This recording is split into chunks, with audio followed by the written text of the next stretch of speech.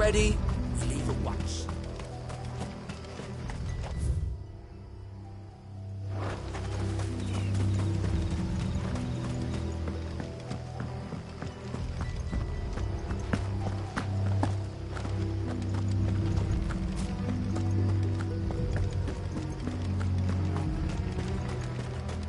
No use calling Ambrosia now.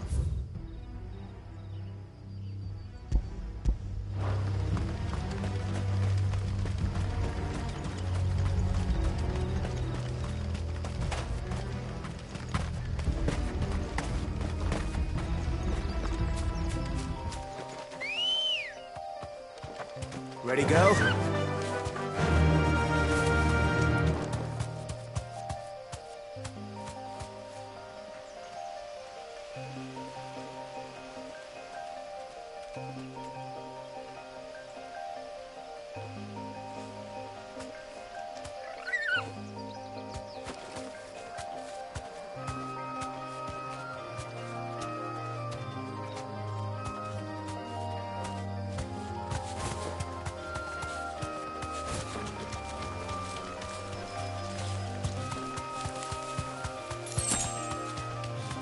Addict to KI is now live. Streaming Final Fantasy XVI, FFXVI-Part 6, PS5.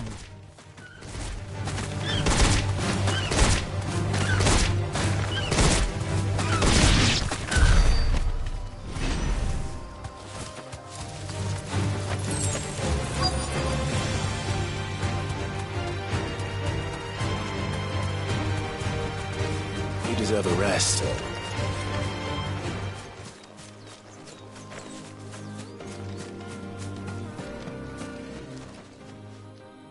Oh, there you are, Sid.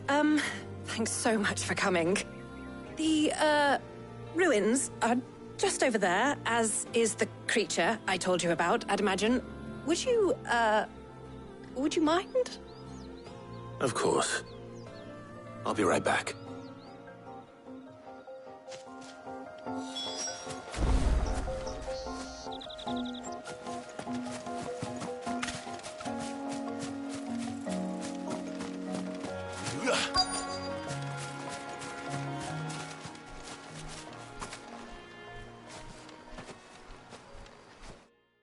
Anybody home?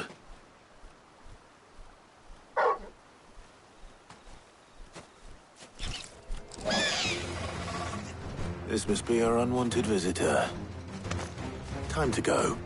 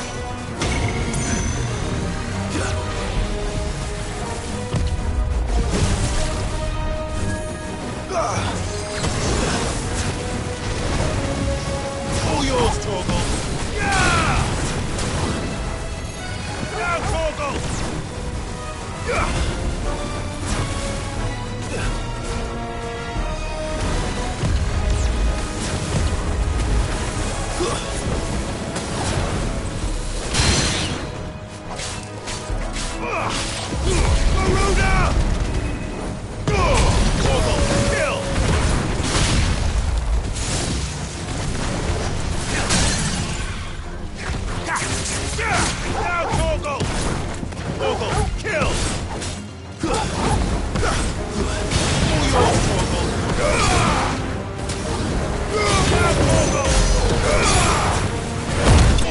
talk of.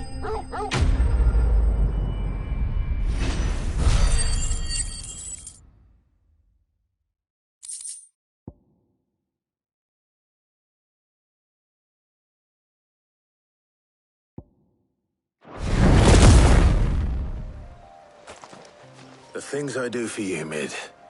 Sid! Oh, thank goodness you're safe. You shouldn't have any trouble now. Indeed. Well, don't let us keep you. We'll, see that everything is transported safely back to the hideaway. All right. I'll let Mid know you're on your way.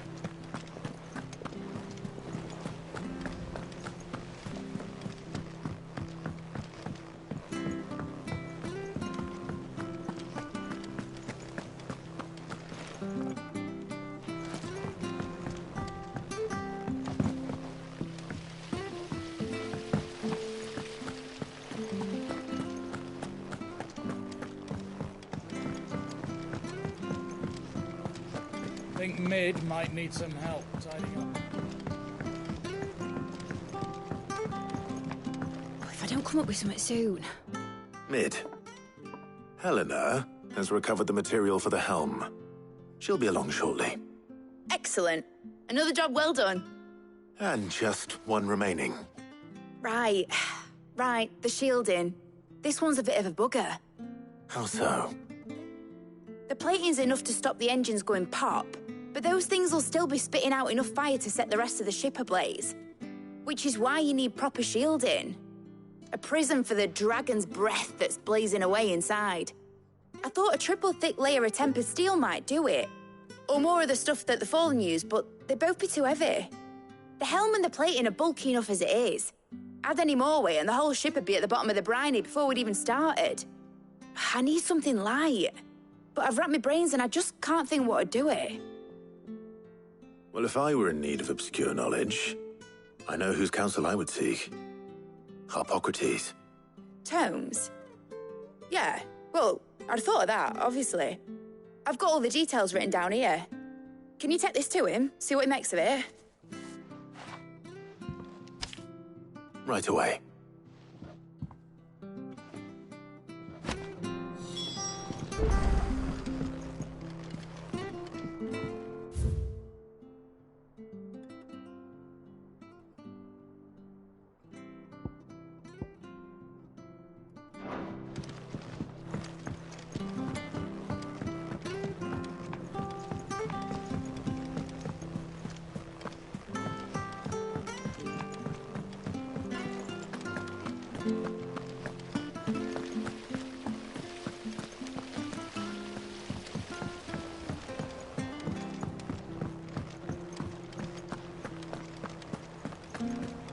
We're seeing troops amassing at every port.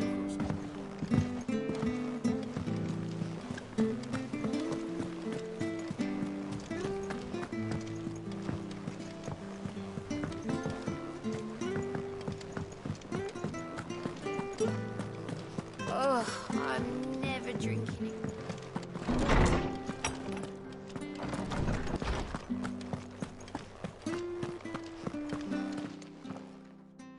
Harpocrates, do you have a moment?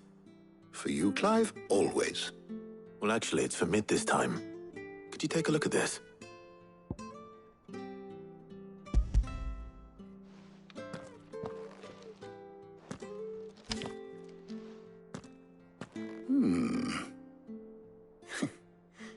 shielding for a mithril engine.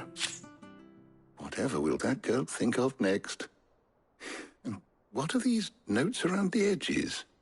She has some specific requirements for the materials. The shielding needs to be able to resist extreme heat on the inside, and yet remain cool enough on the outside not to set the ship alight, while also being light enough not to sink it. As you can imagine, she's struggling to find anything that meets her needs. I see. I wondered if you might know of a solution, or if you might be able to search the records for one. Perhaps it is not a different material she requires, but a different approach. What do you mean? Consider the lake we have made our home. Its blighted waters eat away far more quickly than fresh water or even brine, at timber and steel alike. And yet, we have made a home here from those very materials nonetheless. We have. But Bardolph must varnish every board twice over to keep it from rotting.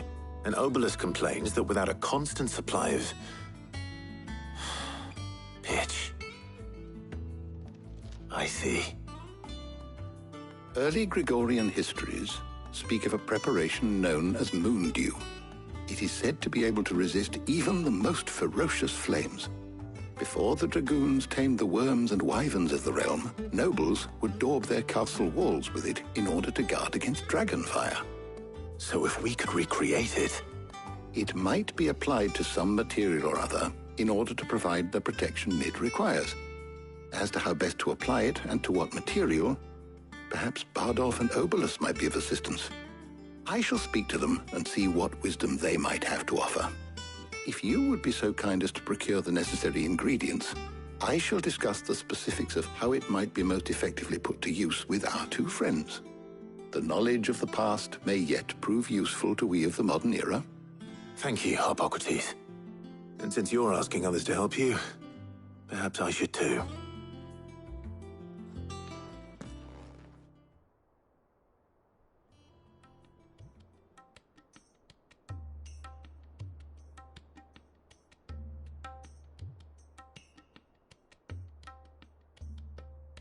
So you need a hand, do you? We do. I'll be heading to market for the ingredients we need. I could do with some help. And some company, too. The other can assist me in researching how best to prepare the shielding itself. Can we count on your aid? Always. Well, if Jill's game. Thank you. I am sure either of these fine young minds would prove indispensable in my research. I leave the decision as to who will go with whom in your capable hands, Clive.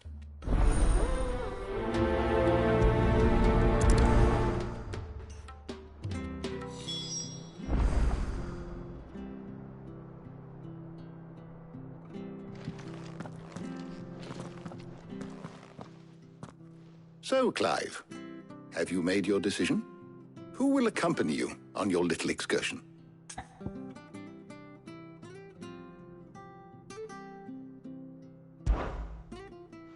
Very well. So then, what do we need to find? I have taken the liberty of preparing a list. Here. White chocobo eggs. Pepio nuts. Are you sure this list is right? Everything on here seems very edible. I would have thought the ingredients would be a little more exotic. Though these items may seem mundane, they have potent effects that are rarely exploited, effects for which they were once highly prized. So much so, in fact, that they were harvested almost to extinction, hence moon dews having fallen from favor. Now, of course, they can be obtained with ease. You should be able to find everything you need at the market in Northreach. Is that so? I've been meaning to visit Northreach anyway. I'll set out now. Join me there when you're ready. I will. Until then. You two enjoy yourselves.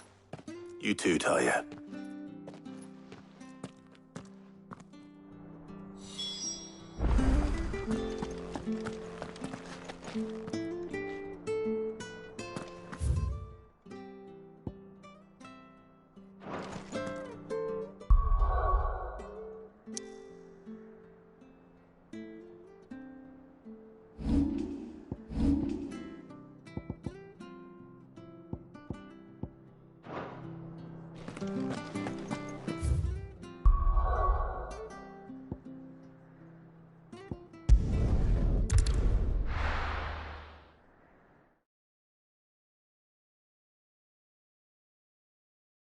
Now, where's Jill?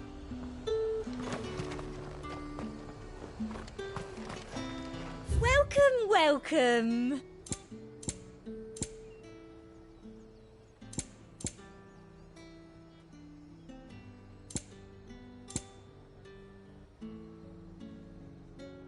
No discounts.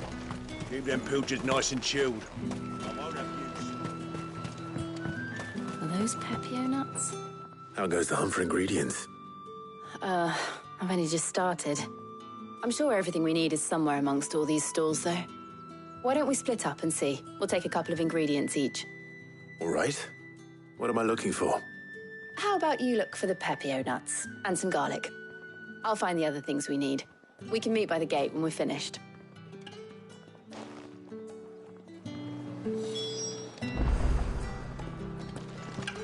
Come! You'll not find a bruised... All anyone ever wants anymore is a water grape. How am I supposed to make a living? You haven't much, but you're free to look.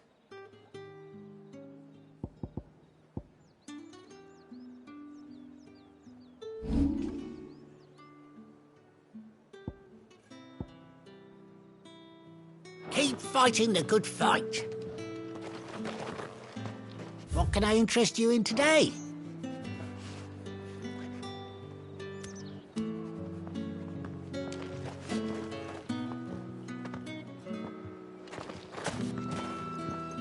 Any friend of the innkeeper is a friend of mine. I hope it's to your liking.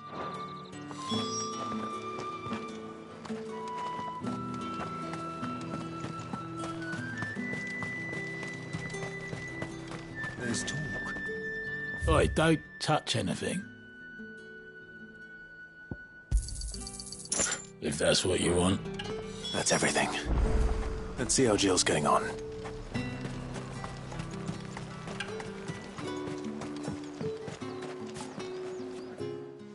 Did you find everything? I did. Here.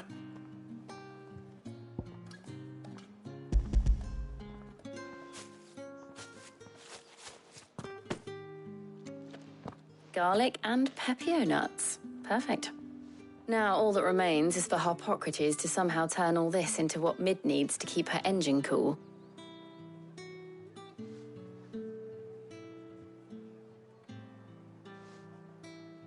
But before we head back, would you walk with me a while?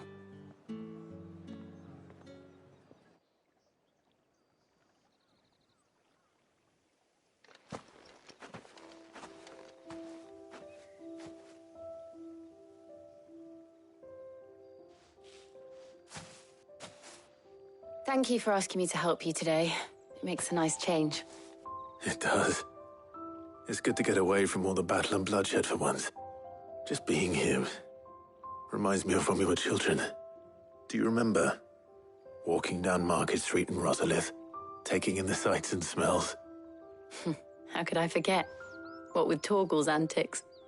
Remember how his nose would prick up at the scent of sausages? He'd go racing away and we'd have to go running after him. We wouldn't catch you now, would we, boy? Was there anything you wanted to buy for yourself while we're here? There was, yes. Well, sort of.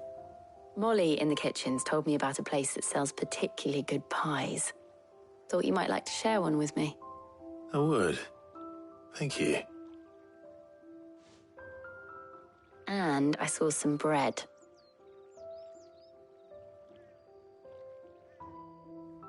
Big white cobs like the baker back in Rosalith used to make. What do you think? I thought we might get some soup to dip it in. But then I tried a slice of the butcher's dry-cured ham and it was just... oh. You all right? Sorry. It's just... you're right. I really do feel like a child again being here with you.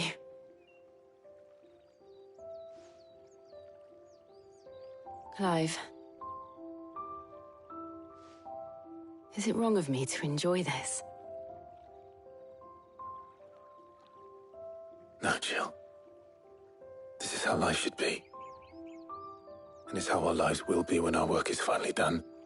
When we can live on our own terms. I hope so. Thank you, Clive.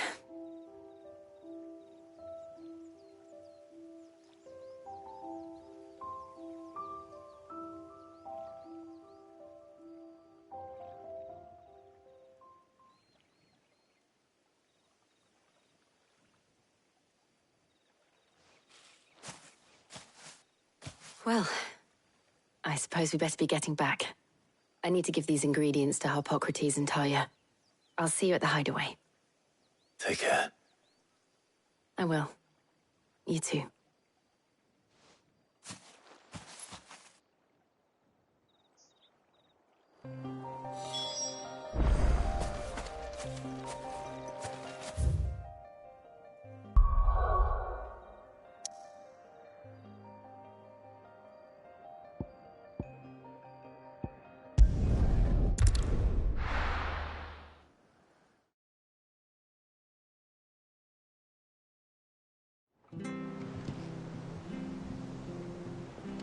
I wonder how Harpocrates is getting on with the moon dew.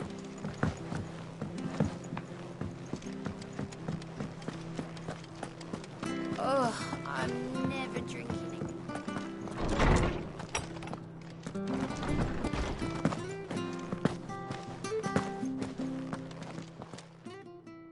How's work on the shielding progressing, Harpocrates? Well, very well indeed.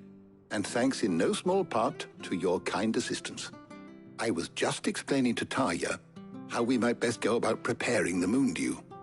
And now that we have all the ingredients, we may begin. You can count on me. I've mixed more than a few mysterious concoctions in my time. I'm sure you have. What about the shielding itself? Work is underway, under the watchful eyes of Bardolph and Obolus. Apparently, it'll be ready soon. Thank you. All of you. Right then. Jill, would you join me in the infirmary? Many hands make light work and all that. Of course.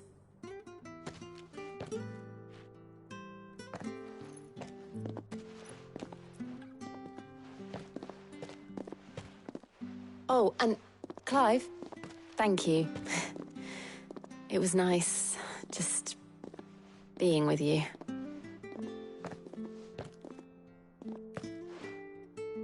It appears our work here is almost at an end. A shame. I was enjoying playing the man of action for once.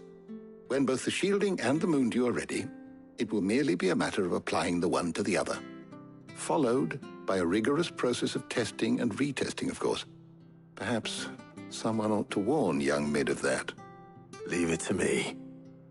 Thank you, Harpocrates.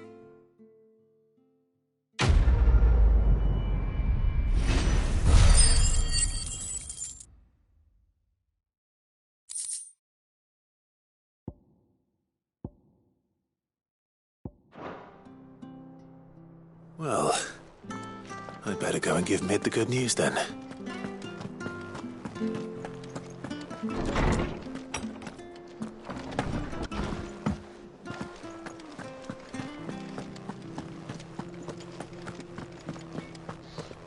He cracked the crystal too? You're joking.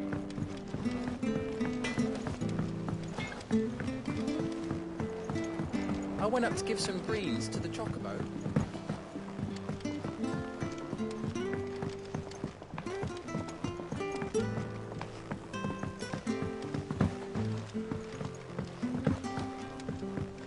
Mid hasn't been.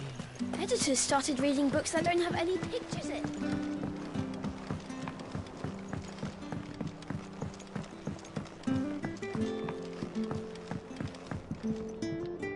Sorry to keep you waiting, Mid. But you'll be pleased to know that work on the shielding is underway. You found something for it? In a manner of speaking, Harpocrates knew of a substance that's highly resistant to heat, a coating that should provide the protection you need. He's supervising the construction and testing of the shielding as we speak. Brilliant. I knew you wouldn't let me down. Don't thank me. I'm just the errand boy. Right then. Better start working out how to bolt all these bits together. To the Black Hammer!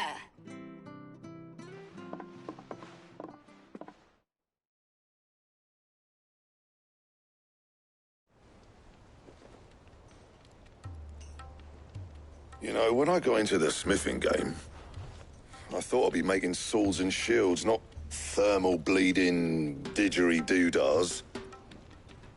Displacement stacks. Same difference.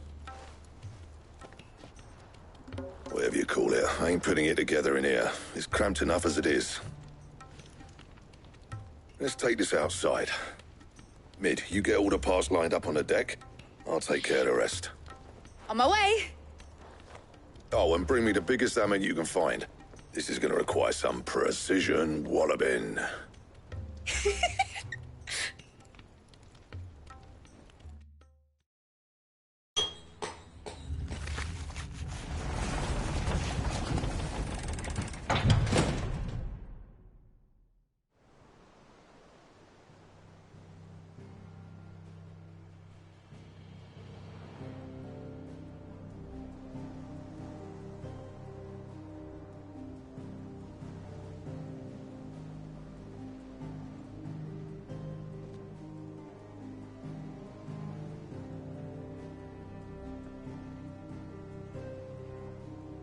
It's finished! It's finally finished!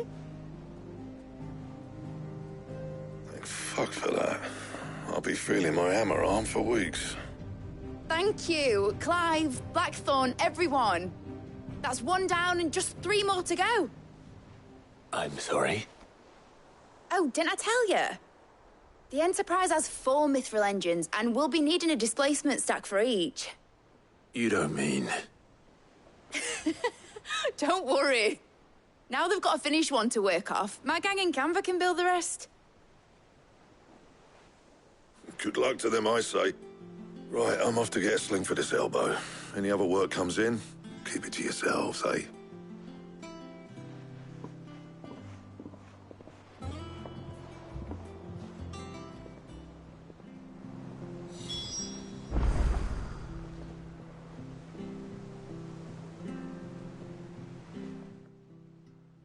What's the matter?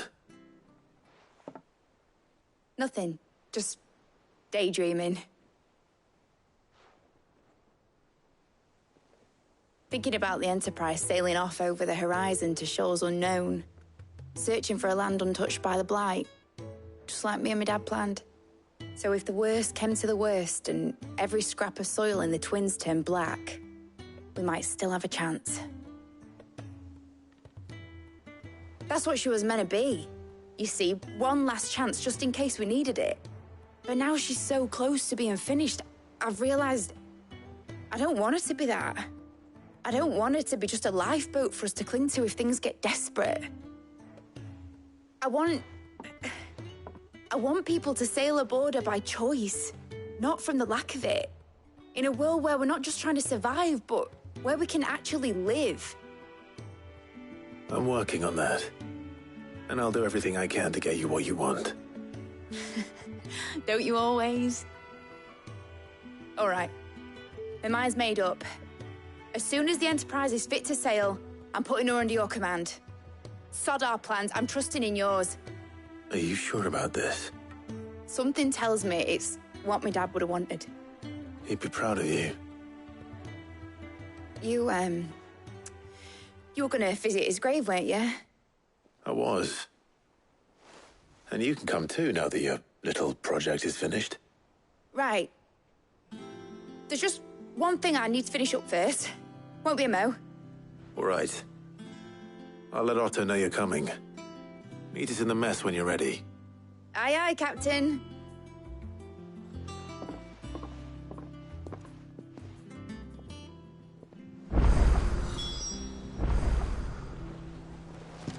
Mid told me she was building a ship.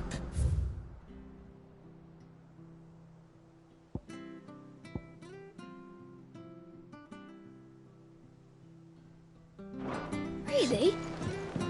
That's a ship.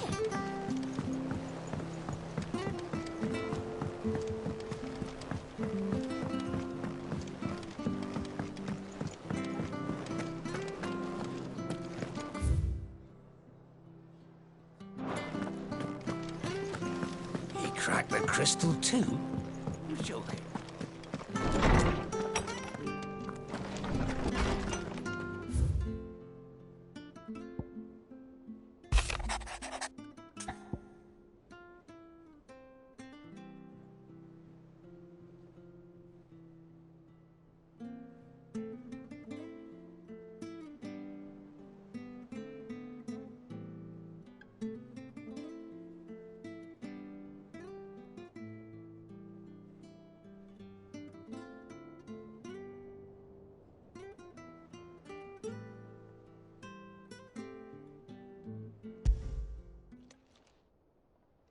Hopefully it's nothing.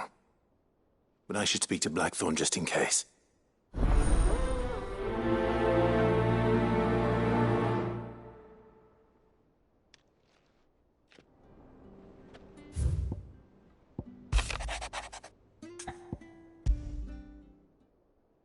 What could be wrong with Torgor? He seemed well enough when I last saw him.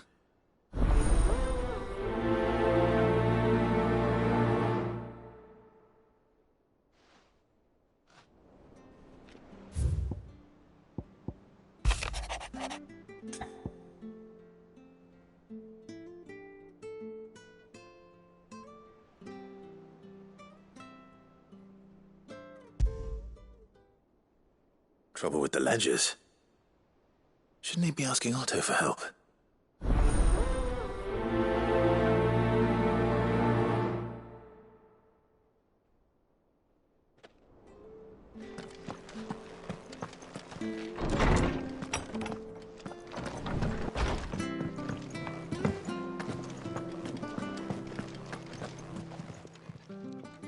I got your note. You think something's wrong with Torgor? So you can read. Congratulations. But I didn't say I were wrong with him. I said something weren't right. He's not been eating me treats. He used to love cracking the bones from Molly's boiled brown, but now he won't so much as look at them. Didn't like him. Which is why I'm of a mind that his mind's on something else. You've not been working him too hard, have you? No harder than usual. Is that it, boy? Do you need a rest?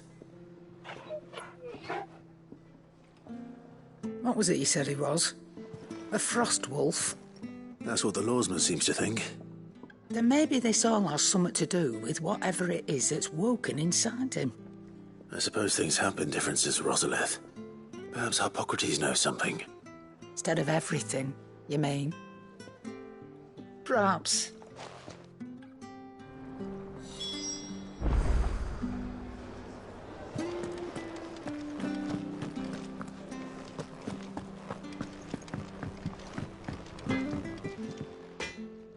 Blackthorn, do you have a moment? Not really, no. This won't take long. I just wanted to ask how you're getting on. August was worried about you, that you might still be doubting your craft, even after learning the trick of that cuirass. Is there something else weighing on your mind? Perhaps sharing your thoughts might help. That bastard's like a dog with a bone. Still, you've got a keen eye, I'll give him that. He's just, well, Karen showed me something. Something I've never seen before. And that was? A sword. An odd-looking thing with a single-edged blade. The metal itself wasn't anything to write home about, but fuck me, the edge on it. You could slice a man clean in two with a weapon like that, and he'd be halfway home before he even realised he'd been cut. So that's what's troubling you? Nah. Not troubling me exactly. More distracting. Can't stop thinking, how do you get an edge that sharp? It's driving me mad. And if you knew how to do it, we could arm the curse breakers with even better blades. That's about the size of it, yeah. I'll see what I can find out. Sharper swords are always welcome. And we can't have our master blacksmith being distracted. You're a soft touch, you know that. But I can't say I'm not grateful for it. Good luck, eh?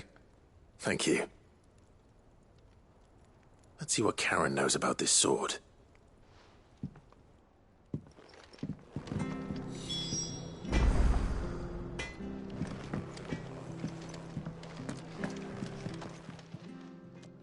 You're looking well, Karen.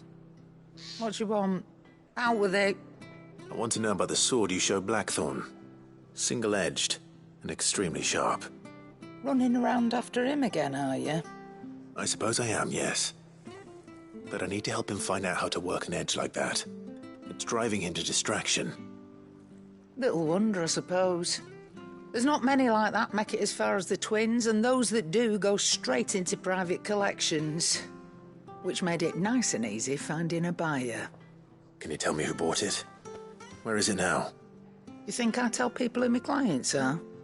Suppose you're not likely to go nicking him off me, are you now? Fine. If you stop mooning at me like that. Lord Ignac's the man you want. Dalmekian bloke. Collects weapons and the like. And he's got more money than sense, which is why he's one of my favourite clients. Reckon he'll still be at the inn in Dalamil, where I left him. Thank you, Karen.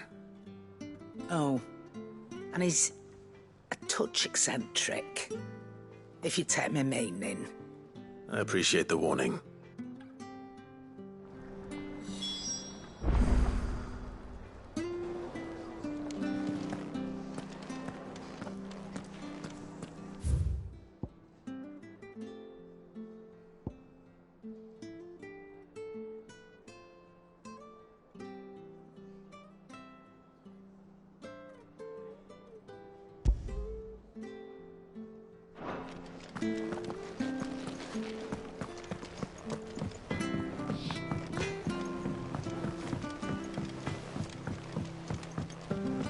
I went up to give some greens to the chocobo.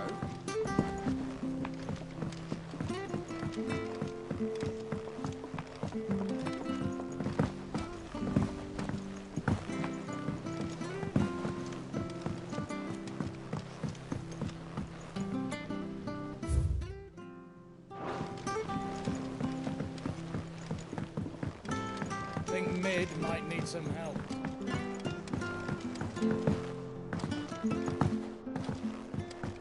Well. Here, Sid. Reckon you might be just the man to help me out of a bit of bother, if you've a mind to. Let's hear it. Well, it's about this alembic the chief's got me making. Lovely bit of kit it is. Bunging a solution you want splitting, and it will separate it out, just like that. Problem is, it won't always get rid of all the impurities. And with some of the stuff we need it for, that ain't good enough. Which is why I've been looking for something to filter the liquid we'll be cooking off. And that's where I was hoping you could help me out. I imagine Ty could get some use out of this alembic too. Distilling medicines and the like. All right. Why not? Proper job! So what exactly do you need for this filter? Nothing but bomb ash'll do, says the chief. Gave me a sample she'd obtained from the university stores. Couldn't believe my eyes. You pour the blackest blight water through it, and it comes out clear as a mountain stream. So, I did a bit of reading about where I might be able to get hold of some. And do you know what I found out? It's only the blimmin' bones of a bomb king. They leave them behind when they die, see? I take it that's where I come in. If you wouldn't mind. I saw a billet on the hunt board for one just the other day. Would have gone myself, but, well, fighting dirty great balls of flame isn't exactly my forte. You, on the other hand... All right. I'll see what I can do. Thank you kindly. And a good hunting, eh?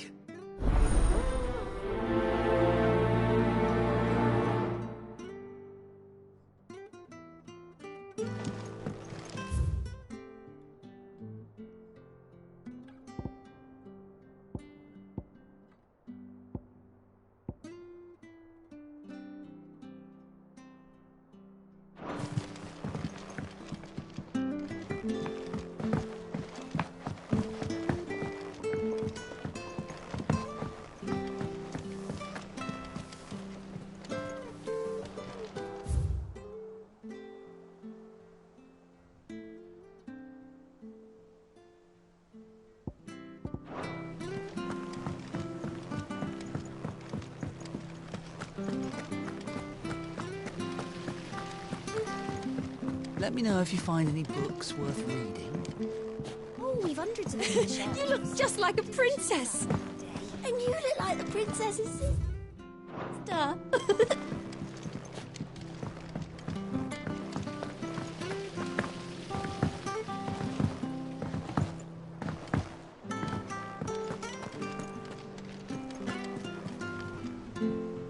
Clive, did you get my letter? That's why I'm here. Shh. Otto might be listening. Is this better? A little. Listen, I've some bad news. It turns out the Hideaway may be slightly behind in its payment to certain lenders, and it's maybe my fault. But I swear to the goddess, I thought I had the numbers square. Sadly, that square turned out to be more of a circle. 0, you might say. I can straighten it out, I swear, but it's going to take some time, and I'm going to need help keeping it from Otto. Bit late for that, I'd say. There you are!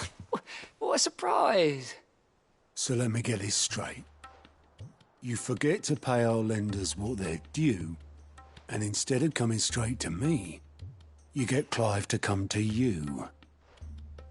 And I hope he'll dig you out of the hole you've dug for yourself. Clive, the man in charge of the place you've been cheerfully trying to bankrupt.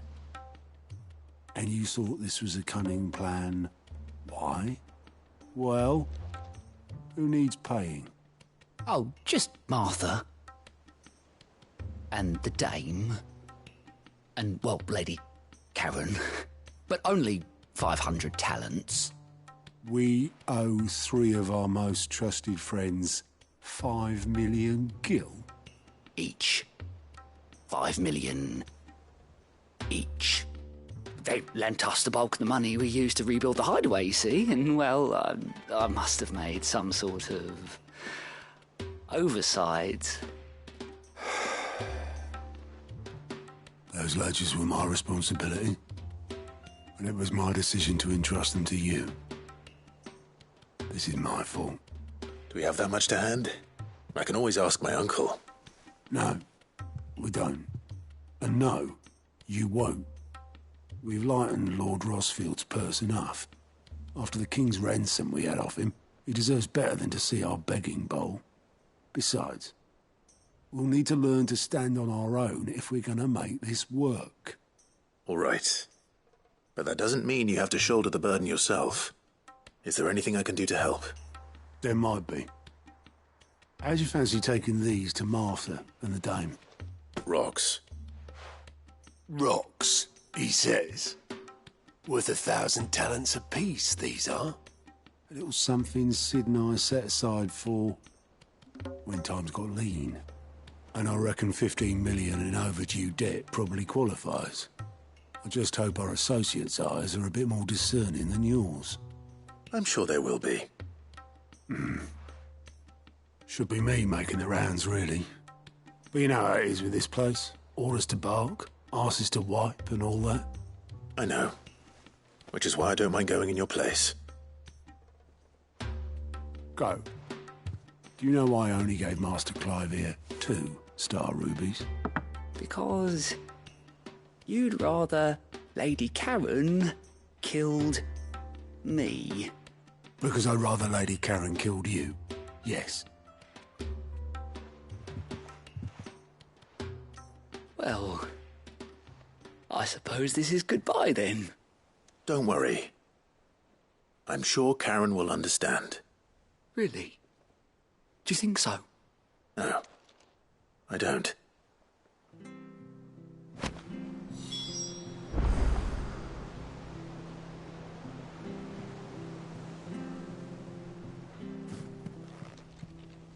Oh, I wasn't expecting you back so soon. All yours. You earned this.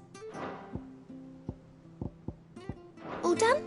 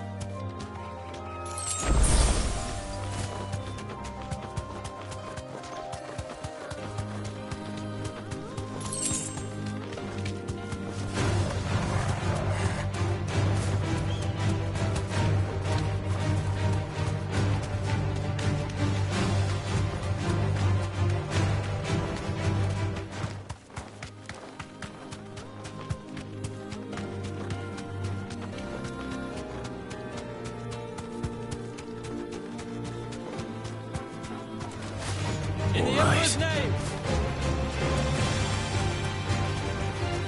Straight home now. Now, Torgal!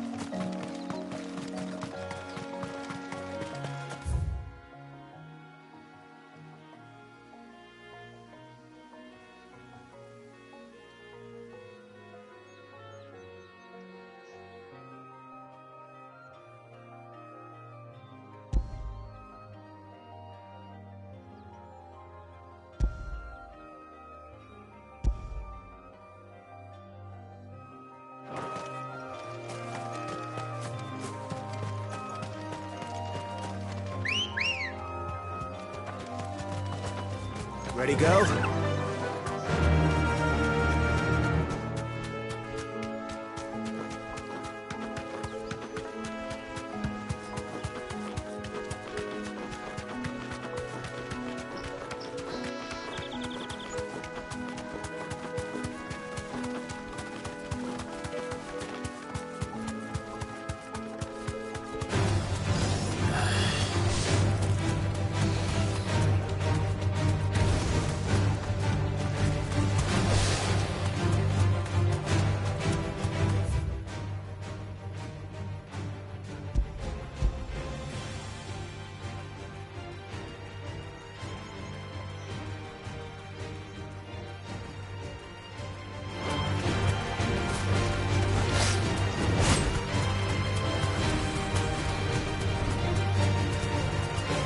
Safe.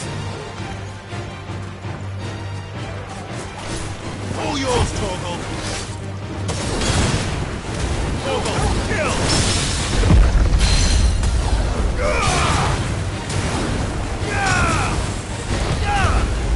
Now, Torgal!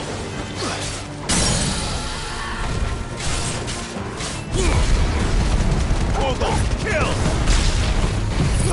All yours, Torgal!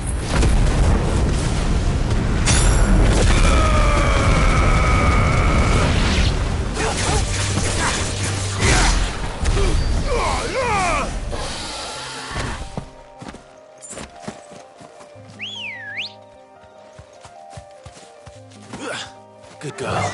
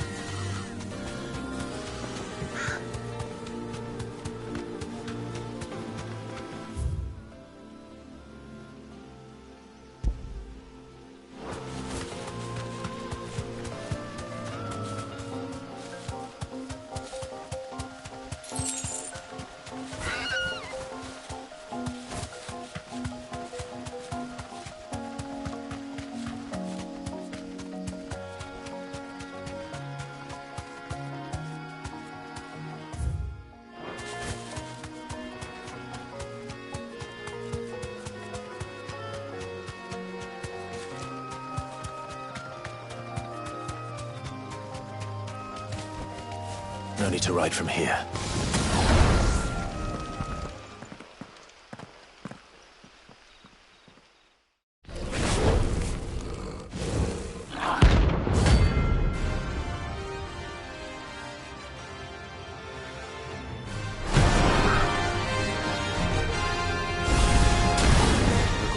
clear. Greetings, Your Majesty. Kill! All yours, Torgal!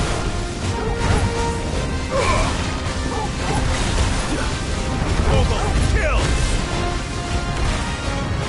Now, Torgal!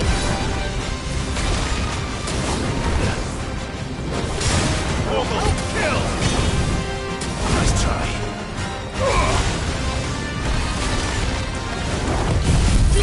Now, Torgal!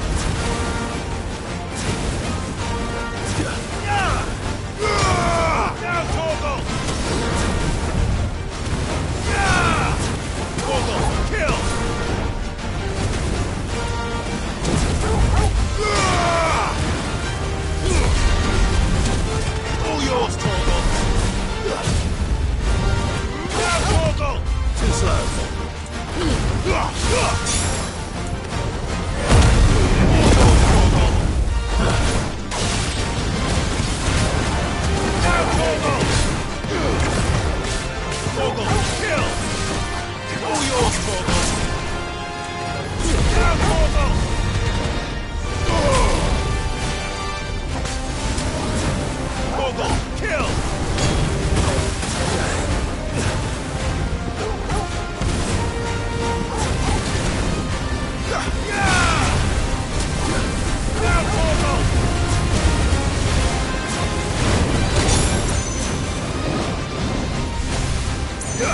Nice try.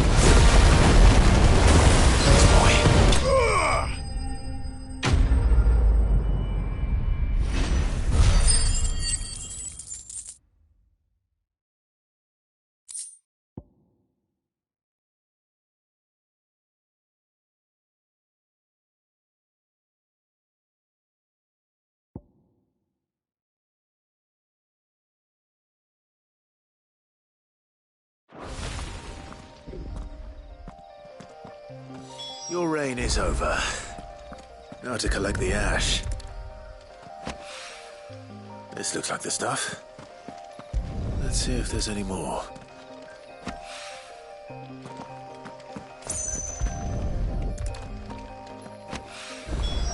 That should do it. The wine needs more than this. He can fetch it himself.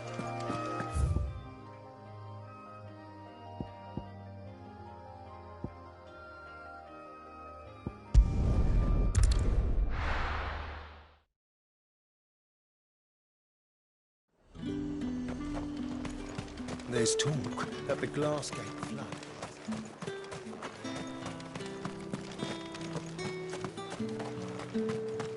How the hell is anyone supposed to afford that price? And what can I do for you? You've a keen eye. An excellent choice.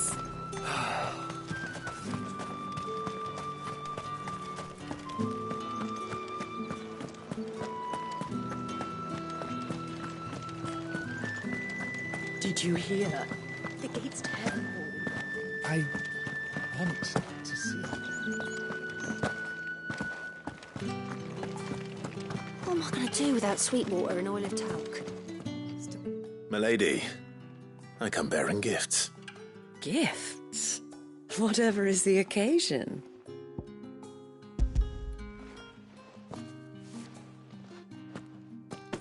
Oh my. Clive, you really have outdone yourself. Otto asked me to give it to you. To settle the Hideaway's debt with the Veil. And to compensate you for the time it took us to do so. You disappoint me, Clive. I thought you might finally be warming to me. Tell Otto he can keep his baubles. I tried to tell him as much the first time around. The man owes me nothing, nor does the Hideaway. My contribution to the restoration effort was made freely and willingly. It was the least I could do. You once told me Sid did you a kindness. I'd like to do the same. Please, accept it. For my sake. And for Otto's. For all of us. For all you've done. It is rather fetching, isn't it? Very well.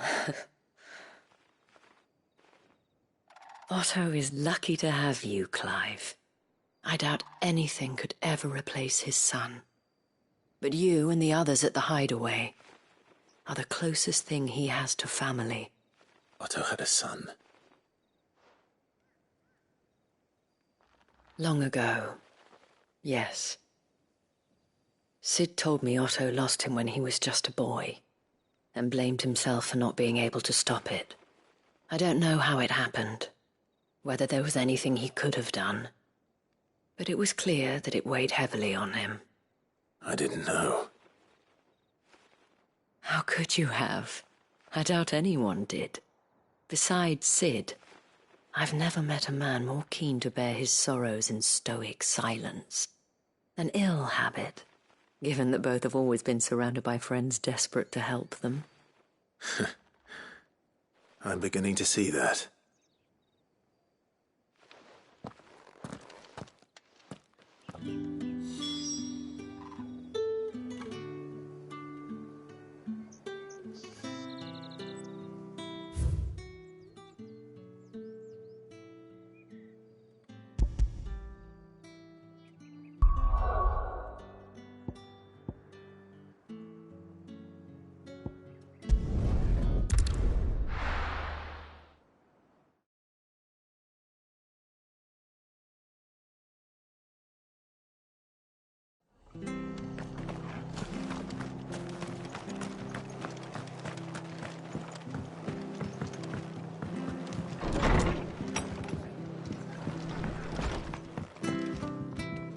Clive, we weren't expecting you. I wasn't expecting to be here, but it seems we still owe you a considerable amount of coin for your help with our rebuilding efforts. And though I doubt it's what you were expecting, we were hoping you'd take this as payment.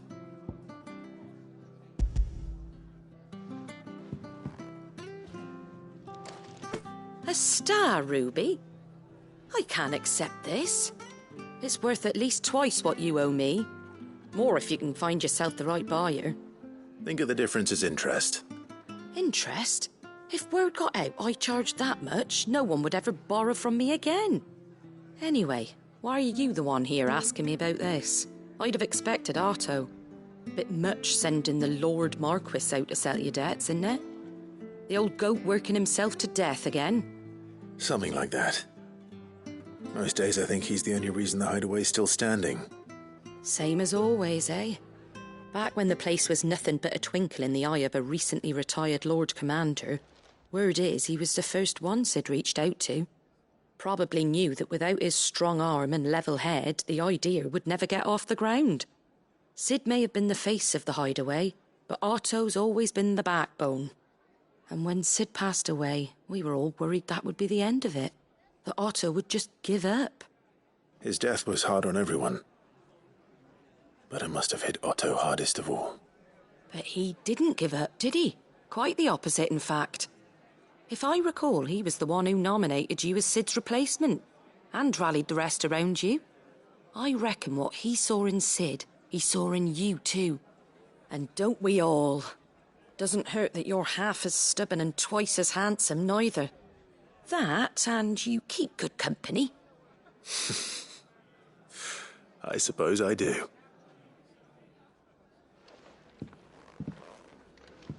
Goat will want to know the stones were delivered. If he's still with us.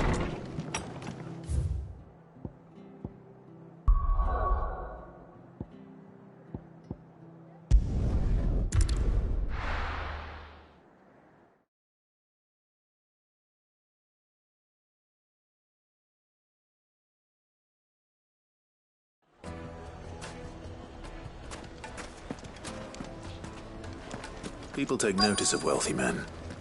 Shouldn't be too hard to track down Karen's collector. The St. Drake's Fang is gone. The whole Mother Crystal gone. What are we gonna do? Calm yourself. We don't know for sure.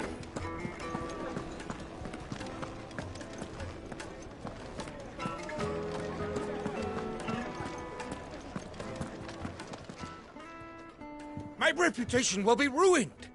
Ruined! Calm yourself, Lord Ignac, I beg of you, before you do yourself a mischief. Pardon the intrusion, but... Out! Get out! I paid for these rooms so I wouldn't be disturbed. Leave me be! Please, allow me to apologize. His lordship is going through a difficult time, and he's never been fond of guests arriving unannounced. Radim! Get rid of the filthy oaf this instant! Very good, Lord Ignac. Would you mind stepping outside for a moment?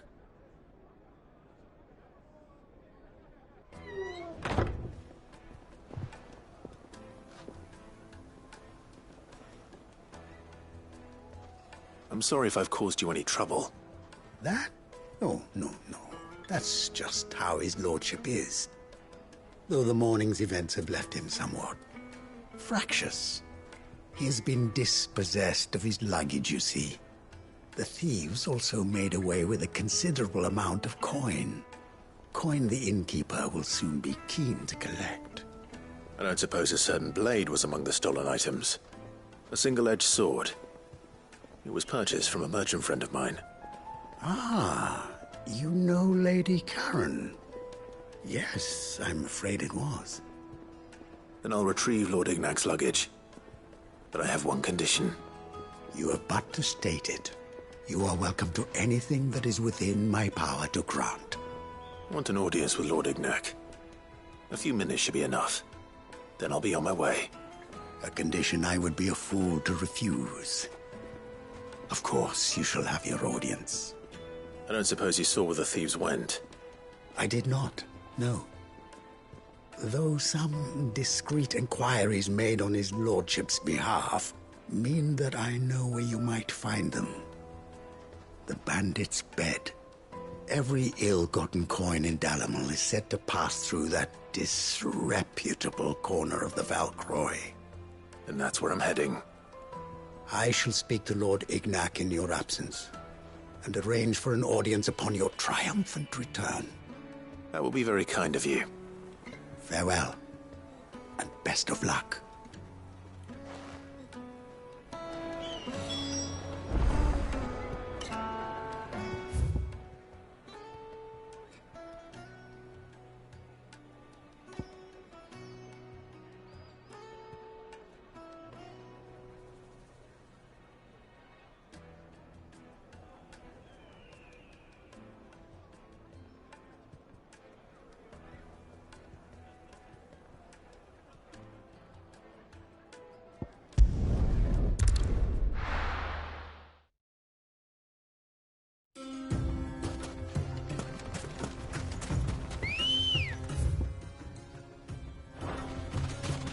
Good girl.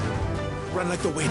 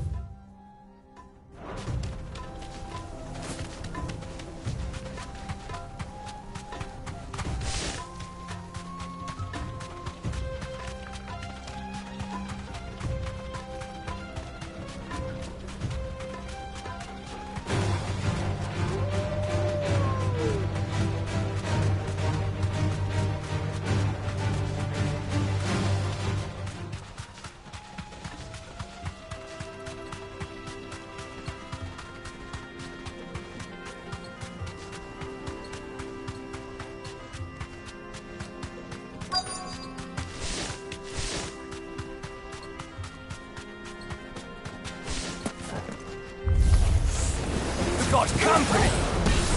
Come on, lads, let's tear the bastard's head off! All yours, Torgal!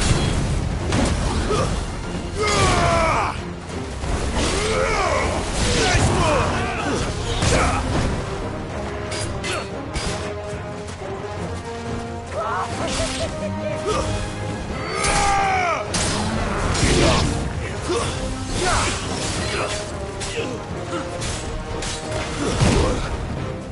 Now, Torgal!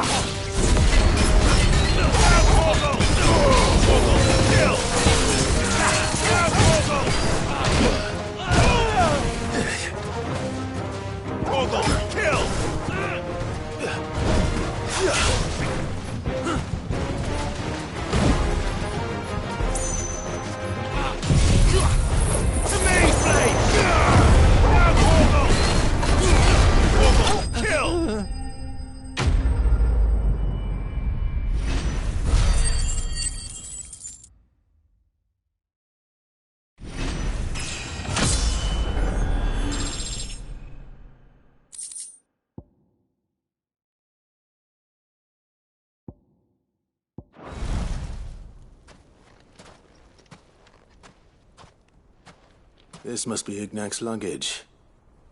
Nothing seems to be damaged. All right. Let's get it back to Dalamel.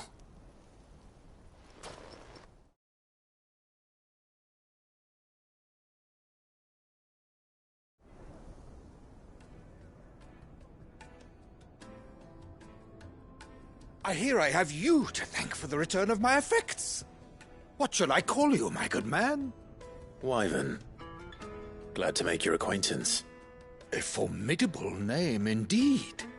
Well, Wyvern, I appear to be in your debt. Redeem here tells me you wished for an audience. Is that all? A few moments of your time should suffice, yes. You're a peculiar fellow, Wyvern. All right, speak. Master Wyvern was wondering if you could tell him about a certain single-edged sword you recently acquired. Oh, a true work of art, that one.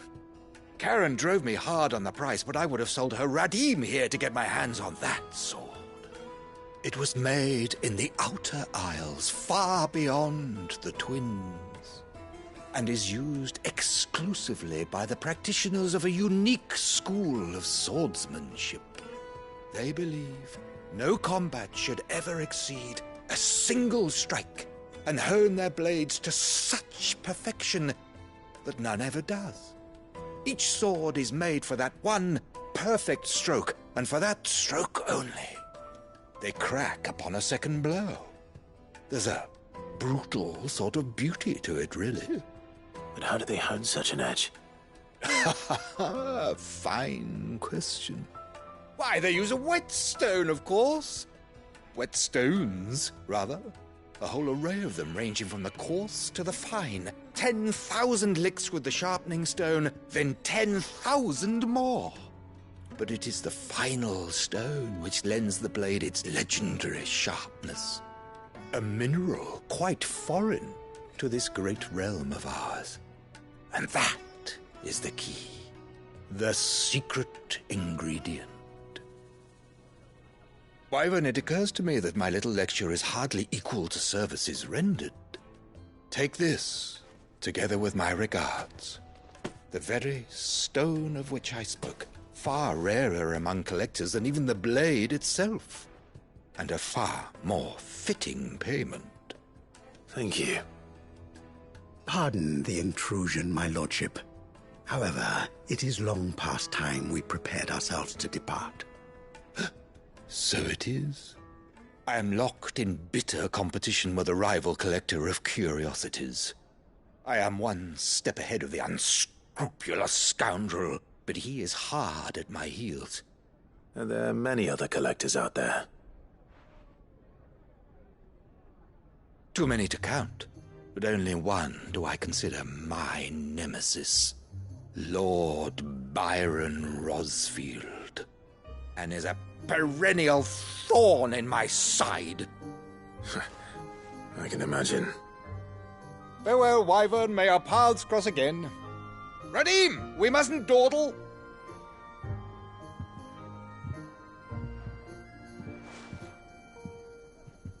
I think his lordship is rather taken with you, Master Wyvern. Thank you again for your assistance. Coming, my lordship. I'll be right there.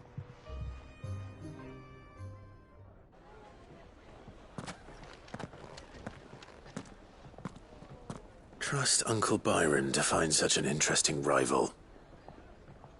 Now, let's see what Blackthorn makes of this whetstone, shall we?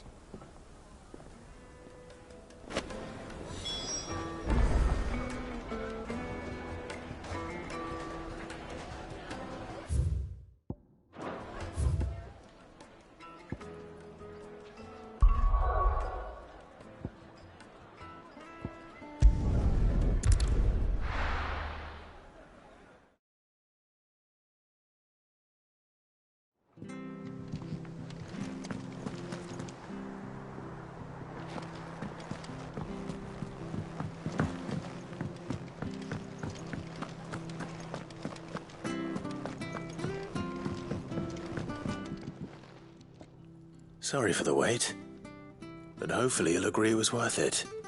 You learned something about that sword, then? I did better than that.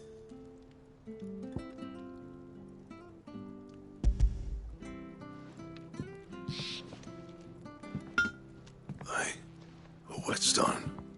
Yes. But not one you'll find anywhere in Valisthea.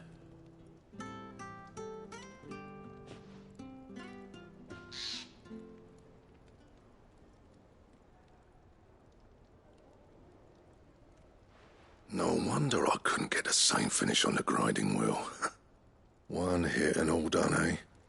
Might not be so bad if all you ever fought were duels. But good luck on the battlefield. Your second opponent would be your last, no matter how good you were. Even so, is there some way it could be used to give the curse breakers an edge? I think so, yeah. With this whetstone and the right kind of steel, I could probably even make a twin of the blade that rattled me. But there'd be no replacing this little rock once I worn it down to a sliver. I reckon we get a dozen swords from it, if that. Swords that the curse breakers wouldn't know how to wield properly, and that would see them through a single fire piece. Nah, no point trying to copy that thing. Be about as much use as a wax anvil. But finishing our blades with a whetstone this fine, now that's something to consider. And what's finer than fallen masonry, eh? Or more hard-wearing, for that matter. Just imagine it. Good Valisthian steel with an edge as sharp as any found in the Outer Isles. I won't make a copy, nah. I'll make something much better. I'm sure the curse breakers will be delighted. Just don't push yourself too hard. Don't you worry about me, sunshine. I've been working day and night since I was half your age, and I'll still be here when you're long gone. Hey, thanks, Clive. I mean it. I owe you one, August too. It's good to know someone's looking out for me. He'll be happy to hear you said that. And I'll see that my debt to you's paid. First new blade I make's got your name on it. You come and find me when you've got the materials. All right. I will.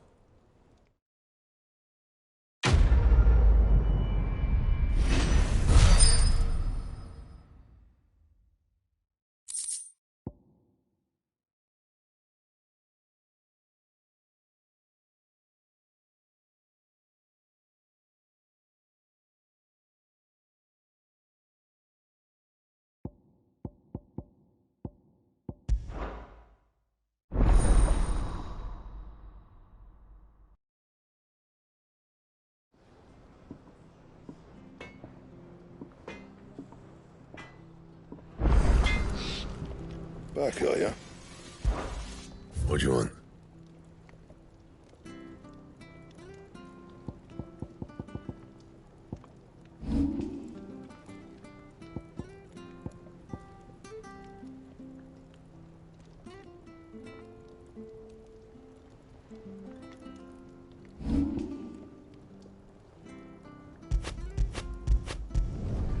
Not bad, if I do say so myself.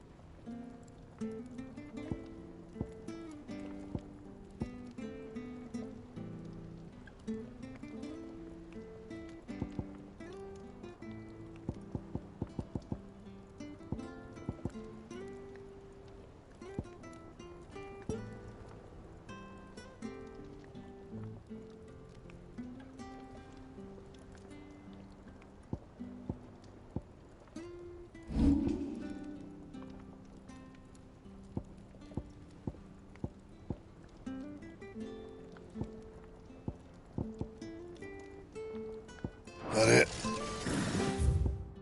Fine.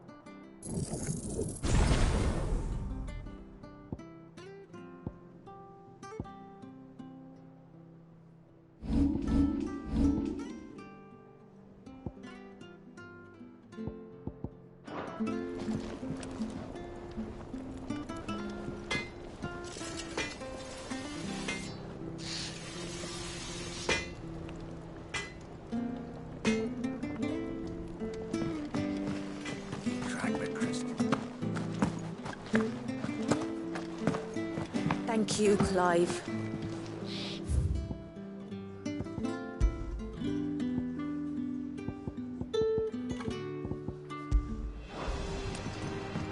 The nobleman who visited.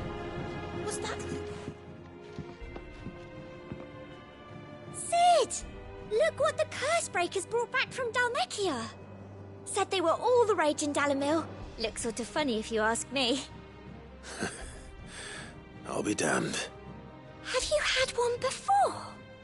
Something smells good. What are we having? Bombs! And they are good. You should try one.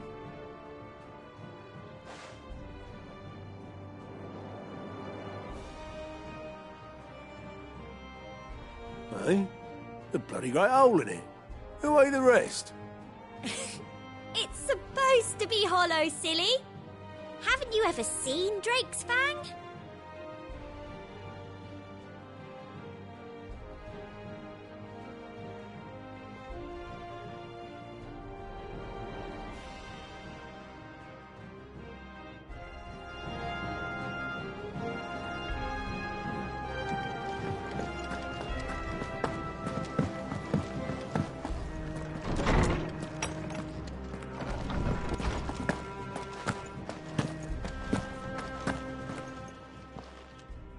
Lawsman, I need to ask you about Torgal.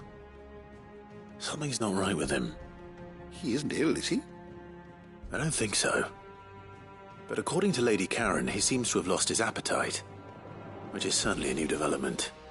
She says he's hardly been touching his bones of late, and she believes it may have something to do with what happened at Rosalith Castle. I rather think she might be right, though not about his appetite. All canids are instinctively inclined to crack open bones for the rich marrow that resides within, and I see no reason why a frostwolf should be any different.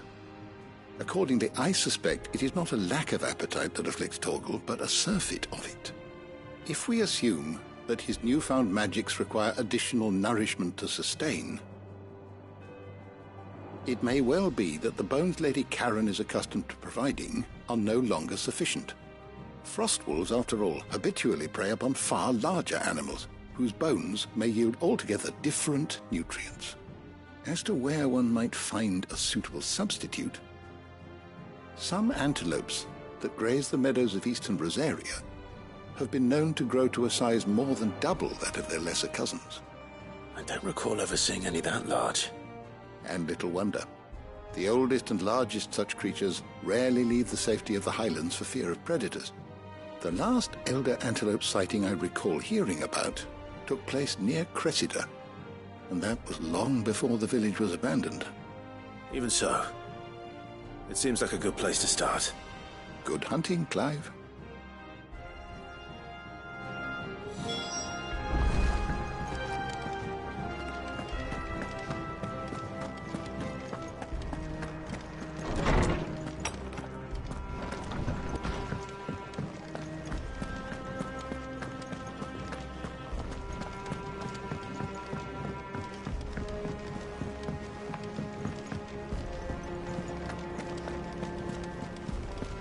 Is that the thing Tomes helped to build? Yeah. He said it was some sort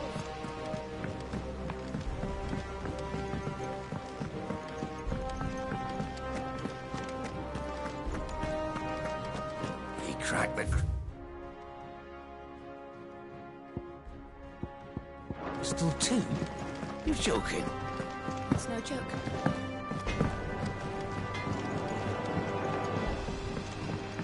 I went up to give some greens to the chocobo.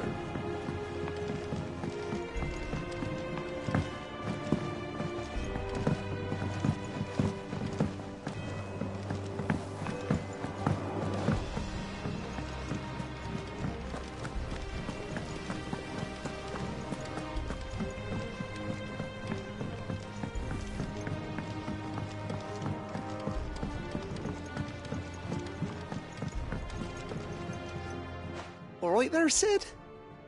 How's that hunt for the bomb ash going? I have it here.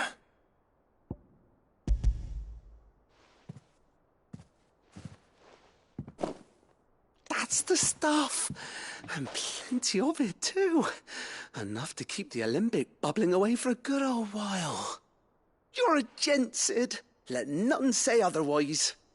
Right then, let's get this contraption up and running.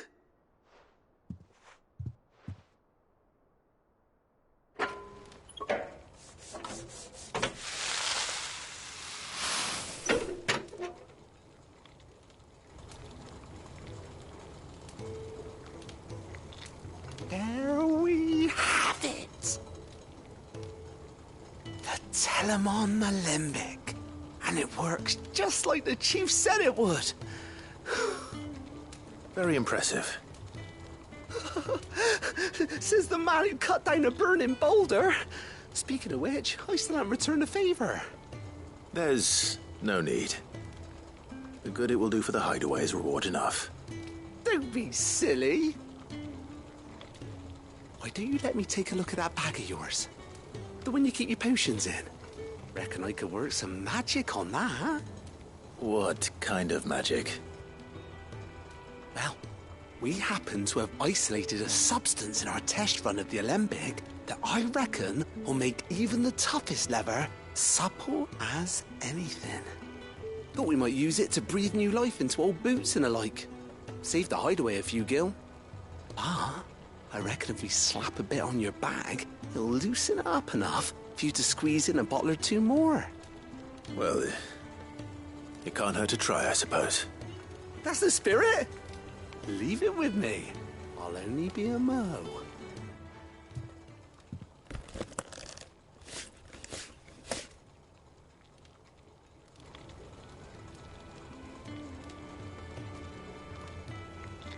Well, what do you reckon? It certainly feels more flexible. Right? Told you. Thank you. I think. No. Thank you for supporting Mid and the rest of us in our endeavours.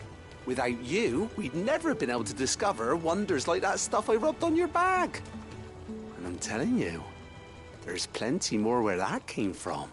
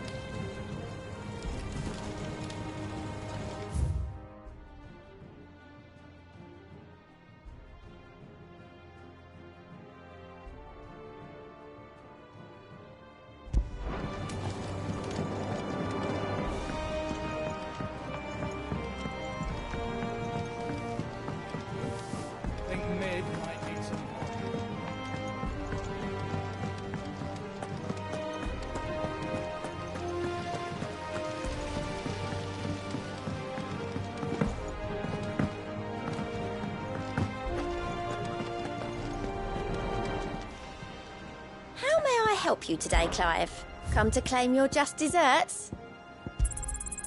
Here you are.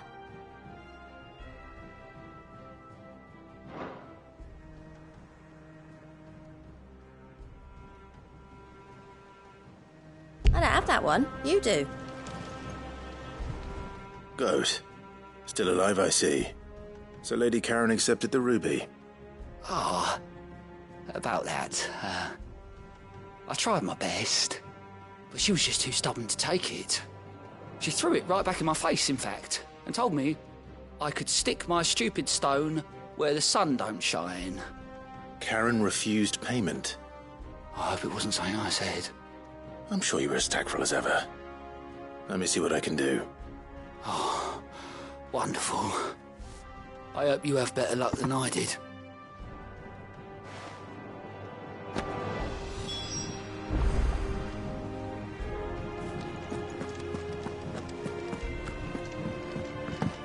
Mid told me she was building a ship.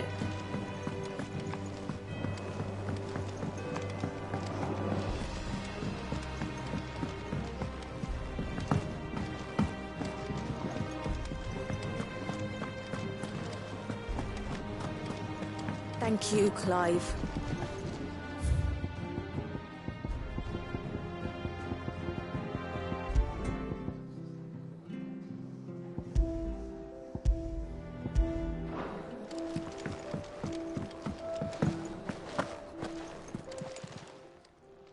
Lady Karen, Goad tells me you weren't happy with our offer. Would you prefer the debt was repaid in coin? What debt? I don't recall lending any of you lot me hard-earned gil. I may have tossed a talent or two in the Hideaway's coffers, but those were donations, and you can hardly call it charity if you go asking for it back. Of course not. But one good turn deserves another. And our circumstances have changed. Surely you wouldn't shun the gratitude of a pauper who happened to have become a prince. Oh, so you're a prince now, are you? Fine. But I'm selling it and taking what I'm owed, then you're getting the rest whether you like it or not.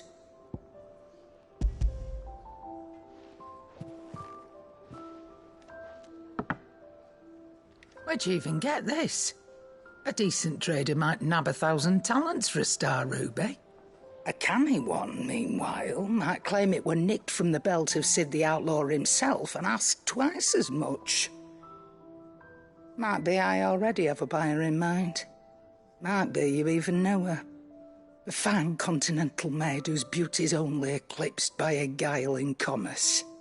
You wouldn't mind, would you? Not at all. Just be sure to tell her that it's always a pleasure doing business.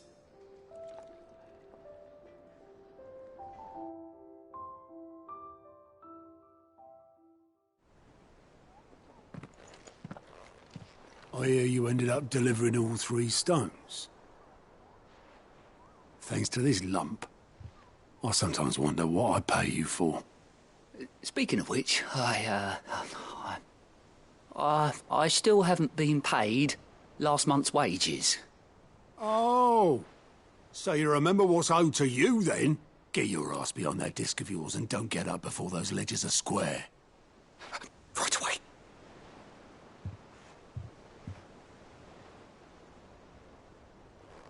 I've seen that before. Yeah. Plenty of times. It was the only goblet Sid ever used, either out of habit, or because the filthy sod couldn't be bothered to find a clean one.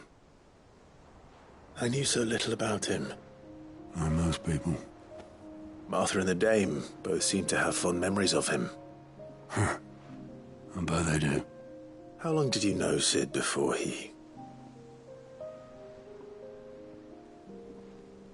Before he died?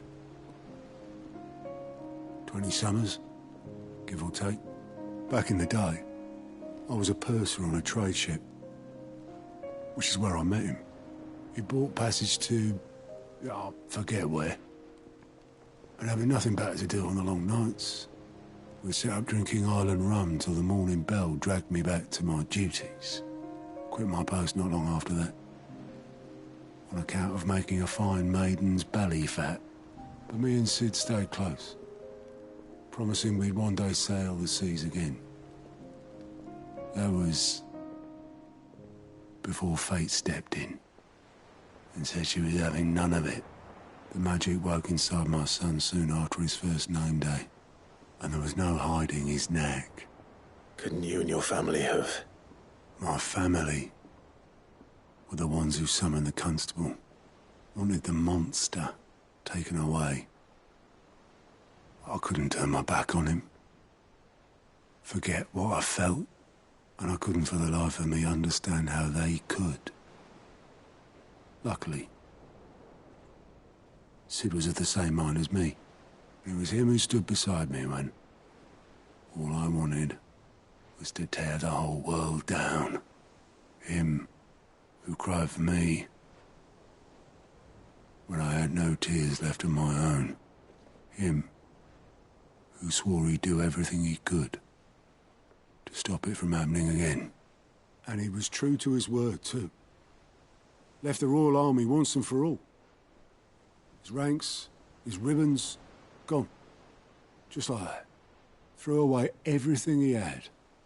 All to right a wrong that no one else had the courage to face. I knew then I'd follow that man to the ends of the earth.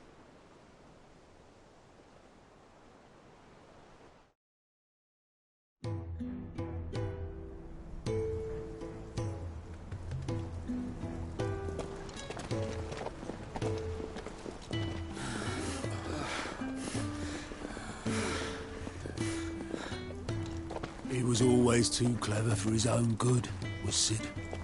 Saw the world for what it really was, while the rest of us were content to go along with the lie we were shown. And it can't have been easy, bearing that burden alone.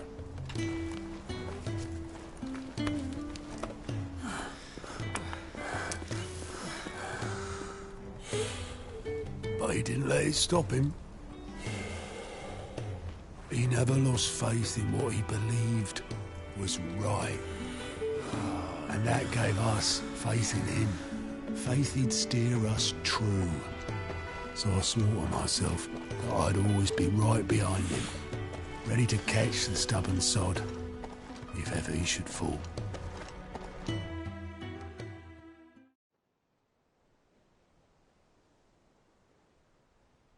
But I couldn't even do that.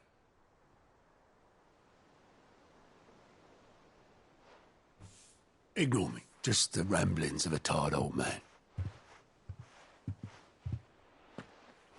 Leave that lot. I'll tidy it up in a bit.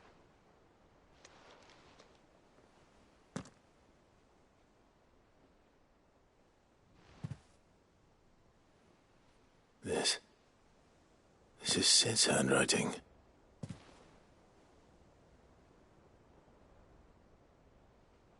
Dear Otto. I may be drunk, but I wanted you to know this place would be fucked without you. Love you, you grumpy old sod.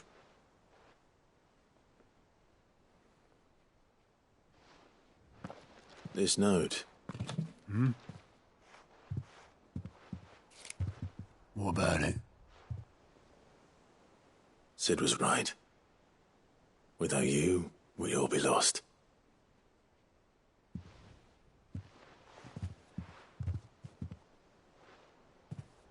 He should have bloody well said so then.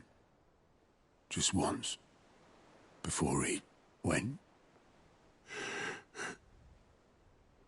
But then, why would he? Him, or anyone? I'd only have told him to piss off.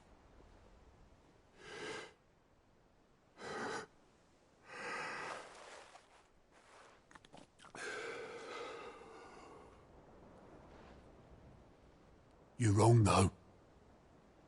Both of you. It was never just me keeping the hideaway afloat. It was all of us. I just shoved people in the right direction. I barely seem to be able to do that anymore.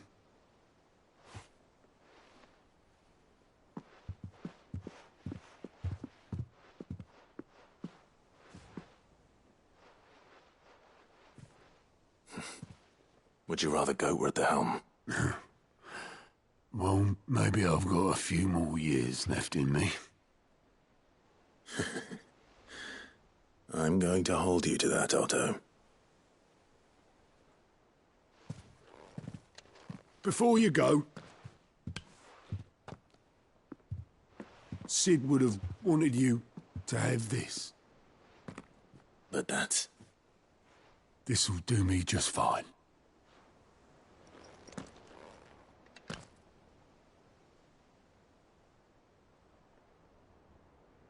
Thanks for the ray of sunshine. I'll see if I can't pay you back. Already have.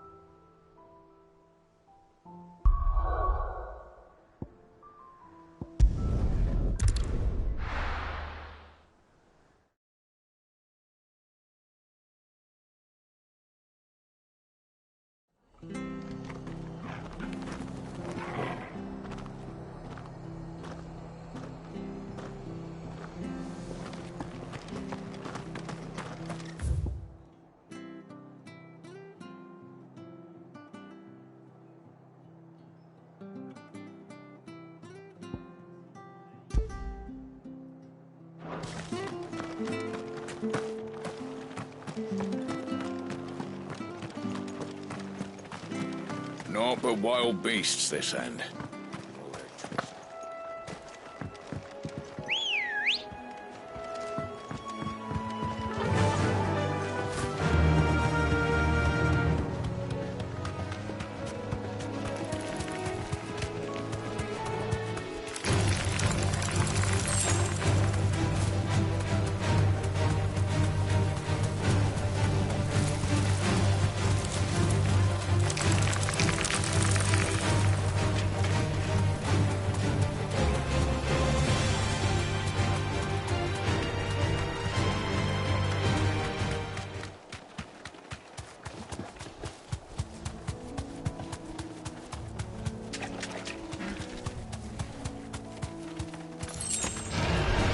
Mistakes. All yours, Tom.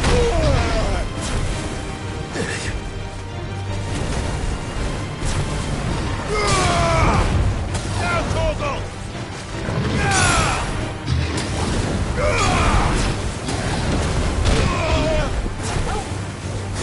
All yours, Torgal! Now, Torgal! Torgal, kill!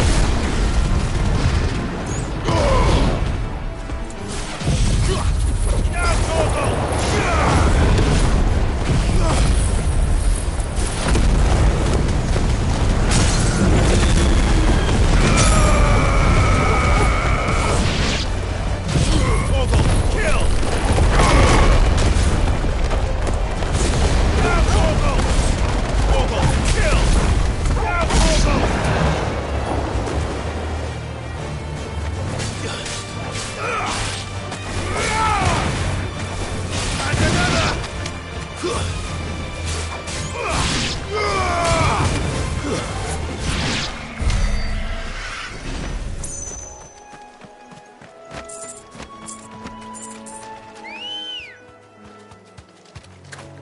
Ready, go? Faster!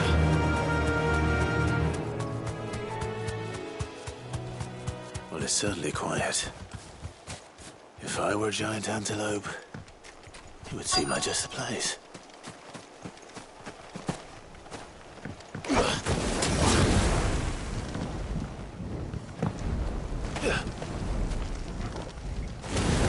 I doubt we'll find one bigger than that. You hungry, Torgal?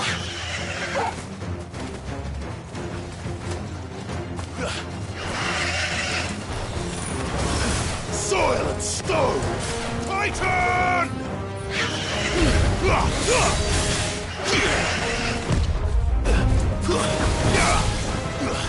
Torgal, kill!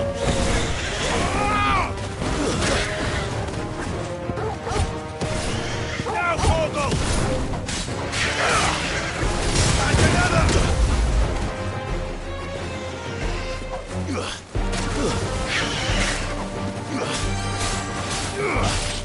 Waken winds!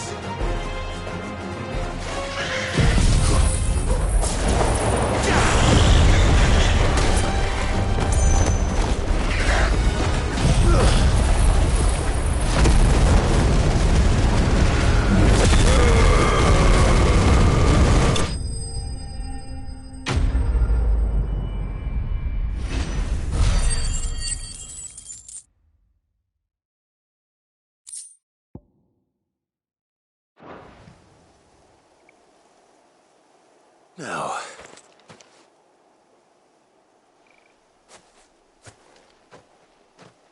Will it be enough, I wonder?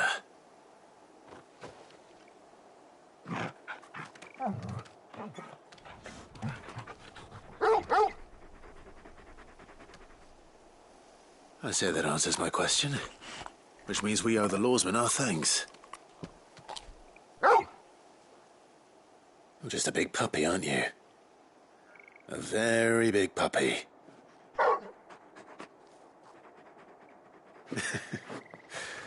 You do know you can take that with you, Torgal. Lady Karen will be relieved to hear you've got your appetite back. Come on, boy.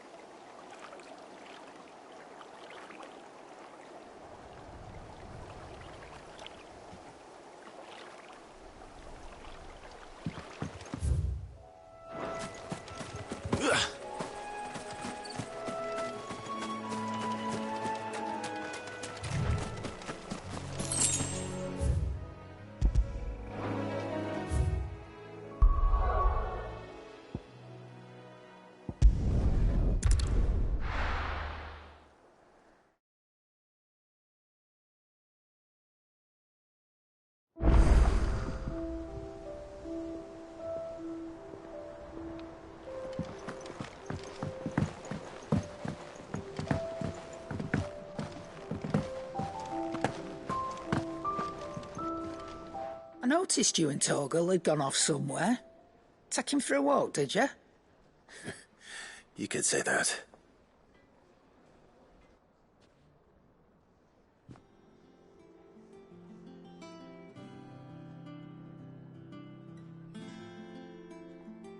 So, Molly's leftovers weren't good enough, eh?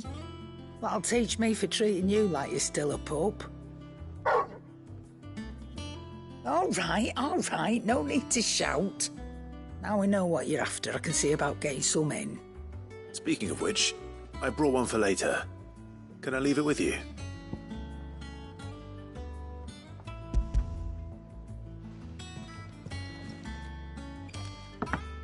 You can, aye. I'm nice like that.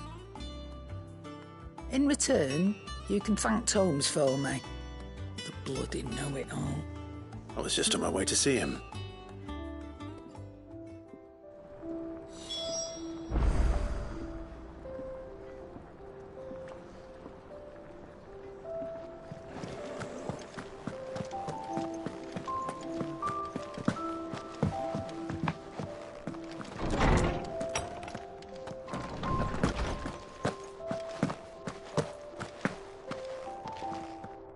Ah, Clive.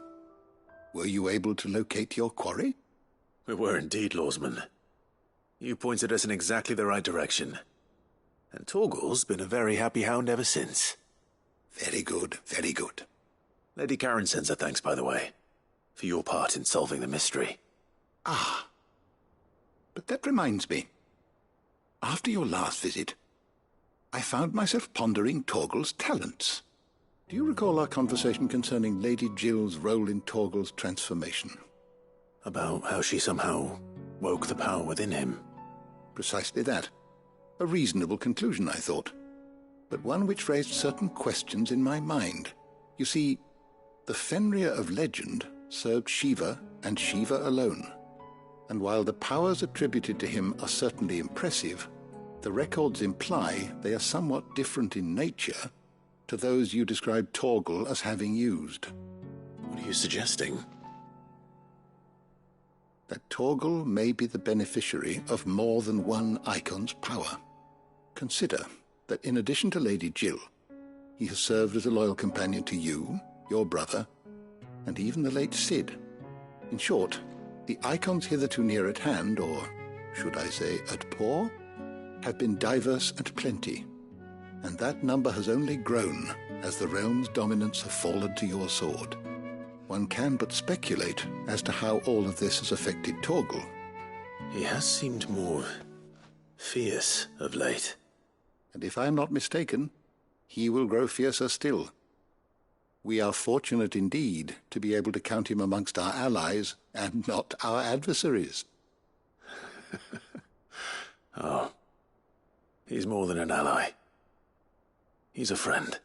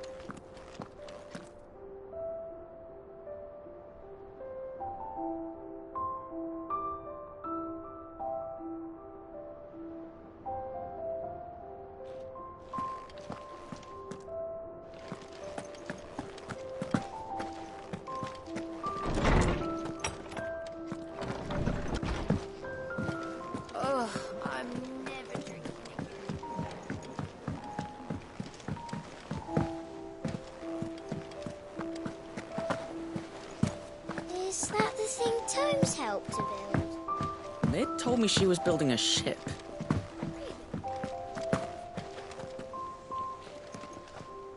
All right, Clive. Asterix.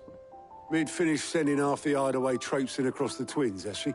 I swear, that girl'd do anything to put off visiting her old dad's grave. No excuses now, though, eh? Not quite. She said there was one final thing she had to take care of. I'm sure she'll be finished soon enough. She said that? In those words?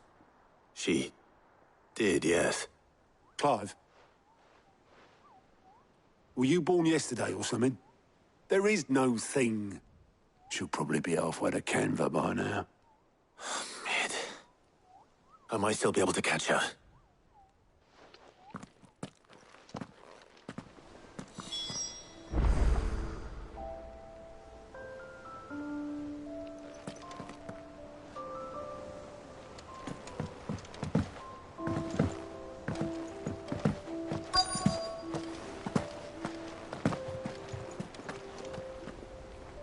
Obolus, have you seen Mid? Yep. In a boat, going that way. Then I'm too late. You in a hurry and all, are you? Oh, I offered to take her across, but she wouldn't wait. Just paid for a dinghy and rowed off. Oars going like the clappers. Got some life in her, ain't she? But anyway, I was on my way up to see you, as it happens. Got a letter for you. Urgent, by the sound of it. One of your uncle's men said I was to hand it to you in person, post-bleeding haste. And you're here now. Thank you, Obolus. Don't mention it. What tidings, Uncle?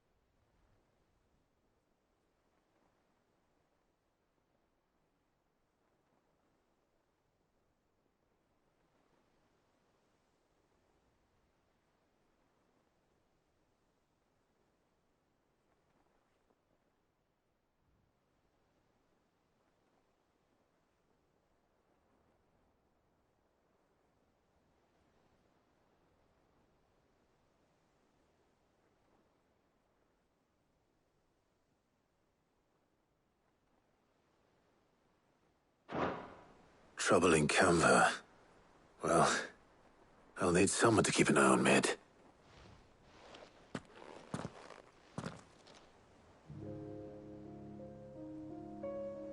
So what? Mid got us to do all the dirty work and then just sailed off into the sunset? It, seems that way. Well, nothing we can do about it now. But next time you plan on visiting Sid, you might want to tie her to something before you suggest it. Ah, don't be so hard on her. Gotta admit, the dirty work was kind of fun. Everyone pitching in and all that bollocks. Just like when we built this place. You're right. Anyway, we all set to head to the old hideaway. I could do with getting to Canva pretty sharpish. Wouldn't do to keep Lord Rosfield of the Seven High Houses waiting now, would it? Not after he asked for me personally. Gav will be leaving with me. Will you mind the place while we're gone? You can count on me. Just be sure to give Sid and the others my regards. All right. Oh, by the way, Jill will be joining us too. She's got some things to take care of, but she'll meet us there. I hope she's telling the truth at least.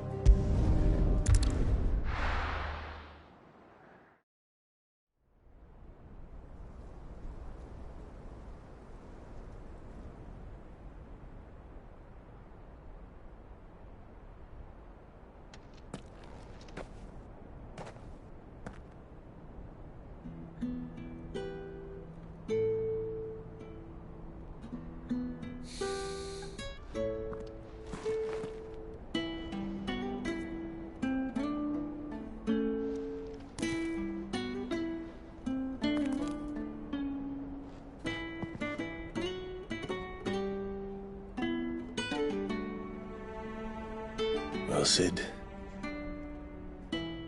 I remember what you told me. But if no one is listening to what you have to say, you may as well not say it.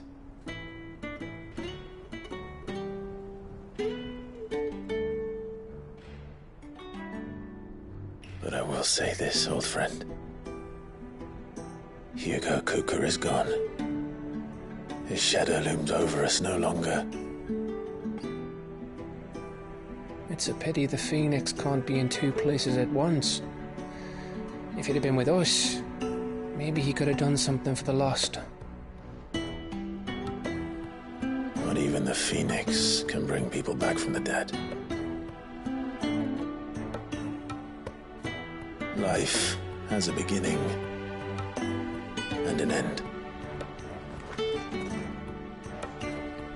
So we must live while we have the chance. And not as slaves to the crystals, but as free men. May we join you?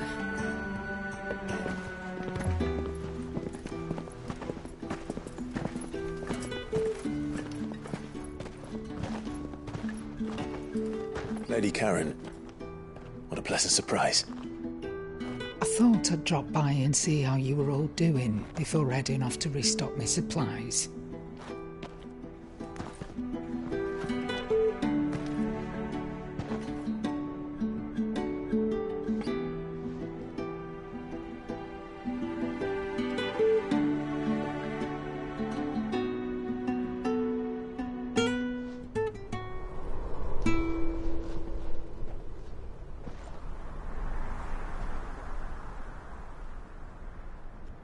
It wasn't the most scenic view back then, but it were never as bad as this. I know. The Blight marches on. And soon, there'll be no escaping sights like these.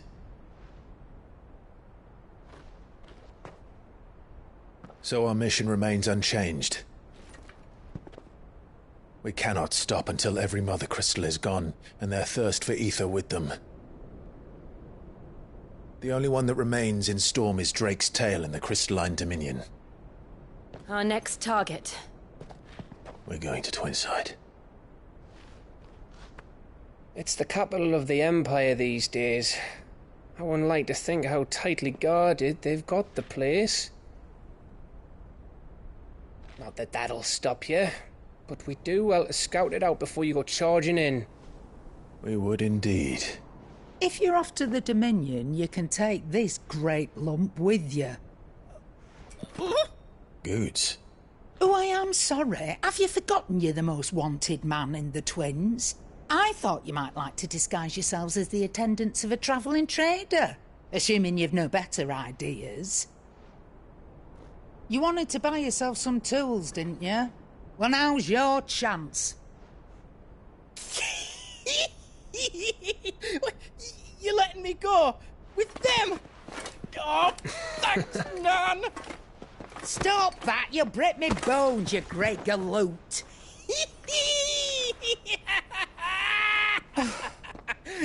There's a caravan that runs back and forth between the Dominion and the Bocklad markets. It's managed by the Merchants Guild. Just show them Goots' traders past and you'll be on your way. It'll be a damn sight less risky than footing it the length of the Crystal Road. That's for sure. Thank you, Karen. And glad to have you with us, Goots. Okay then. I'll get me things and I'll meet yous there. See yous down in Bocklad. Get off! Me poor fingers! Jill, you're with me. Understood. And Gav? Already on my way, Captain. Be careful. Aren't I always?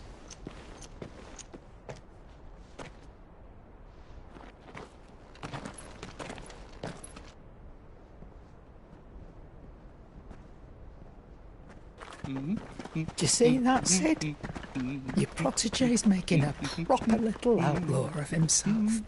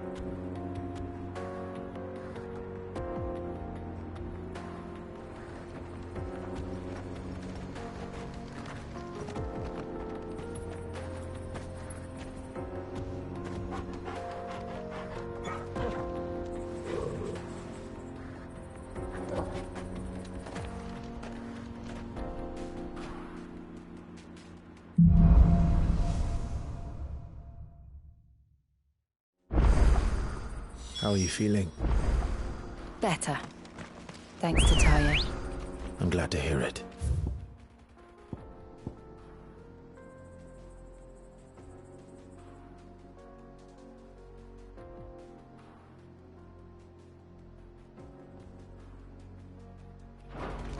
And Torgal helped too. Didn't you, boy?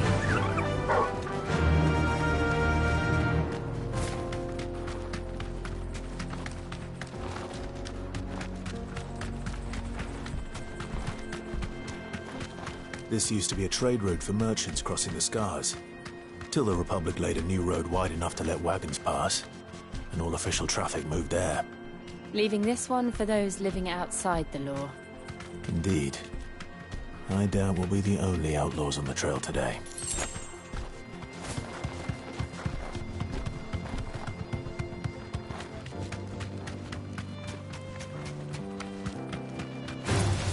Time to fight.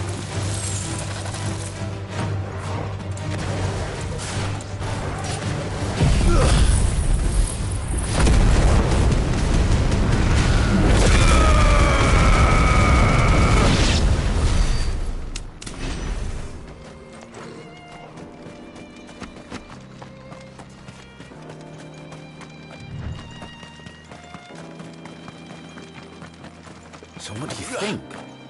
That we'd be Really? It's as bad as that? Oh, aye. There's trouble up ahead. And too much of it for us to handle. I take it there's danger on the road. Oh, what about this fearsome-looking fellow? You think he'd be equal to the task? Oh, no doubt. Assuming he's willing to hear us out. Well met, friend. My brother and I have been tasked with finding a merchant's missing cart. You seen it by any chance? How does a merchant misplace his cart? Oh, the man's a coward. When he thought goblins might come a-snarling, he ran, leaving his livelihood abandoned in the pass.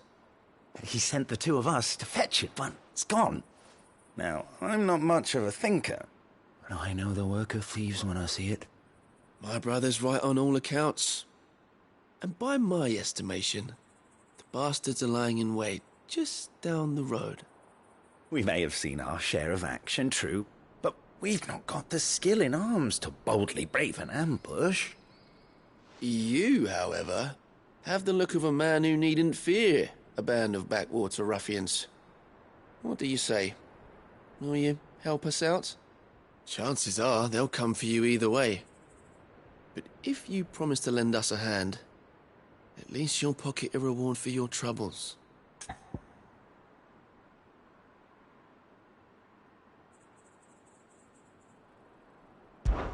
Well, if I'm going to have to deal with them anyway. You've clearly got a fine head on those broad shoulders. We're lucky you came along. Now, hoping to make a heavy purse in Boklad, our merchant friend loaded his cart with as much as it would carry. Reckon he won't be forking over the rest of our fee if we don't find those goods. So, while you're seeing to those bandits, you keep your eyes open. All right. Just don't expect me to drag the cart out of there myself. No. You can leave the cart to us. You just put an end to those bandits and point us in the right direction. You do that, we'll take care of the rest.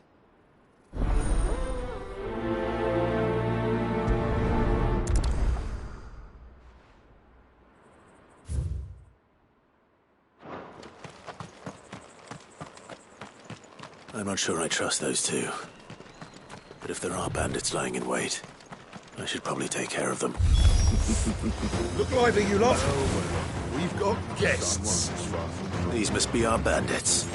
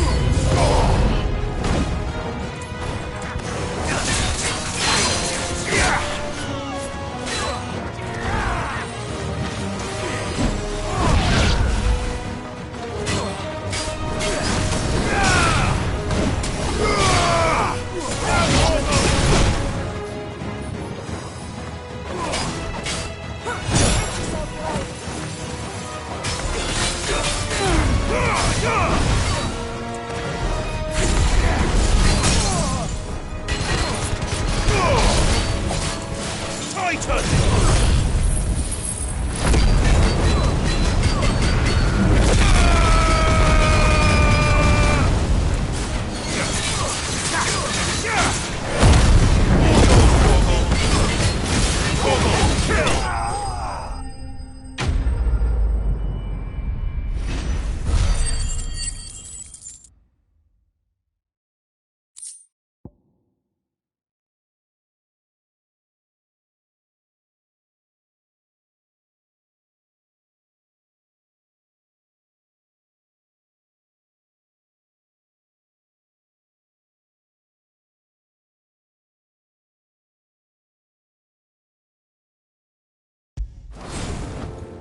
That's them dealt with. Now, where's that cart?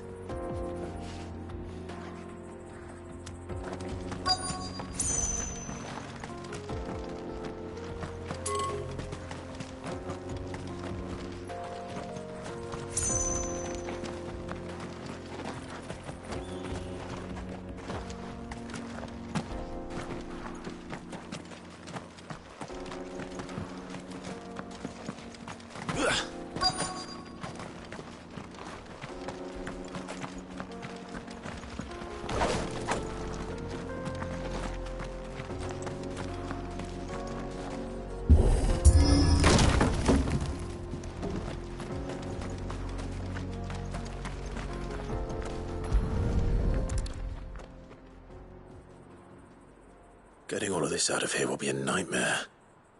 Seems we've found ourselves the right man for the job, wouldn't you say?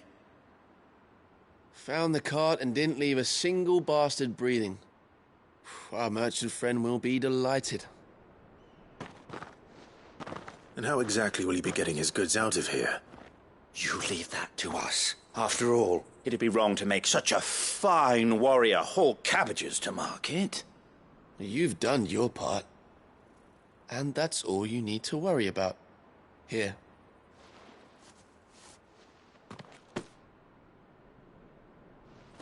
It's been a pleasure. Now piss off. There's no need to be so rude, brother. What if we want his help again next time?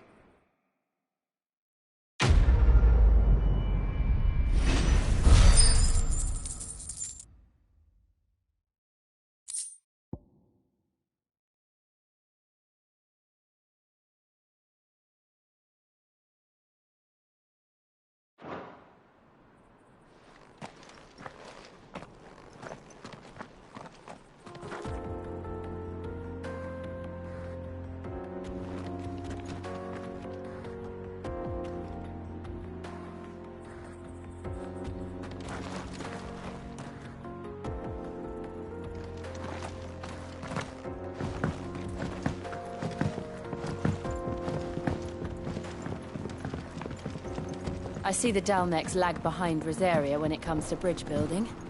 The fallen ruin should hold, at least.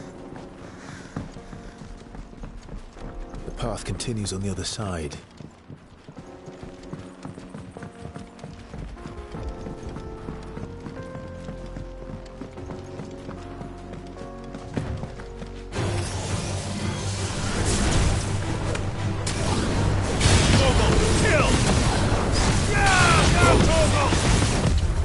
Nice try.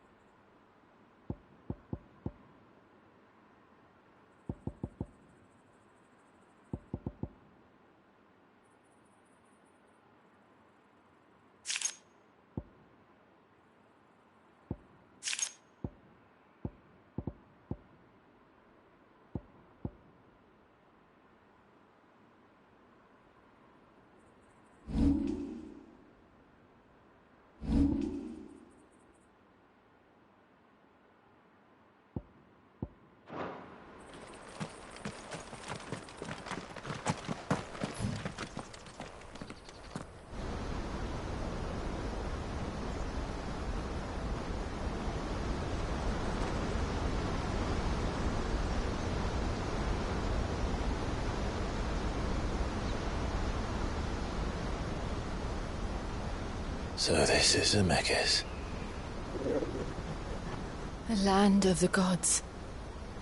It's even more impressive than I imagined. I remember being captivated by the story as a child. Long, long ago, man was overcome by avarice and challenged the gods in a bid to win their power. The final battle took place here, at these falls. Or so the legend goes. If anyone ever manages to plumb those depths, perhaps we'll learn if there's any truth to the tale. That the gods emerged victorious and punished man for his defiance by visiting upon him 2 curses. Dominance in Paris. To tell the truth, I always thought it strange that the dominant and their icons were deemed a curse. Back home, the dominant inherited the throne. They were admired and exalted, not spurned. Whenever I got to that part of the story, I always assumed there must be something I'd misunderstood. You had a lot of storybooks, didn't you? In your room, I mean. When we were young. The old legends were always my favorites. Epic battles between gods and men. Father encouraged me to read as much as I could. He thought it good for my education.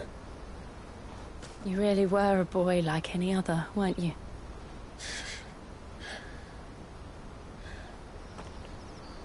Just look at this place. It's enough to make you believe the legends are true. I know.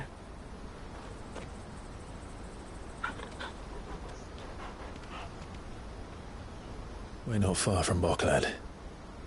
The road will be busier up ahead. Then we'll have to keep our wits about us.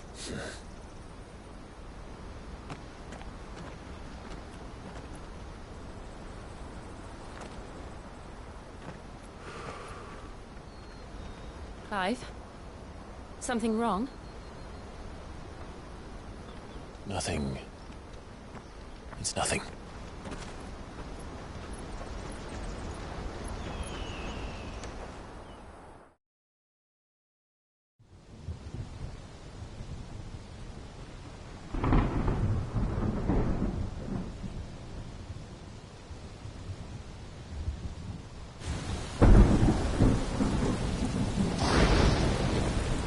I see the reports are true, Father.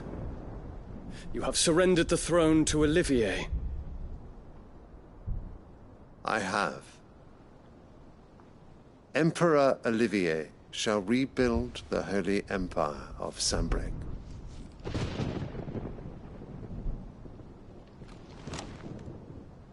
How is he to rule an empire? He is but a boy. I shall advise him until he comes of age. Father, please. Or for as long as I am able. The empire we seek to build needs young blood to rule it, and I can think of none better suited to the task.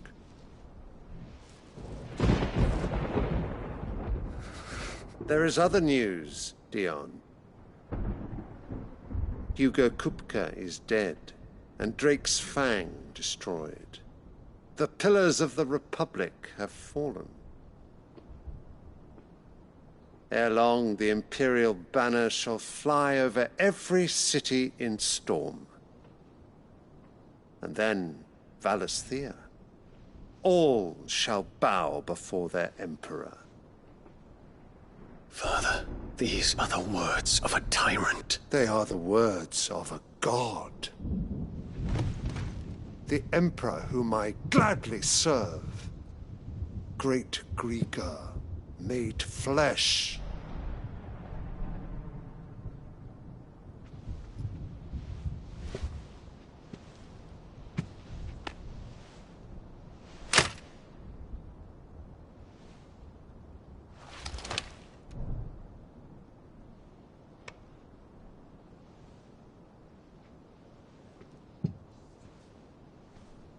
Return to your camp, Dion, and ready your forces. It is time to show the world the true power of Sanbreque. Father, I find you much changed. Is this truly the path you wish to tread? Or are these the ambitions of another? Of Ultima, perhaps?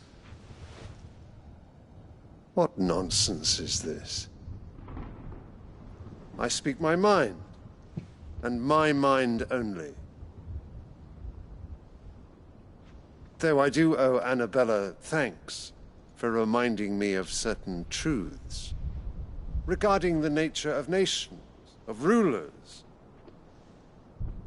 and of the divine. You would trust the words of this traitress? She betrayed her country. She slew her husband. You have ever been an invaluable servant to Sanbreque, Prince Dion. I trust you will continue to serve your Emperor in the wars to come. The canker! Silence! Insolent wretch! You will bend the knee. All else is heresy. Sire, forgive me. This audience is over. Come, your Radiance. The Rowena Syndicate awaits your pleasure. Oh, not another meeting with silly old men. They're so boring. I'm hungry, Father. Can't we have luncheon instead?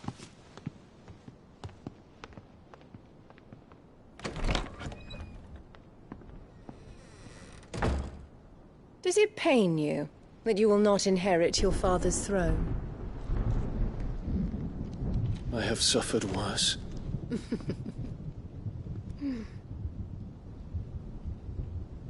Count your blessings, Dion. For a base-born child to be chosen by Bahamut is miracle enough. You have risen high on his wings, but you shall rise no higher, lest your impure blood stain the throne. What do you know of my blood?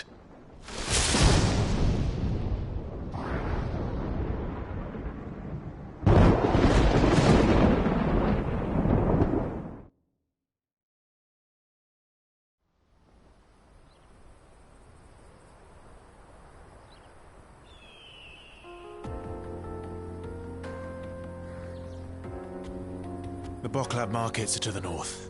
We just need to hug the coast.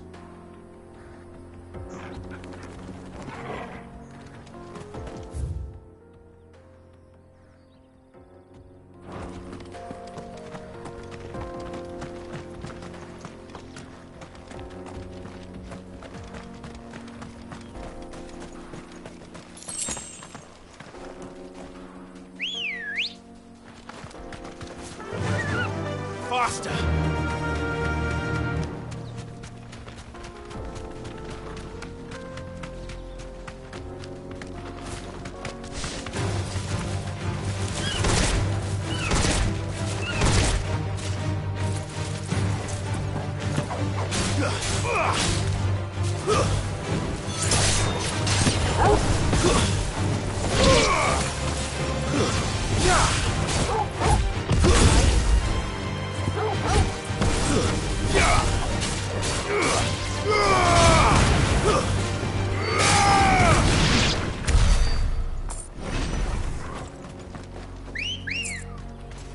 Come on.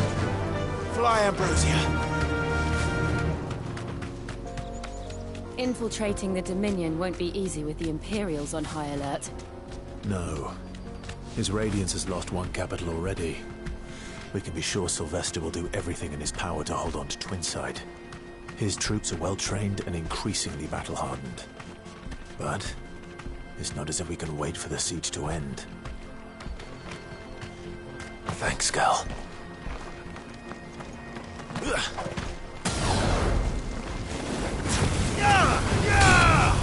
Very well.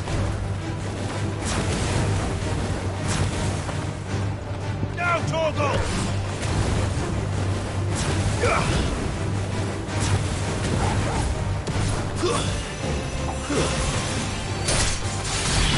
Torgal, kill! Now, Torgal! Stay down! You're finished!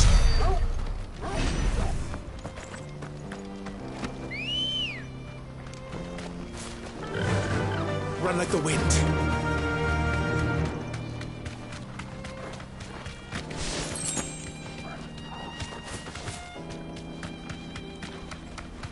More refugees. And they're all making for the crystalline dominion. Because they don't know how to live without the crystal's blessing.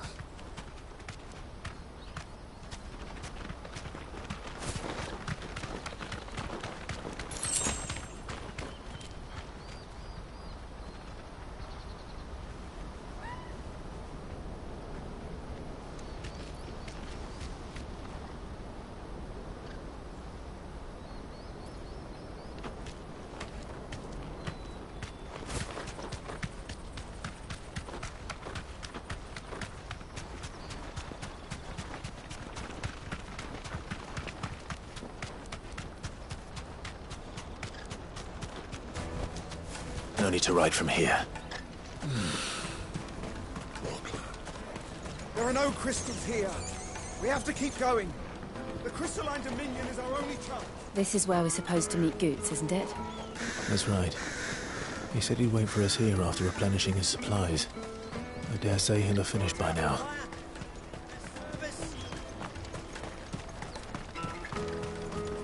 Let me carry your goods. I'm cheap. And nasty. Out of my sight. You won't find a finer array this side of the strait. A fine choice. Many thanks. You've a discerning eye. A fine choice. You've a discerning eye. May Gilbert smile upon you.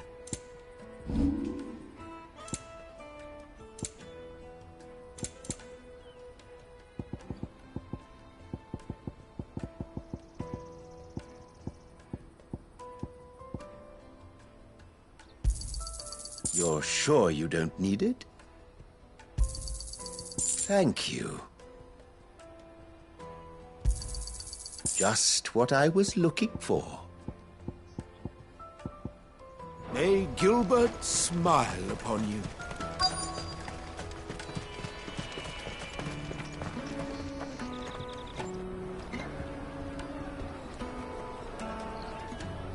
Wonders from across the water. Come one, come all. Feast your eyes. Good sir, can I interest you in...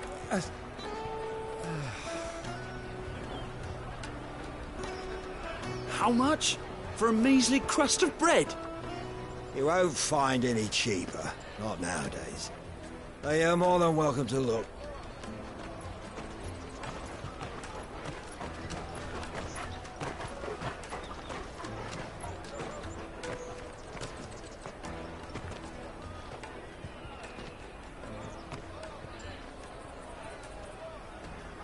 The Empire's unlawful and illegitimate occupation of the crystalline dominion is still in effect. Only those whose business in Twinside has been officially approved by the Republican Army will be permitted to cross the border. All who seek entry are to form a line and ready their documents for inspection. It looks like we aren't the only ones who are eager to leave. And they're checking everyone. Can't you make an Not for the likes of you. We won't get through without that pass. Let's go and find Good, shall we?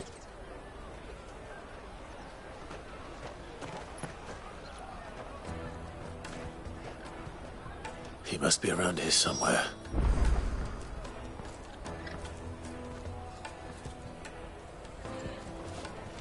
Come taste my peaches. They're sweet.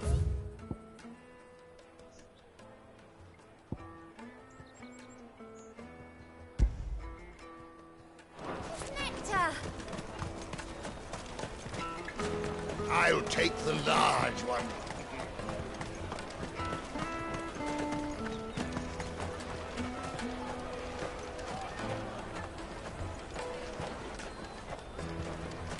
You won't find anything of this quality in Twinside. You should come with me to the Dominion. Life will be different there.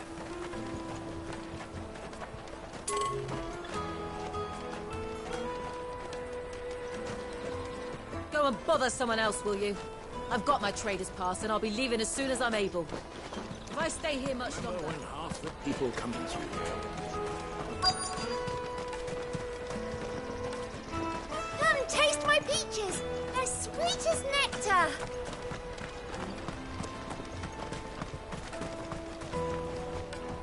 Ah, Goots. There you are. Clive, I'm so sorry. Don't tell Nan, will you? Slow down, Goots. Just tell us what happened. It's me trader's pass. It's gone. We cannot ride the caravan without it. We won't even be able to get through the flipping checkpoint. Do you remember when you last saw it? It was in my pocket a minute ago. Then a bairn bumped into me and... Yeah. You don't think that they might have nicked it, do you? It wouldn't surprise me. A busy market like this is prime territory for pickpockets. So, to get the pass back, we need to find this child. Where would we even start? I know where! I've got a pal in Bocklad who might be able to help us.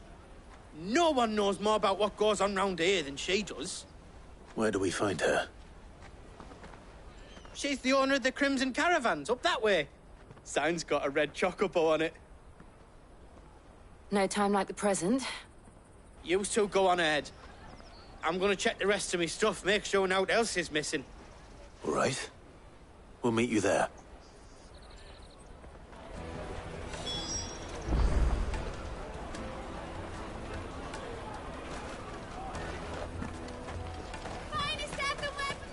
Let's keep an eye out for this red chocobo, then. And the other on our purses. What's next to the checkpoint? Show them your trader's pass.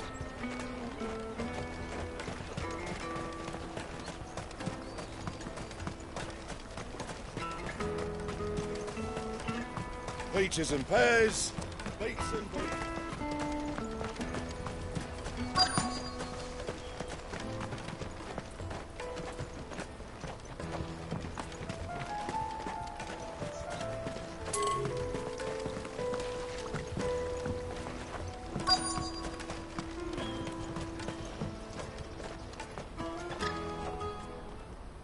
Looking to hire a coach? It's 10 million for a two-birder to the Crystalline Dominion. Take it or leave it. Oh, we're not here for that. Then I bid you good day. Oh, wait! Don't go, El. He's me mate. As I live and breathe. Goots, what are you doing back in Bocklad?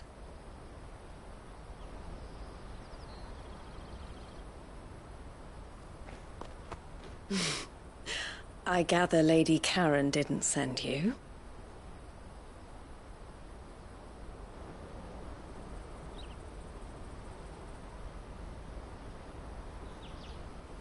So what trouble have you got yourself into this time? It's me trader's pass. It got stolen. By a little bairn. Of all the... You're the size of a marble. Honestly. Ugh. Goots told us that you know the markets well. Might you have an idea which little bairn could have done this? We don't intend to punish them. We just need our pass back. Then, we can be on our way. I see. So neither of you has a trader's pass either. Not that anyone would take you for traders, but I suppose that's why you came to me, correct? Now, I can't say for sure who took your pass, but I suspect I know why they did it. Let me explain.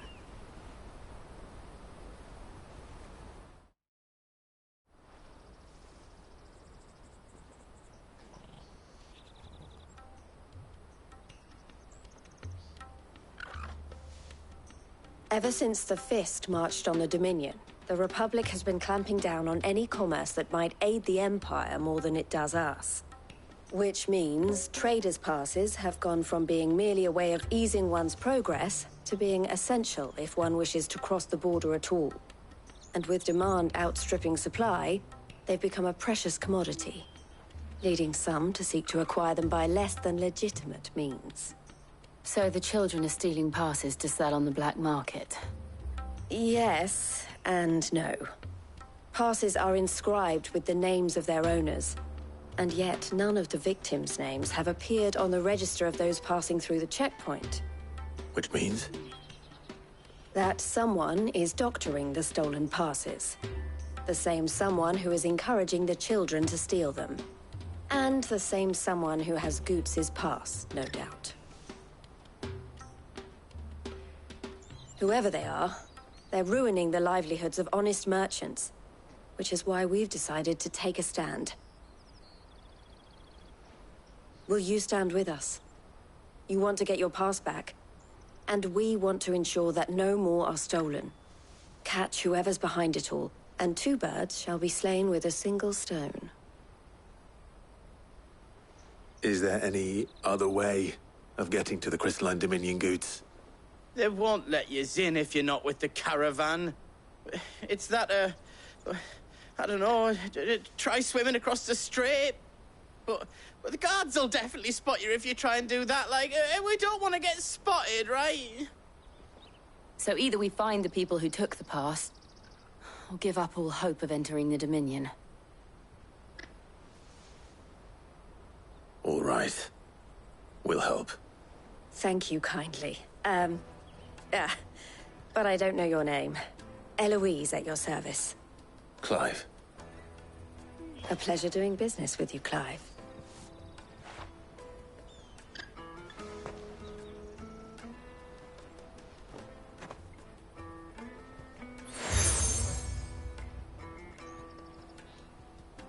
The proprietor of the furniture makers by the coach stop is spearheading the search.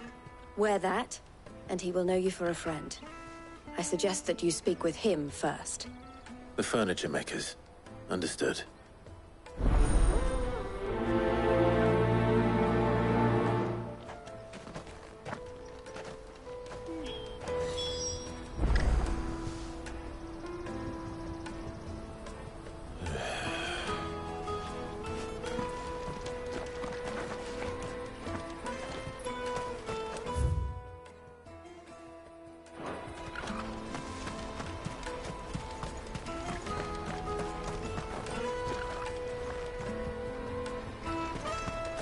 Out of my sight, wretch!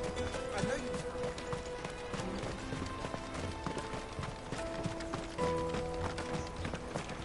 Come on, come on! Jug of snake spit for the road?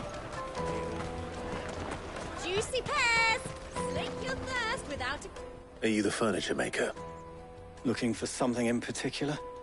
Ah, Eloise collared you too, eh? Then I expect you want to know more. She told me you were leading the hunt for the pickpockets. What have you learned? For one, that they're targeting the traders carrying the biggest packs. Harder to watch your back, see? And less chance of the mark giving chase if they're spotted. Not that they'd be likely to catch them. Those imps know every inch of this warren like the backs of their hands. Their eyes must have lit up when they saw Goots. The fishmonger round by the gate's been trying to track down the children involved. You should go and have a word with her. Thank you. We will.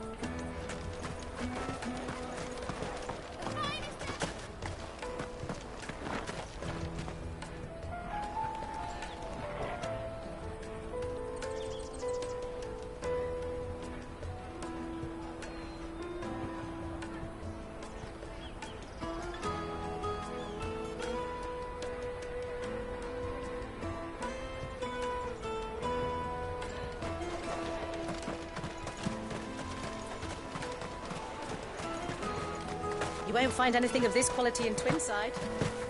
You should come with me to the Dominion. Fish for sale! Fresh sorted and smoked! Can I interest you in... Ah, sorry. Message from Eloise, is it? She's asked me to help her. To help you find the pickpockets. Is that so? Suppose I better tell you what I know, then. For one, this isn't a family operation. All the traders say the children who stole their passes were dirty, dressed in rags. Street urchins, by the sound of it. We get a lot around here. Orphans from the wars. A few, perhaps. You saw the refugees gathered by the entranceway? They're all looking for a new start in the Dominion and beyond. Some of them take it as an opportunity to rid themselves of unwanted baggage. The shame of it. Whoever's behind this would have to have made themselves known to the children at some point. And so should we. You should start with the children around here, then. I doubt they're the ones involved, but they might have heard something. It's worth a try. All right, then. Questioning children. How hard can that be? Come with me to the Dominion. Life will be different there.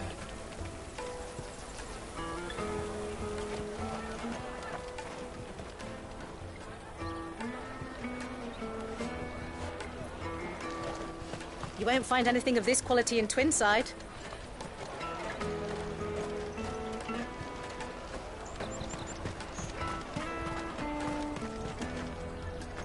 Do you have a moment? What do you want? What I want is to know who's asking children like you to pick pockets. I don't know. Nobody's asked me. What's picking pockets? Do you get paid for it? No, you get in trouble for it. So if they come calling, you know what to tell them.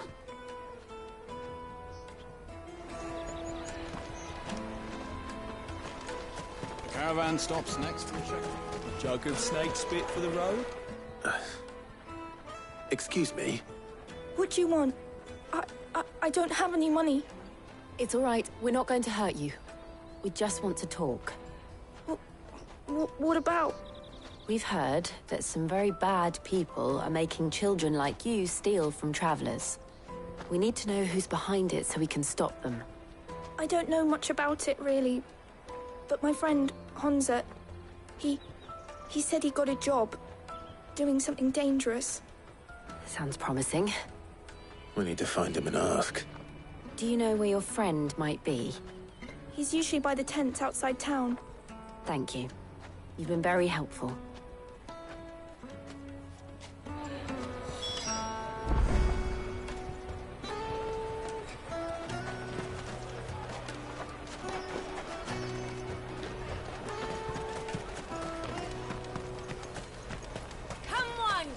This is no time to ride.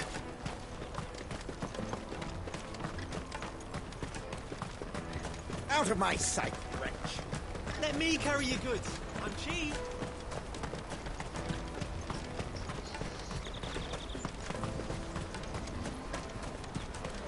That's that, then.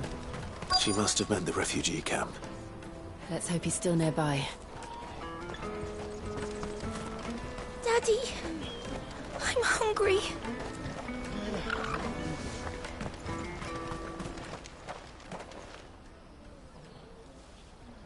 That big fat donkey was easy pickings.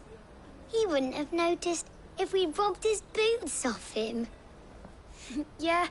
Wish we hadn't handed over the pass, though. Could use one of those things to get out of this dump. Chance would be a fine thing.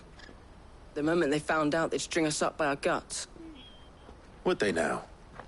Perhaps you'd like to introduce us to these charming characters. Shit, we're in trouble now. What do we do? You two get caught if you want. I'm off. Hunter, where are you going?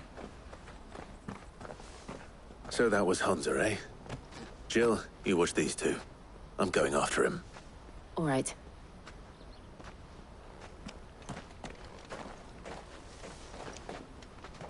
He can't have gone far.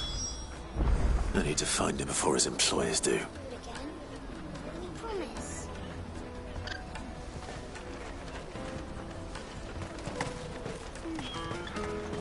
Daddy. I'm hungry.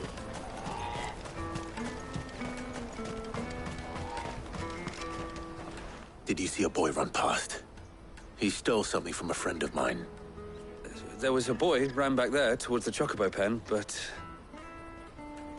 Thank you.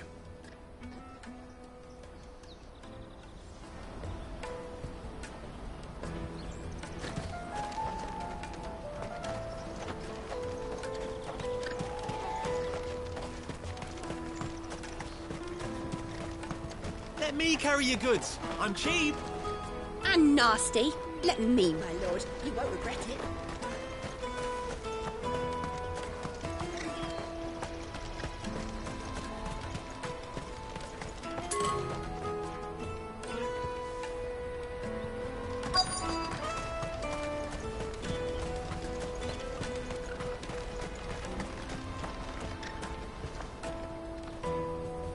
This is everything. It must be transported to the Dominion without delay, no matter the cost.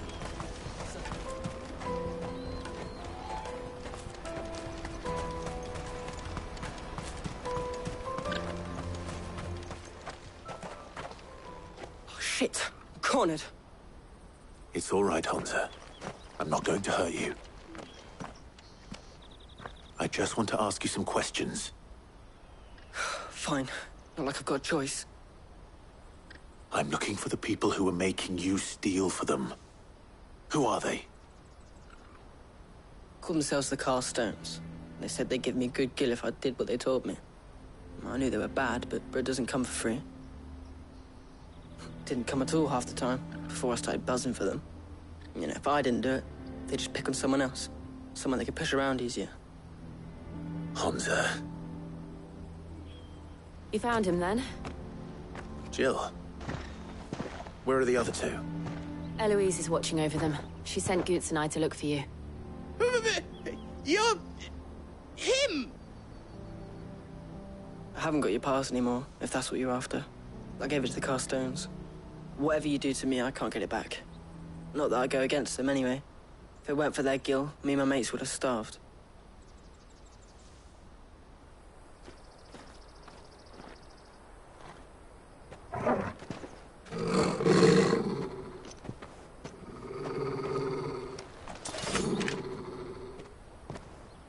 Cowards.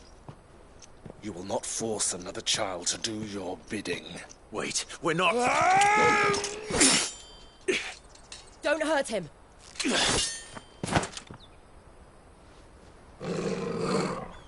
You're making a mistake.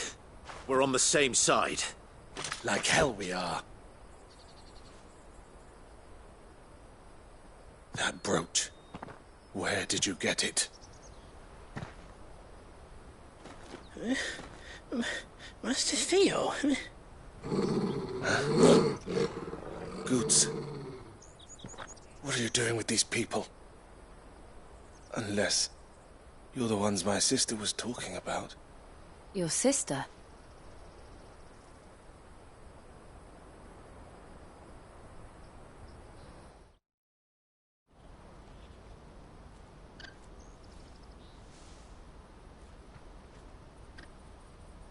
Eloise didn't tell us she had a brother. And why would she? I'm just her back and a blade. Theodore, at your service. Sorry about before. Theodore, what do you know of the Cast Stones? Vultures who have made Boklad their hunting ground. They prey on the desperate, stealing from those with gill and bullying those without it into joining their flock. I'd been looking into their activities in hope of sparing the refugees any further hardship. But it seems they've already stooped even lower than I'd feared. Hansa's a good lad. Don't blame him for what they've made him do. If he and his friends hadn't agreed to work for the Stones, some other poor souls would have. On pain of death, most likely. Clive, was it? And my sisters asked you to help put an end to the pickpocketing. Then we all want the same thing.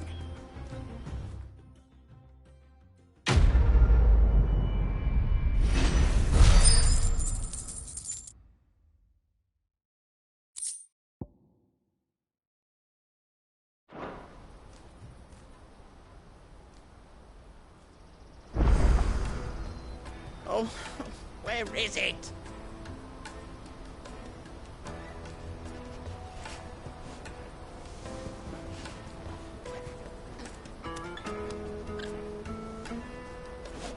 I'm sorry. So, what's the plan? What else? We find the cast stones and we crush them. You get your trader's pass back, and I make Boklad a safe place again. All right then. All right then. Honza, where are they camped? Don't worry. They'll never know you told us. Couldn't if I wanted to. They always come to town to collect the passes.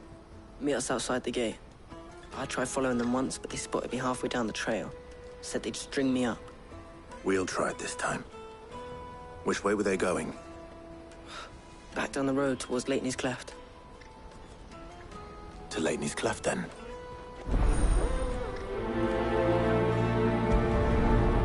Lateney's Cleft is to the south, past the camp.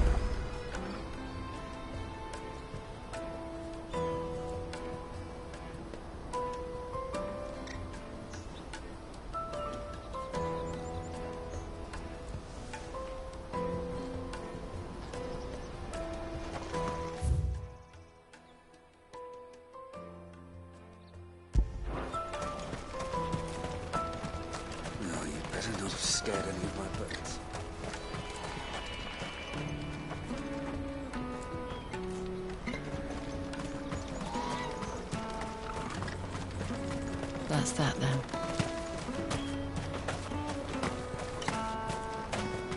There are no crystals here. We have to get them.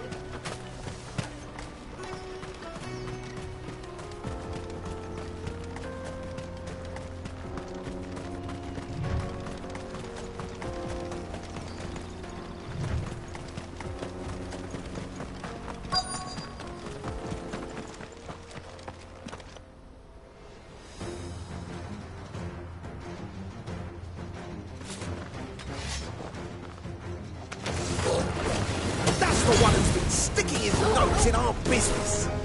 You should have minded your own.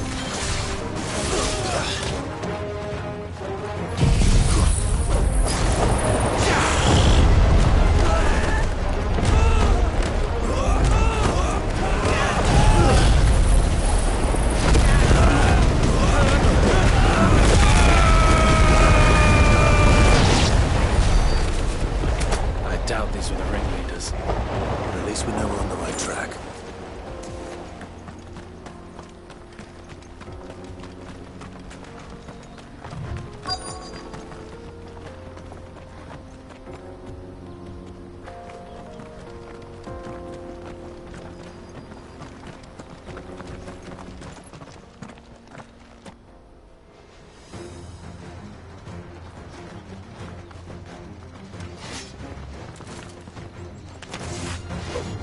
We got company! That's the lot of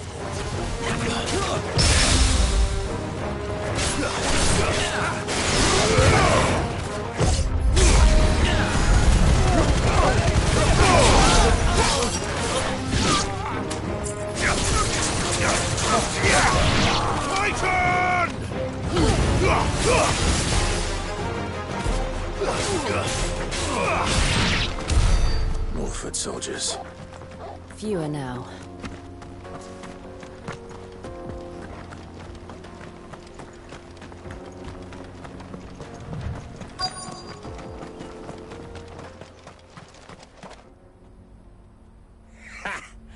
Not a bad haul today, eh? Aye. Some of our new recruits are natural-born ne'er-do-wells. Especially the little ones. That Hans has got nimble fingers, all right. It'll be a shame when they chop them off. But till then, let's make the most of it. Scum. The leaders of the cast stones, I take it. They don't deserve any mercy, Clive. I wasn't planning on showing them any. We're ready when you are, Theodore. Oh, I'm ready.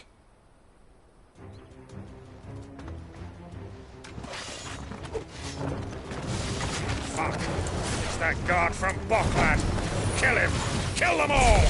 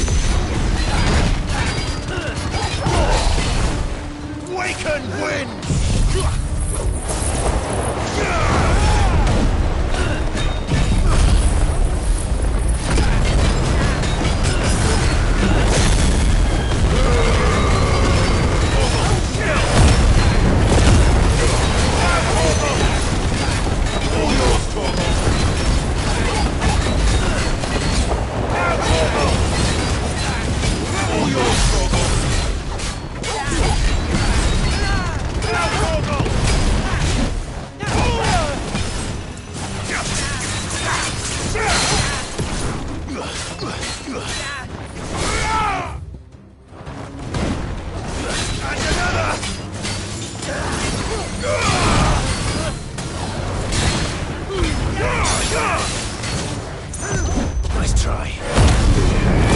Now, Torgal! All yours, Torgal! Now, Torgal! All yours, Torgal! All yours, Torgal!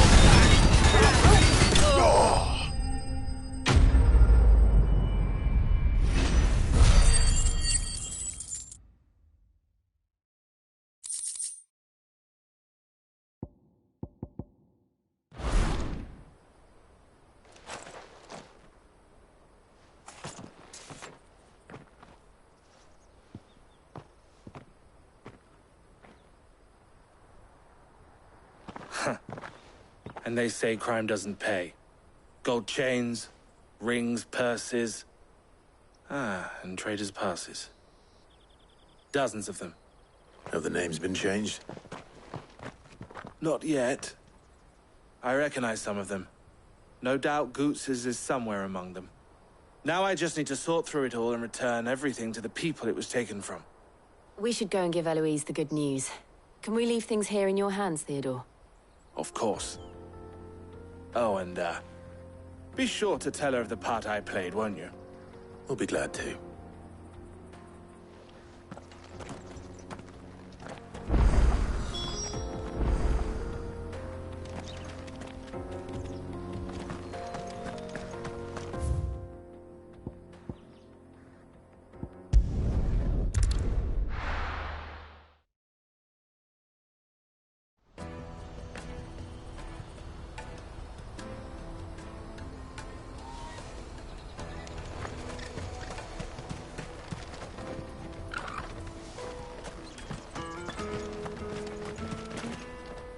Ah, Clive.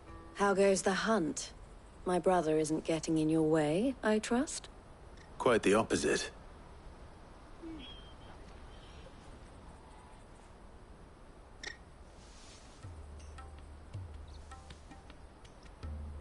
So it was the cast stones who were behind it all.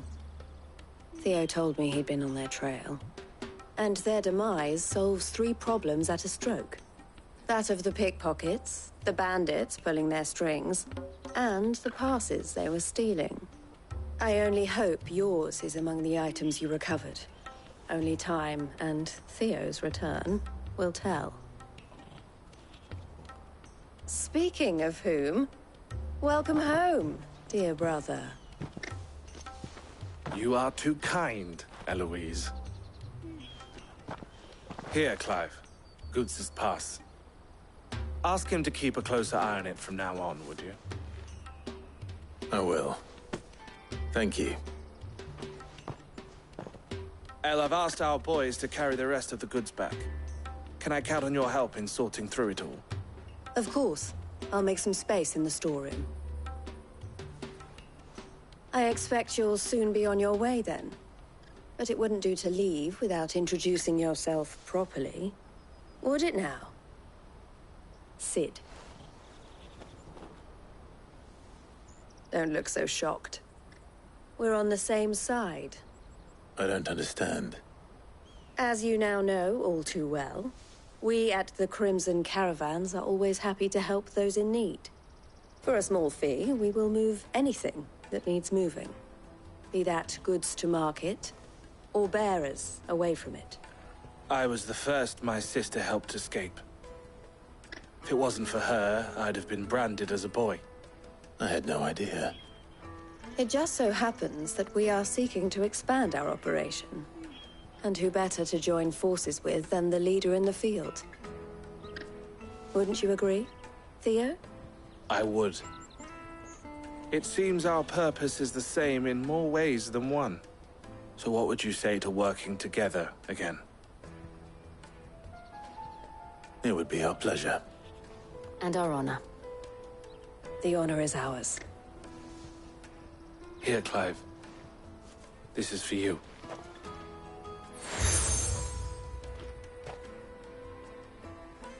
What is it? Elle has friends in high places, while I have associates in, lower ones. That mark is proof that you're a friend to us both.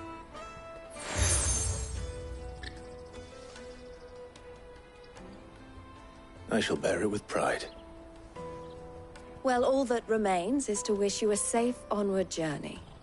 Goots's pass should secure you a place on the caravan, but if you encounter any difficulties, we would be delighted to provide you with a coach of our own. For a discounted price, of course. Say, 9 million? We'll try the caravan.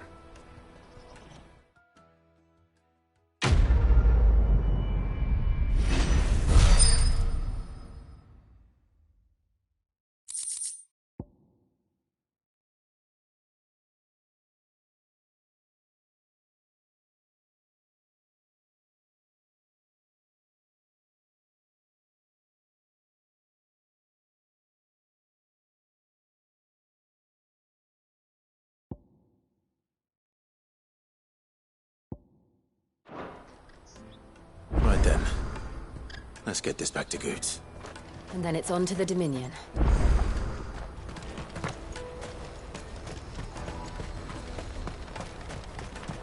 Pardon me, but would you have that well-notched steel and impressive physique? I have need of a sword for hire, and yours looks to be a weapon well worth the coin. Might you be convinced to offer me the use of those formidable arms? How exactly do you intend to use them? Well, being something of a scholar of Zemeckis history, I wish to investigate the ruins near the city. And I require a rugged companion, lest I find myself waylaid by ne'er-do-wells or the beasts said to roam the area. Should you accept, you will not only earn yourself material wealth, but partake of the true treasure that awaits us there. The rich and storied history of Zemeckis. Well, were you ever party to a finer proposition? My arms are yours. Wonderful! Then come. We must away. But where are we going? Along the old Zemeckis Road, and from there, onward to discovery. Quickly! There is not a moment to lose. Wait. Good luck with your ne'er-do-wells.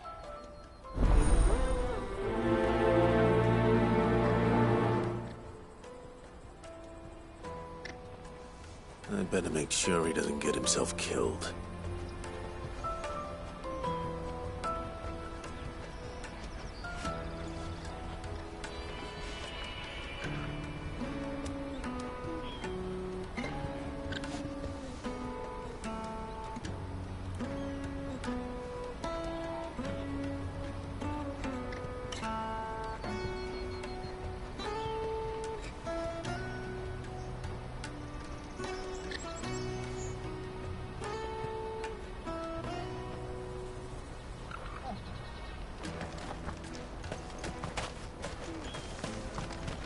Porter for hire.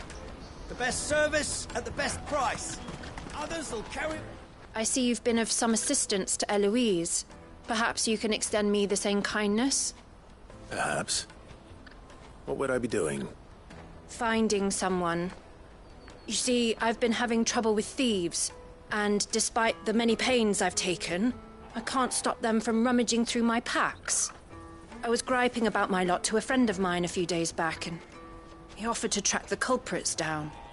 Now, Joseph's a sellsword, and a good one at that. But he's been gone days, and I'm beginning to fear the worst. Any idea where his search for the thieves might have taken him? The old Zemeckis Road, perhaps? He doubted they would be fool enough to linger here in Boklad. Joseph's lived a hard life. Made him grey long before his time. I just pray he hasn't been killed over a few sacks of grain. I can't imagine there are too many grey-haired sellswords around. Hopefully someone will have seen him.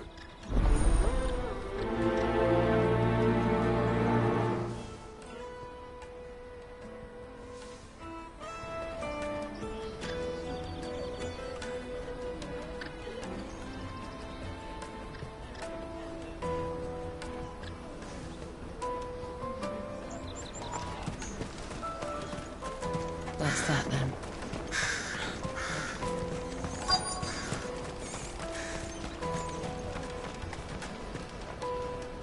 What do you want? I've no coin on me. Just information. Has a sellsword passed through here? Grey hair. Now you mention it, there was a young man with salt in his mane sneaking around out there a while back. Which way did he go? How am I supposed to know?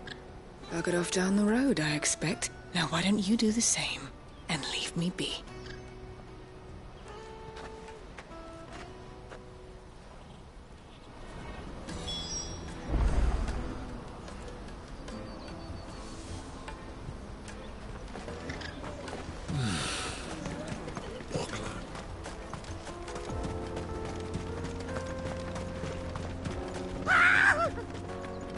Why am I not surprised?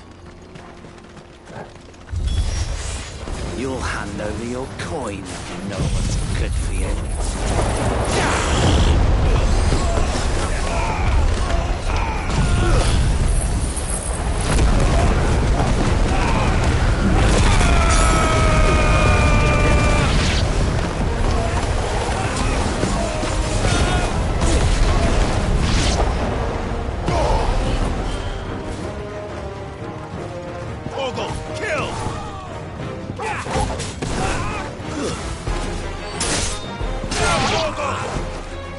All yours, Torgal! Now, Torgal!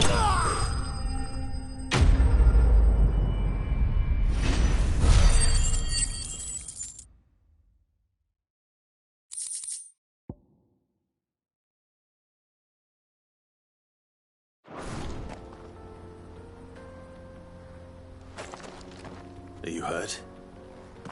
Happily not, good sir. Thanks to your timely intervention. More importantly, we have arrived. Now, feast your eyes upon the marvel before us. Ruins, a relic of the fallen civilization. A sight so common that man is oft blinded to its wonder. Colossal vessels, dashed from the very heavens. Airships, we call them, with very little thought to what wonders such a word might describe. Oblige me if you would. Does anything strike you as peculiar about this particular specimen? Though we ourselves find fallen ruins to be nigh indestructible, whatever gouged the final sin from the rock cleaved clean through the structure you see before you. A tantalizing mystery, no doubt, but merely one of countless enigmas in which Zemeckis history is steeped. Come, good sir. Our expedition continues, and we still have much to learn.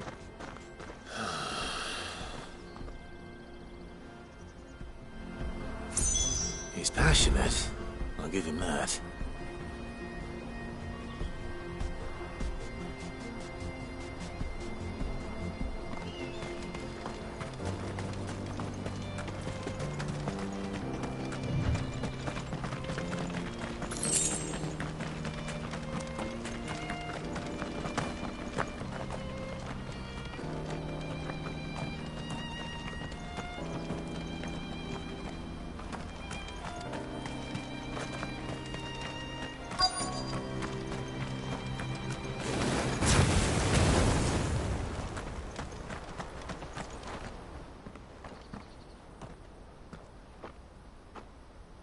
We don't want any trouble. Neither do I. I'm looking for someone. A grey-haired mercenary. Well, we haven't seen him. Yes, we have. We saw him climbing up the rocks. And those ones, over there. Maybe he found his thieves. Mum won't let me near them. She said there's goblins up there, and that they eat little boys for dinner. Shush, now. You've said quite enough already. I only told him what you said. I'd listen to your mother if I were you.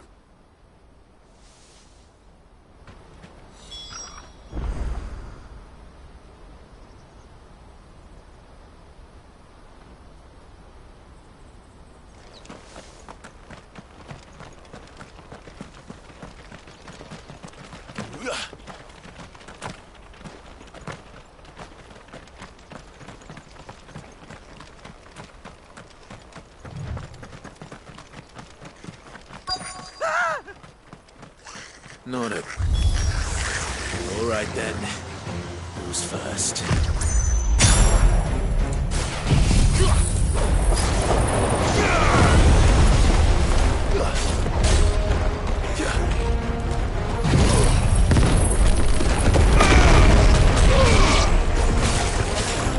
It's over.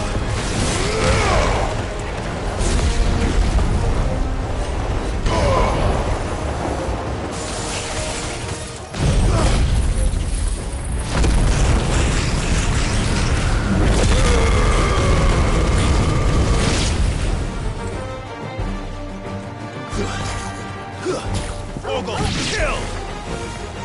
Now, Torgal!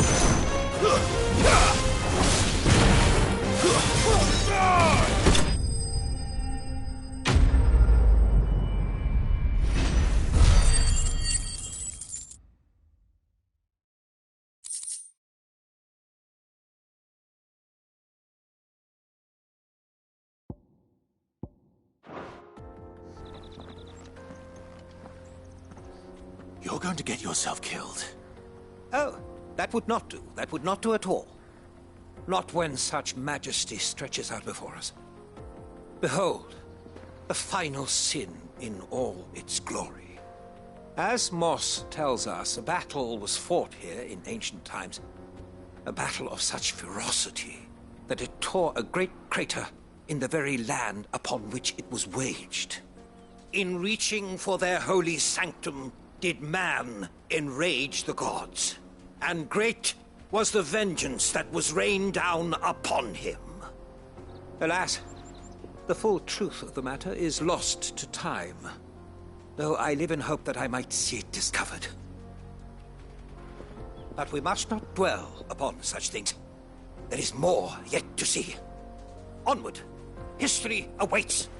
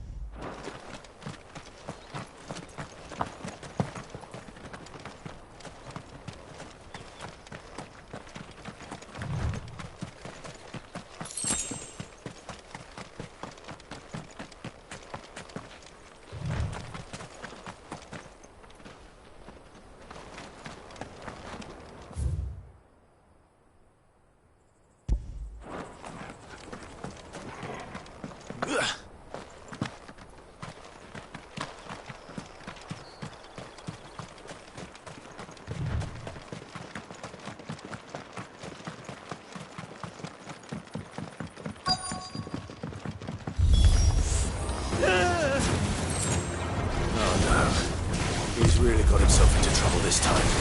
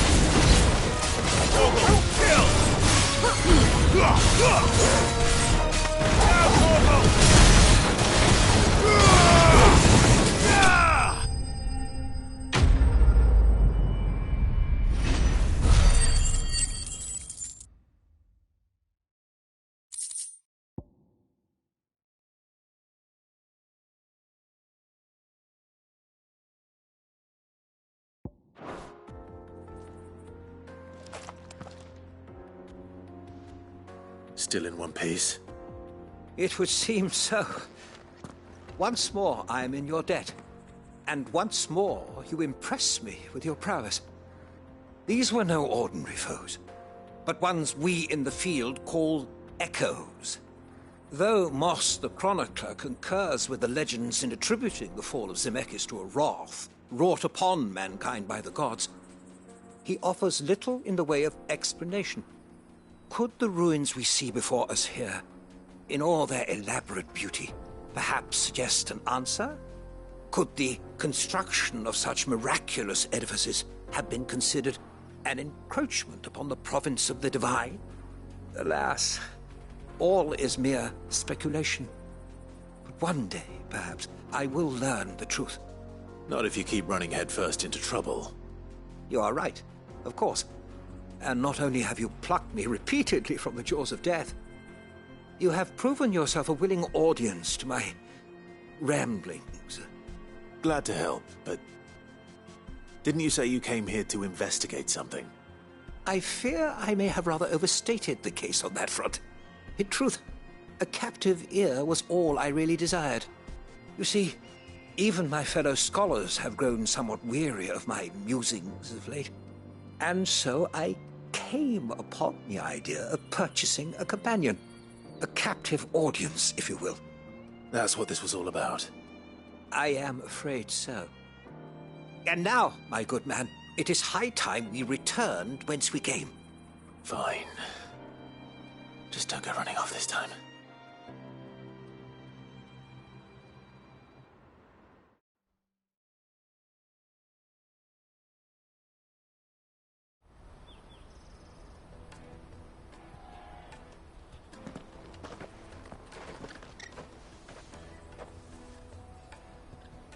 And so ends a delightful day. Here, your reward for humoring my selfish whims, plus a little extra for the trouble I have put you to.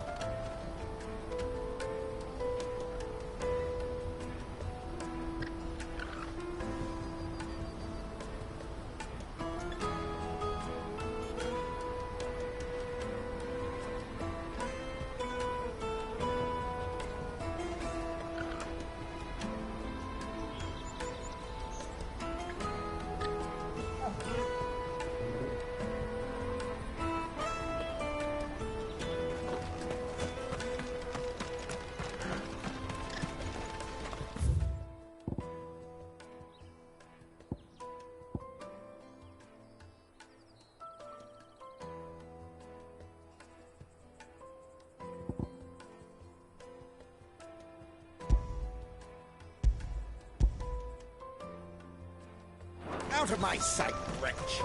I've no...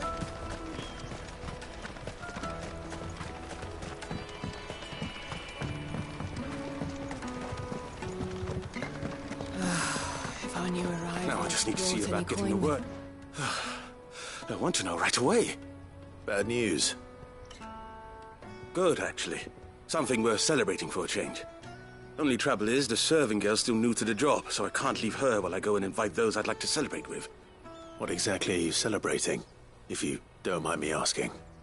I've come by a particularly fine bottle of red. A Gotan 66, no less. Gotan Rouge is the only good thing to have ever come out of the Empire, and most wouldn't part with a 66 if you held a knife to their throats. So I've heard. Oh, so you know of it then? Clearly you're a gentleman of taste. A gentleman who might sympathize with my predicament, perhaps? Would you pass the good news to a few friends of mine? I'll give you a little something for your time, of course.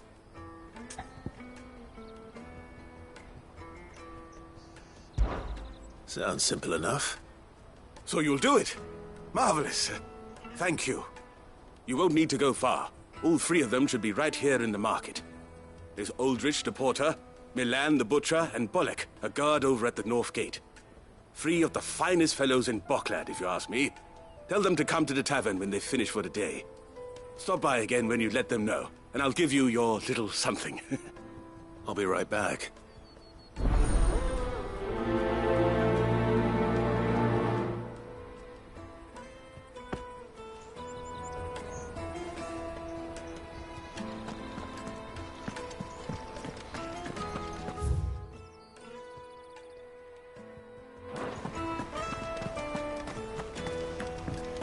I hear the brothers found another victim.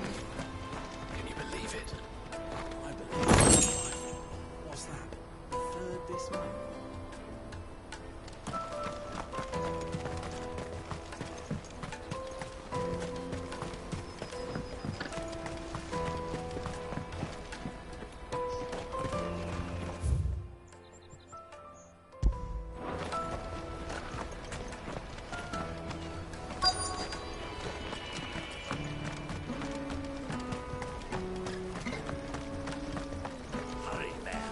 I've been asked to find Aldrich, the porter.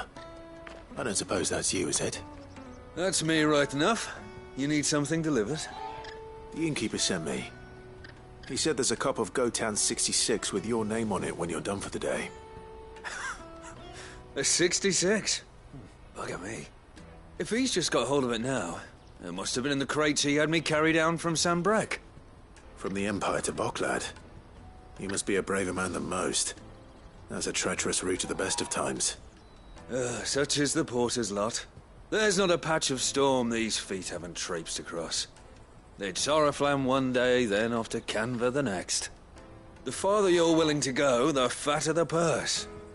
Which is why there's no shortage of competition for some of the longer routes. I'd say I've done enough for today to earn myself a cup of something tasty. Thanks for letting me know.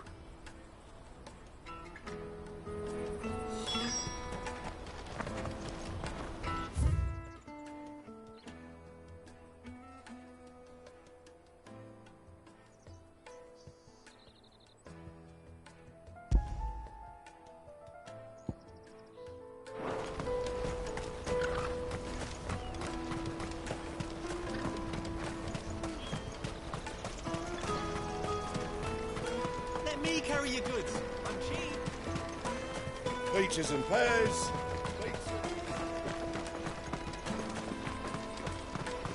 Come on, come on! Caravan stops next to the checkpoint. Are you Milan, the butcher? That's me. What can I do for you? The innkeeper's just had a special delivery. He thought you might like to join him for a cup of wine after you pack up for the day. He knows me only too well. And I've got a ham here that will go handsomely with a nice drop. Wine and ham to spare. Boklad clearly isn't suffering then. Comes with being the place everyone has to pass through to get to everywhere else. Those who travel the Crystal Road bring all manner of goods with them. We get meat from Sanbrek, herbs from Rosaria. Why, sometimes we even see curiosities from across the Narrow. My old man knew what he was about when he set up shop here all those years ago. Anyway, thanks for the good news. Oh, you know what? Maybe I'll shut up shop early. Wouldn't want to keep our friend waiting.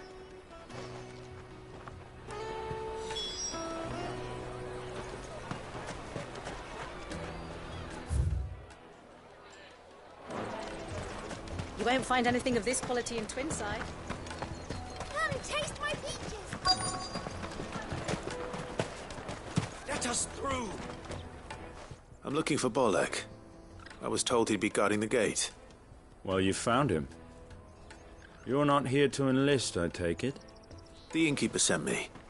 He's just taken delivery of a rare vintage, a Gotan 66.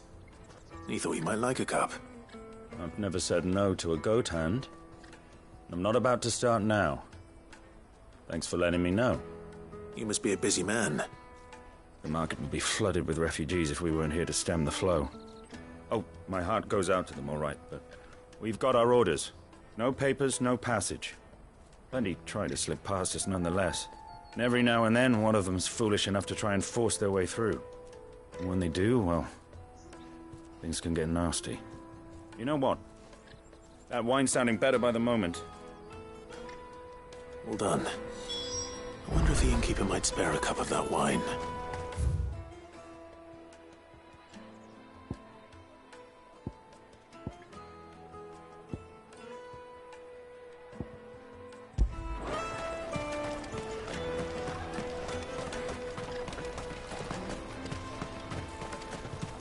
I'll take the large one. What I really want these. Juicy pears!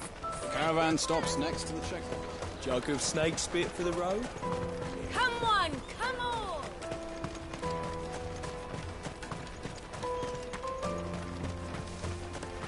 Out of my sight, wretch. I've no use for a brandy who can't even fill my cup.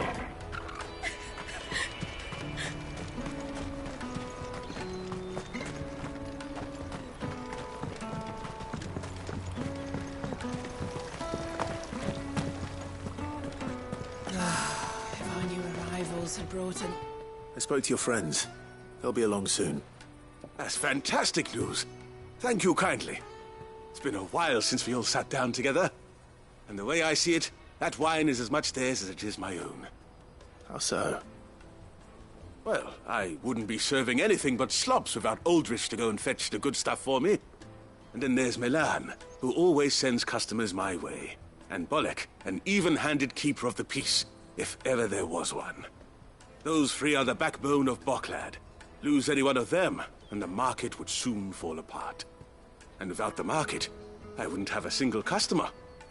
I'd say that's worth a bottle of 66, wouldn't you? And more besides.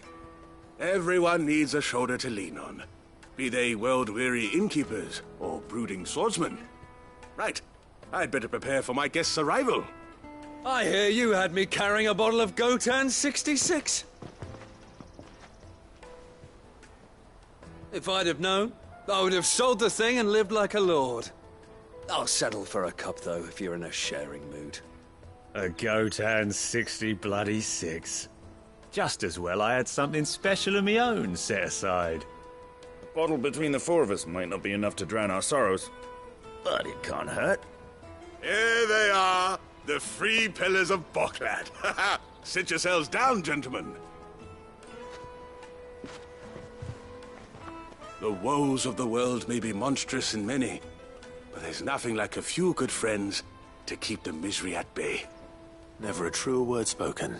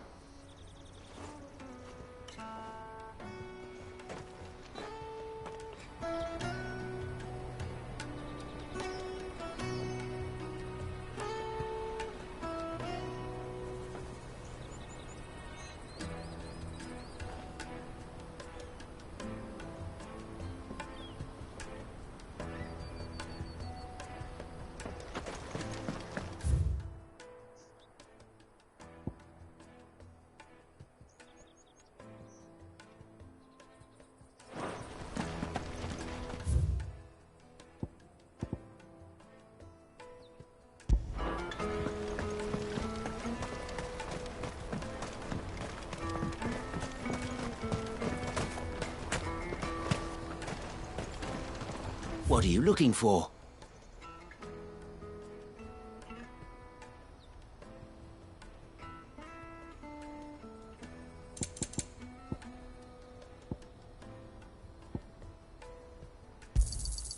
You've a discerning eye. May Gilbert smile upon you. Let me carry your goods. I'm cheap.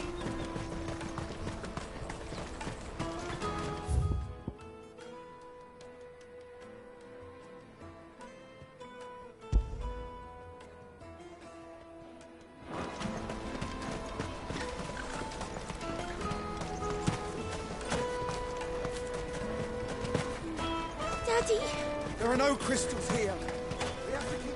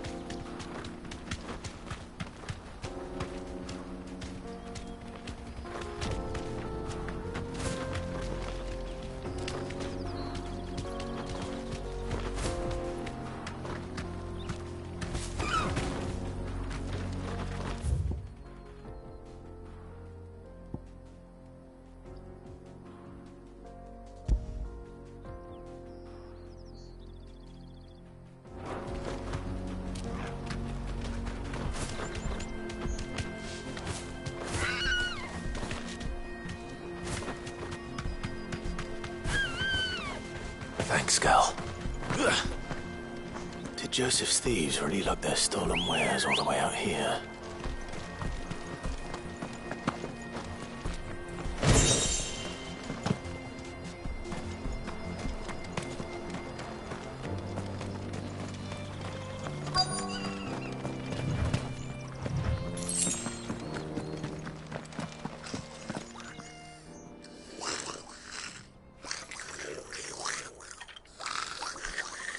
I think we found our thieves. They don't look happy to see me. All yours, Torgal!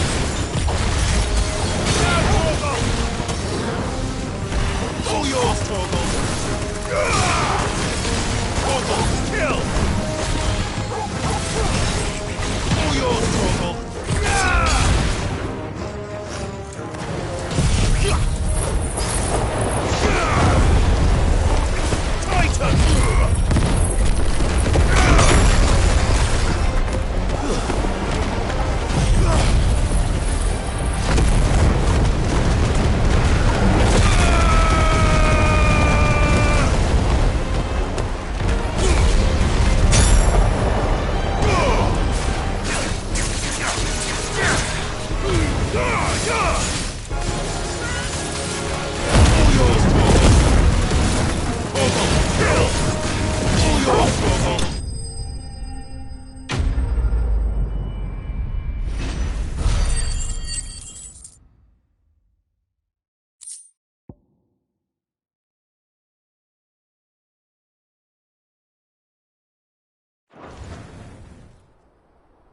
Let's get this over with. Stop! Don't kill him, he's just protecting his home. Joseph? So the boy was right. I don't know you. Your porter friend sent me to find you. She was worried you might have got yourself killed. Have I been gone that long? It wasn't hard finding the thieves. The problem was knowing what to do with them when I did. I take it things are more complicated than they appear.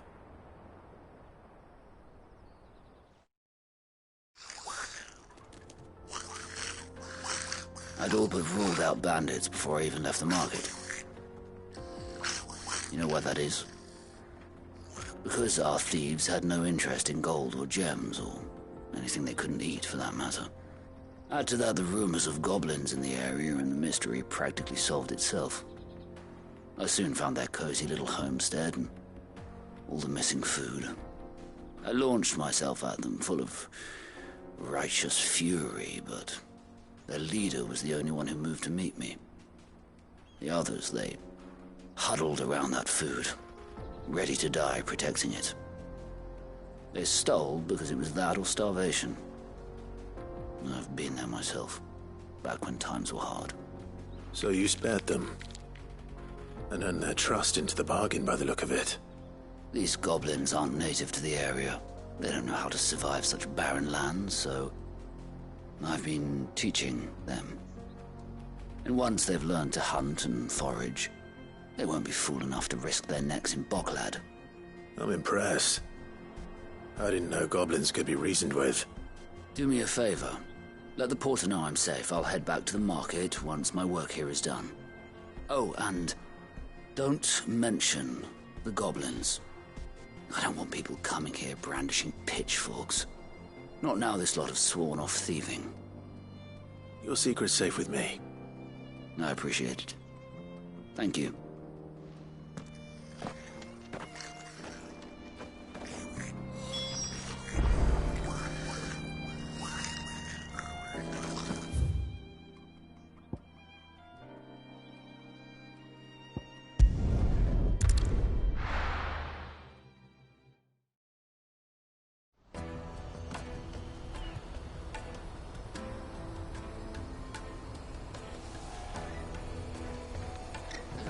Let me carry your goods. I'm Out of my sight, wretch.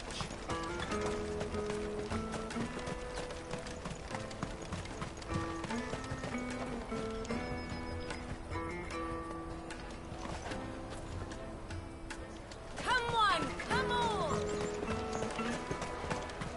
The caravan stops next to the Juicy checkpoint. pears!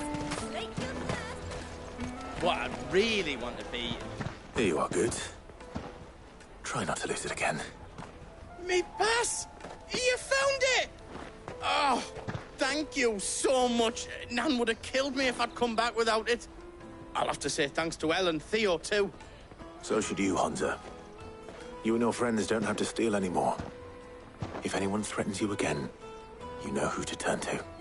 We do. And we already have.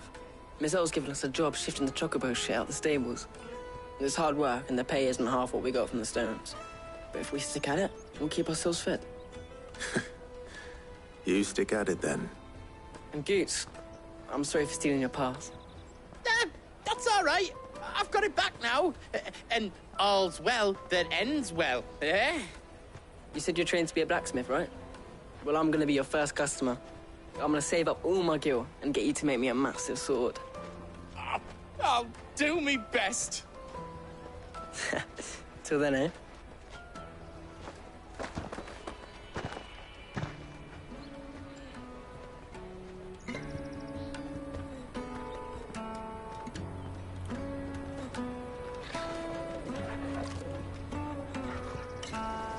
All right.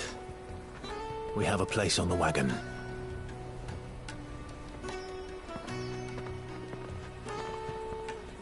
Remember, Goots, we're mercenaries. You hired us to protect you. But mercenaries... And you remember the plan? You're to ride all the way to Twinside. Jill and I will go with you as far as the outskirts, then find our own way in. I'll buy that stuff I need. Right. And we'll scout out the Imperial's defenses. There's a square with a big bell tower right in the middle of town. If you get lost, or out goes wrong, we can meet up there. All right. Let's go.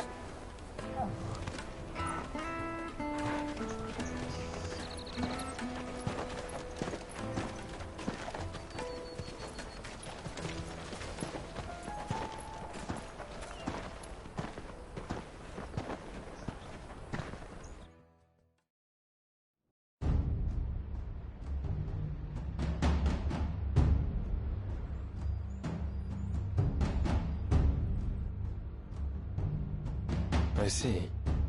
And you're quite certain your father has no knowledge of Ultima? I am.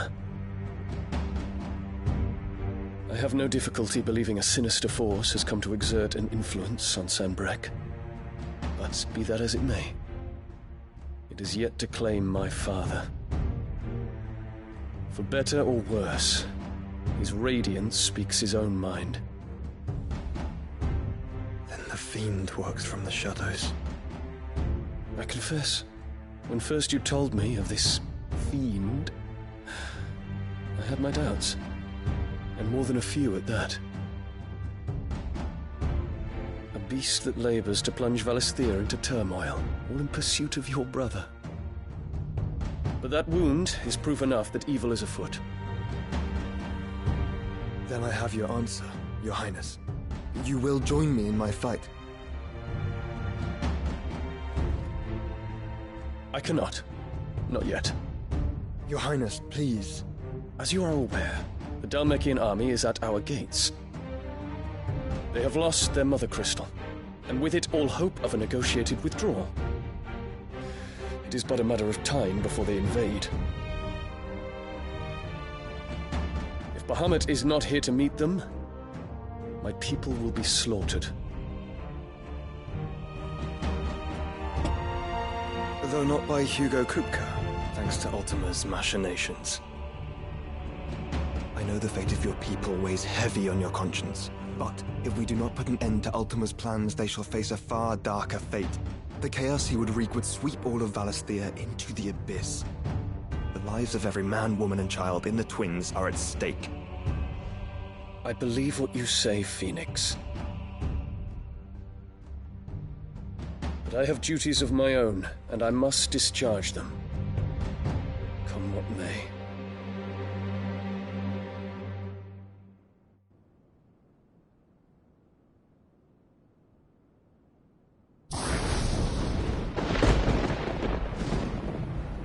What do you know of my blood?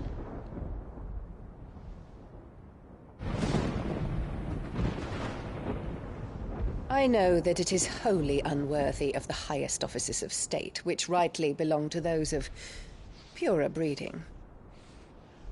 Alas. Your bloodline runs through the Oriflamme gutter, from a whore who weighed her child's worth in gill. Have you threatened my father? Of course not.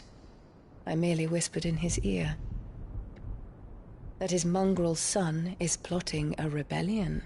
What? Sylvester listens to the words of his astrologers. And they have ears too. You have been feeding them your lies! Should you remain loyal to Emperor Olivier, his radiance may yet crown your head with laurel, and not with tar. Fork-tongued witch!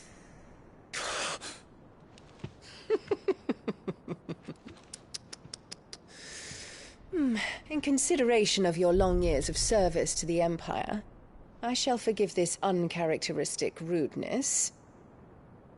Now hurry and make ready, Your Imperial Highness. Emperor Olivier expects much of you, Dion.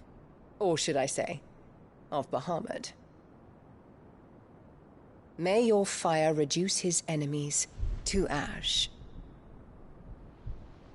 till all of Valisthea bows to its rightful ruler.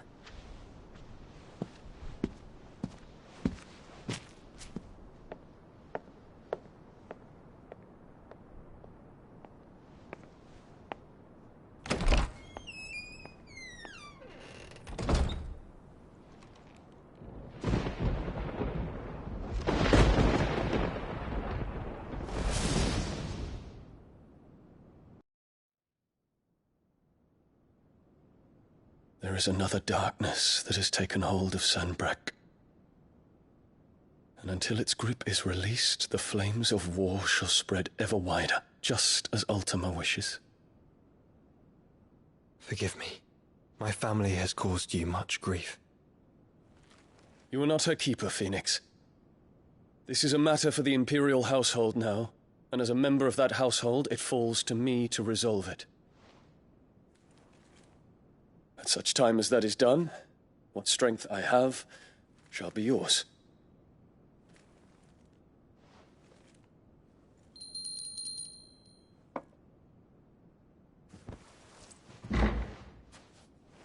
Thank you, Your Highness.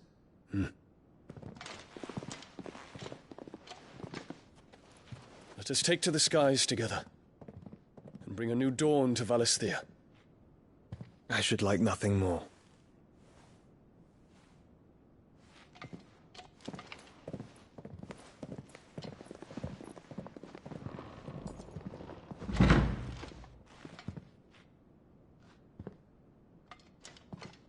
Terence. My prince. Tell me true. Do you believe what I'm about to do is wrong? We dragoons have but one leader, Your Highness. And we shall follow him unto the very end. Thank you. And this is my decree. For their crimes against the crown, the traitorous Annabella and her usurping son shall be put to death, and the Empire restored.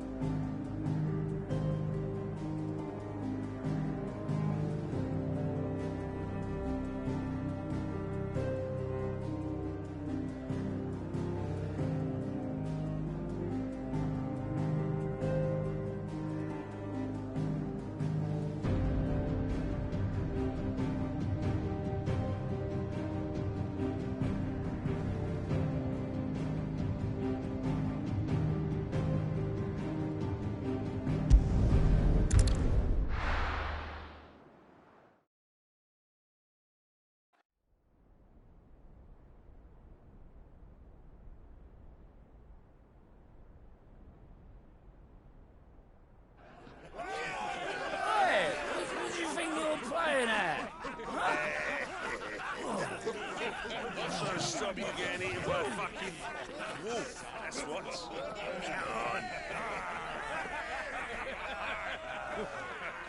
One would never guess that these people stood on the brink of war.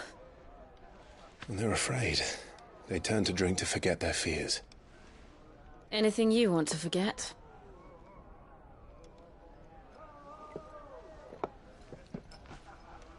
The harbor is empty, and half the market stalls too. The city may seem peaceful on the surface, but it's balanced on a knife edge.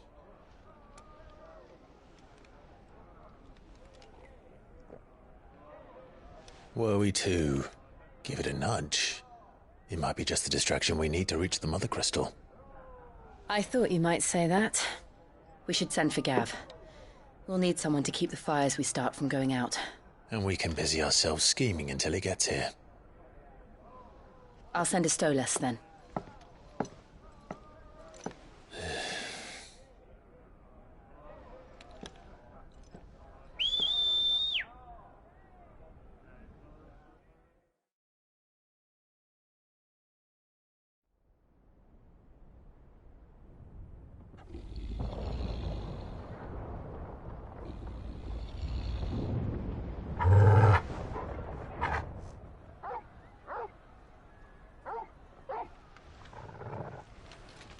What is it, boy?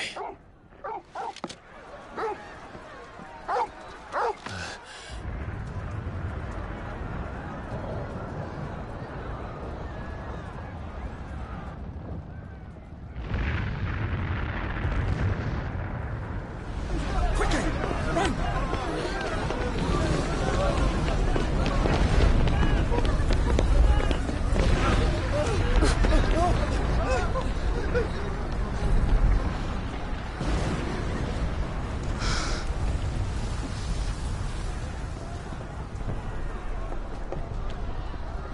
What's happening? I don't know. Torgal!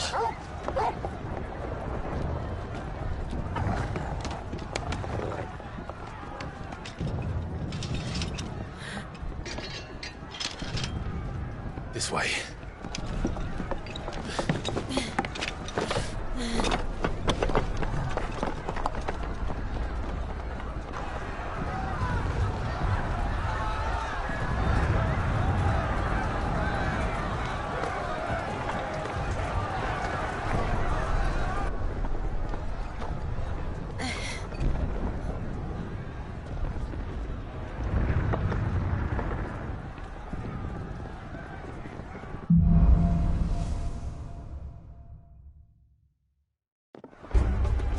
The city's on fire.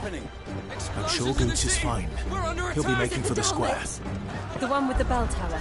In the middle of town, right?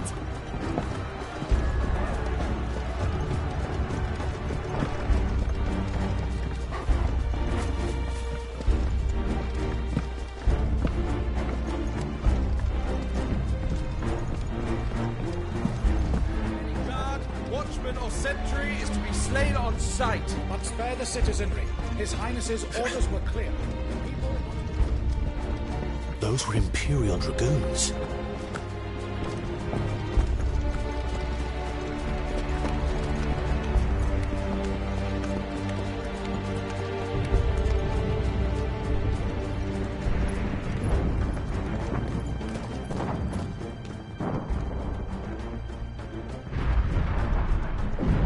What in the hell is going on?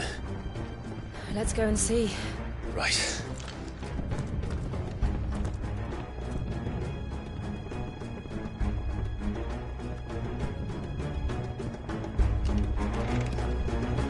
But first we find Goots.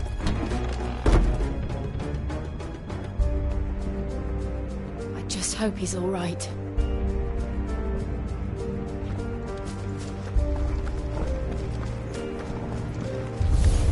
You there! Identify yourself! Do we have to?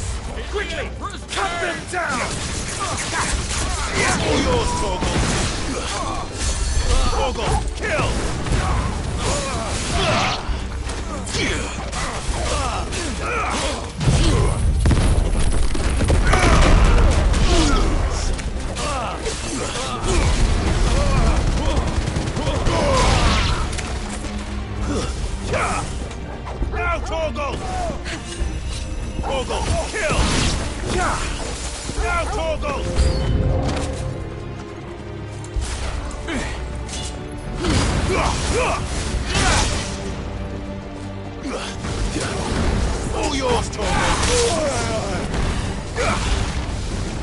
Arise!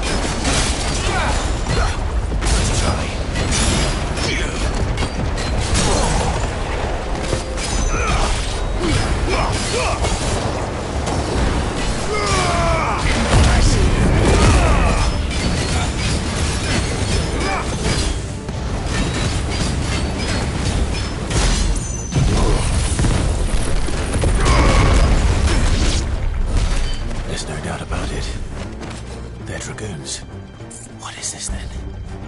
A civil war?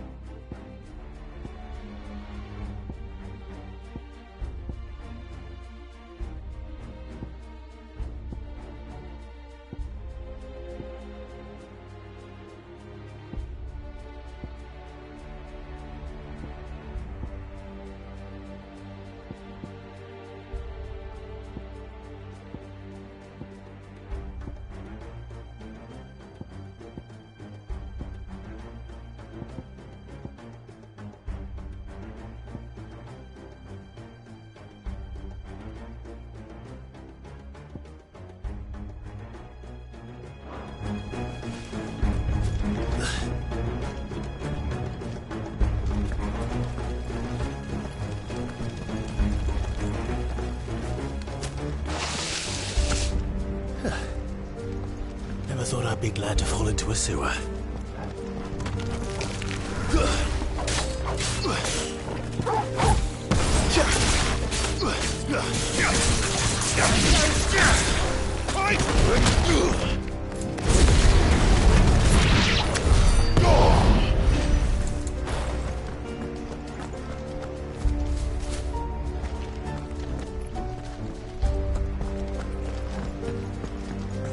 Ward secured, Captain.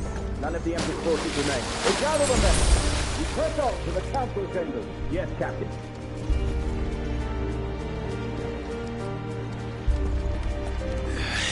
What of the men and women in the market district? The evacuation is complete, Captain. Good. Then all that remains is to dethrone the Pretender. There it is. The bell tower. Right. Let's go.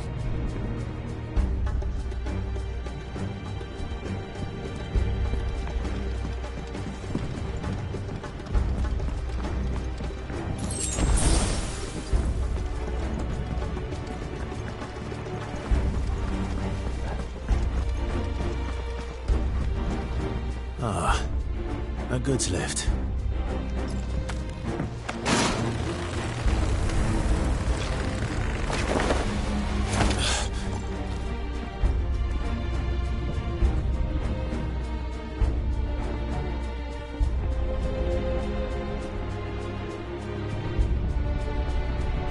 Where in Gringo's name did you come from? Waken, Wing!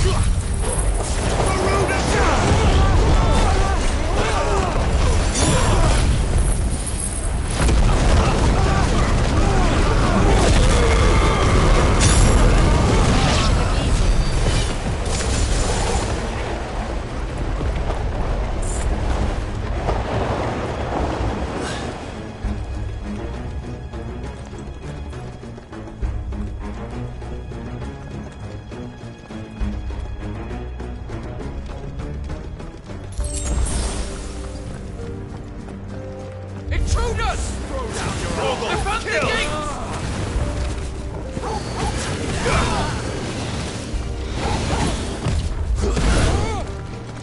Ogle, kill!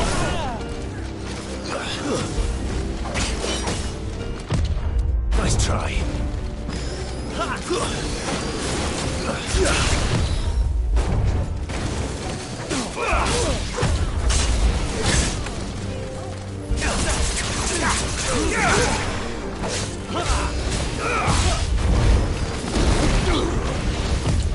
Nice try.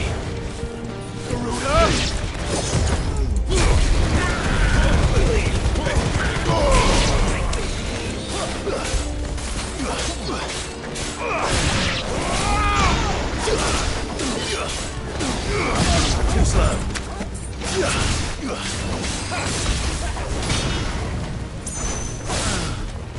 Stay down.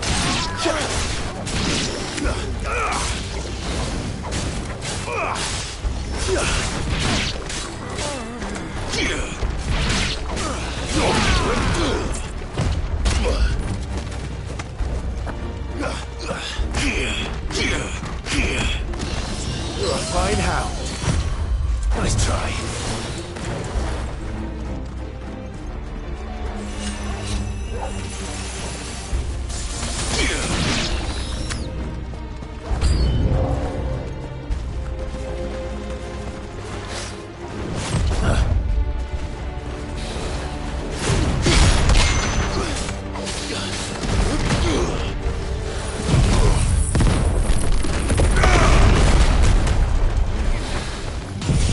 Soil and stone!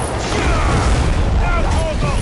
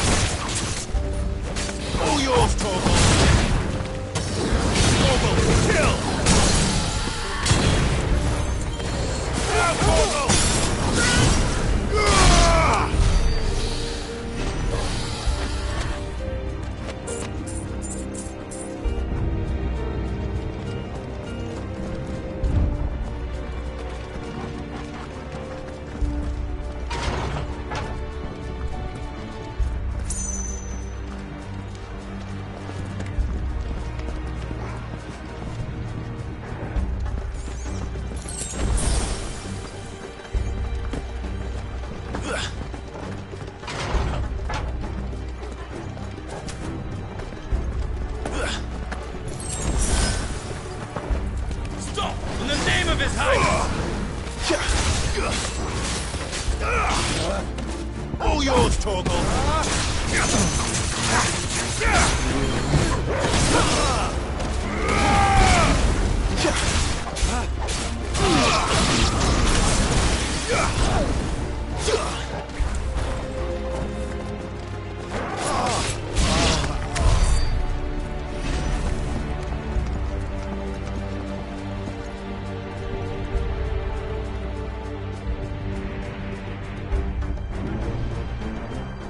Hold on, kids. We're coming.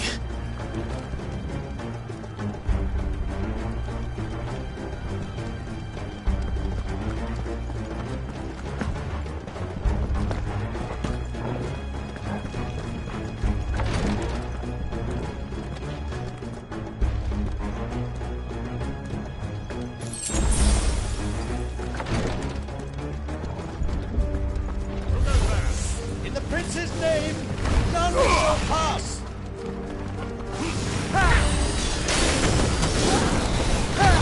Too slow.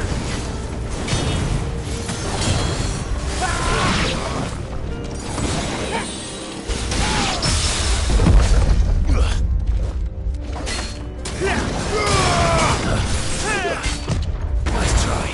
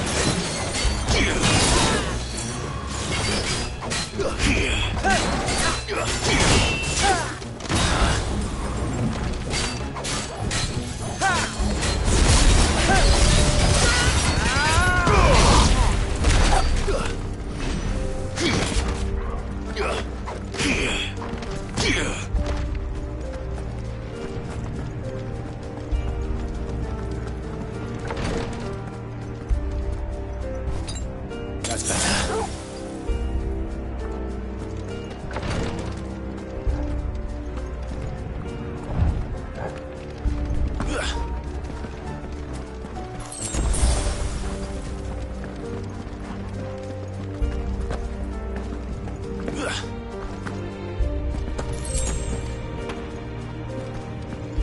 Enemies on the ramparts! Kill them! Now, Torgal! Torgal, kill! Now, Torgal! Torgal, kill! Now, Torgal!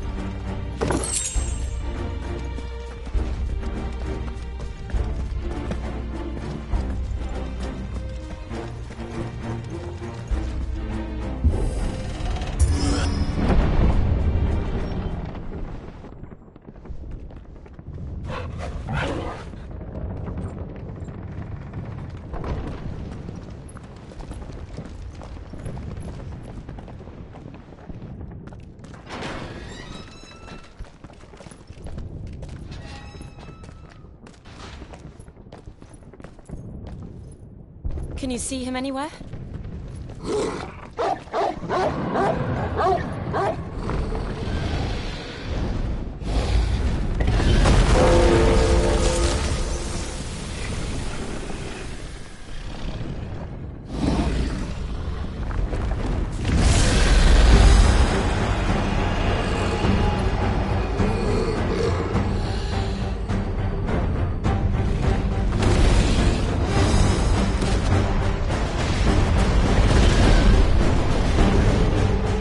It must be one of the Dragoon's pets.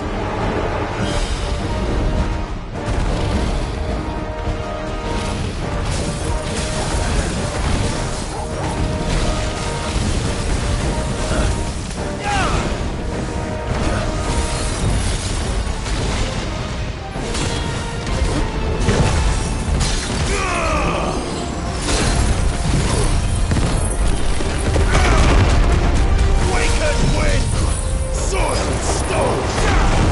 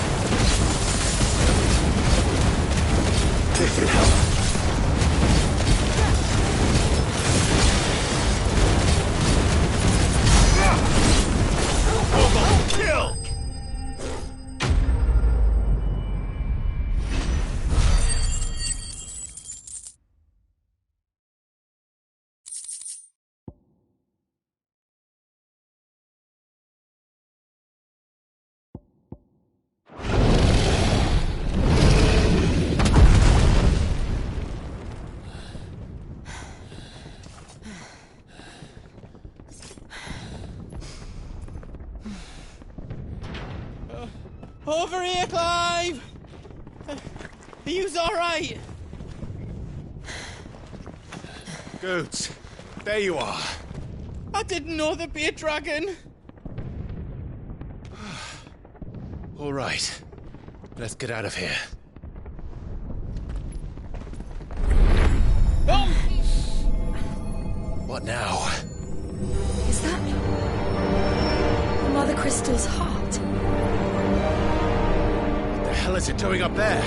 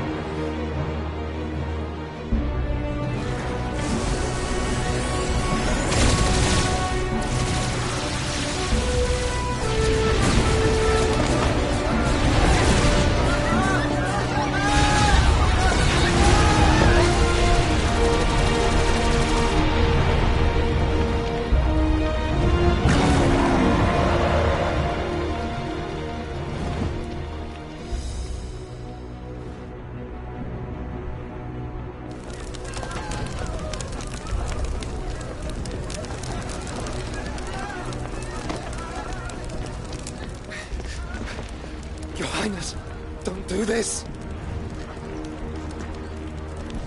We must leave. Now, Your Grace, I beg of you. This is not what he wanted. Something's happened. Forgive me, Yod, but I must put a stop to this. Your Grace!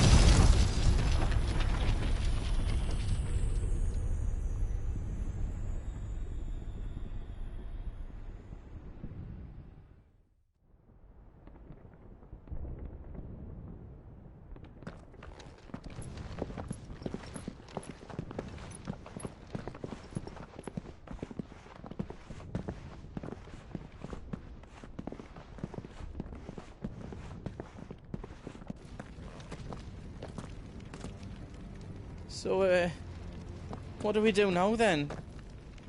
We destroy the heart. We might come back! As soon as the flames die down, the Imperials and the Dalmex will move in. This may be our only chance. And Bahamut has gone for now.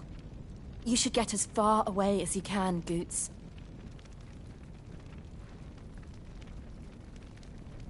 What? And leave you lot in the lurch? I can't do that. If you're staying, then so am I. I packed everything up before I made a run for it, so if there's out yous need, just ask. But I won't be giving it away for free. Nana'd never forgive us if I did. Thank you, Goots.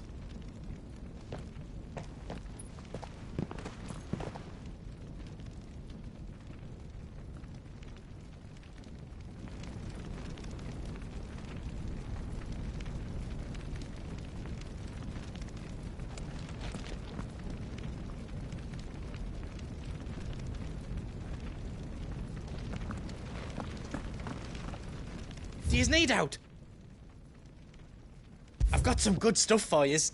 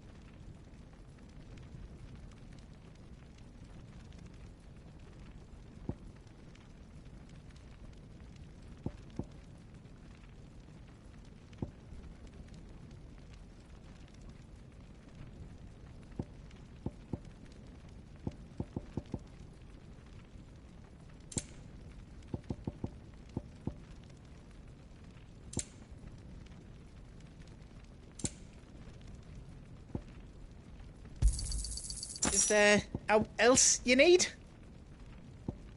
Thank you.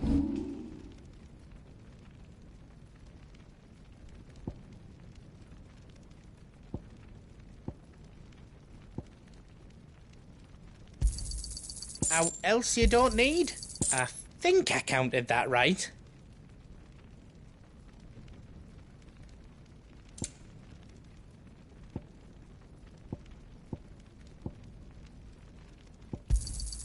How else you don't need?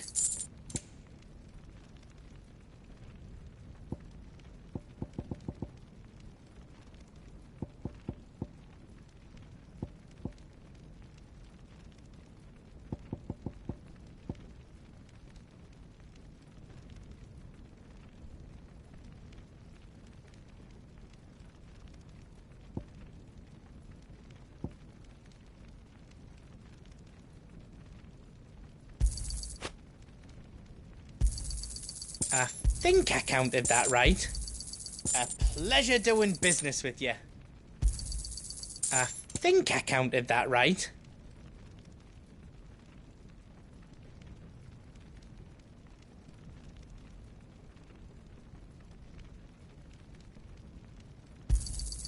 How else you don't need?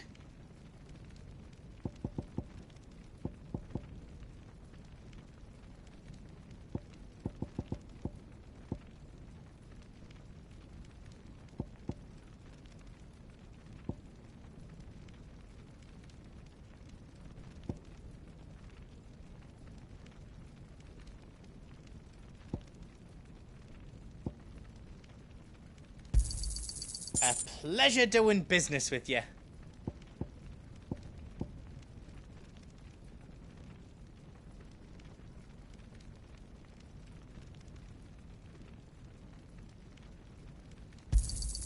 How else you don't need? I think I counted that right.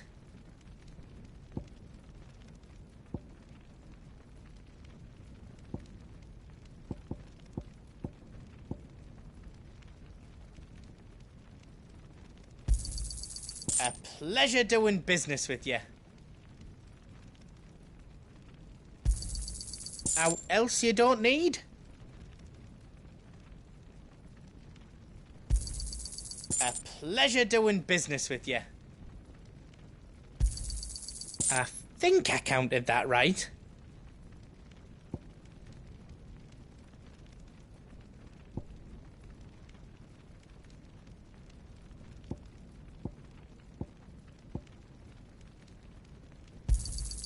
A pleasure doing business with you. How else you don't need? I think I counted that right.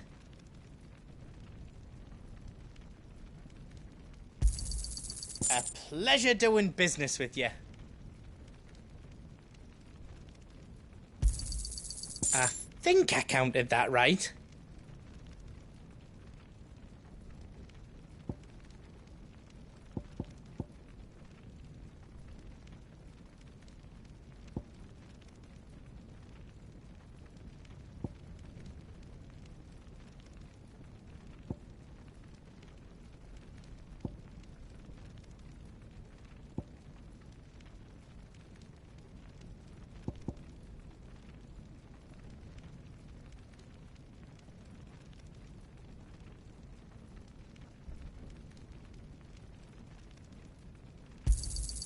How else you don't need? A pleasure doing business with you. I think I counted that right.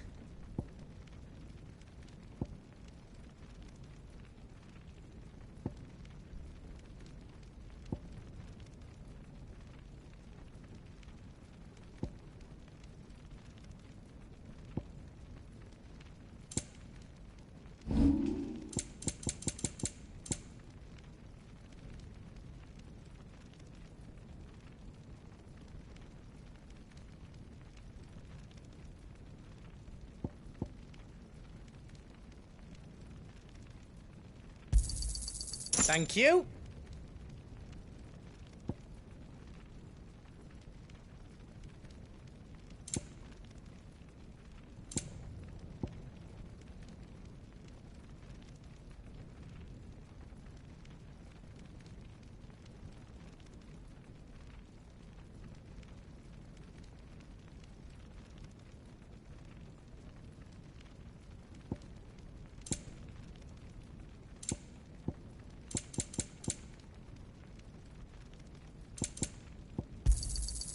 else you need?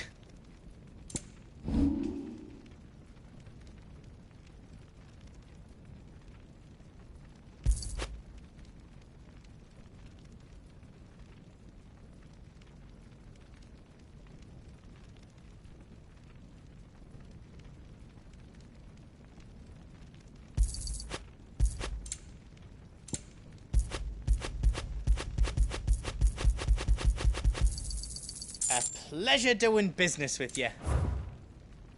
Whatever yous need, leave it to me.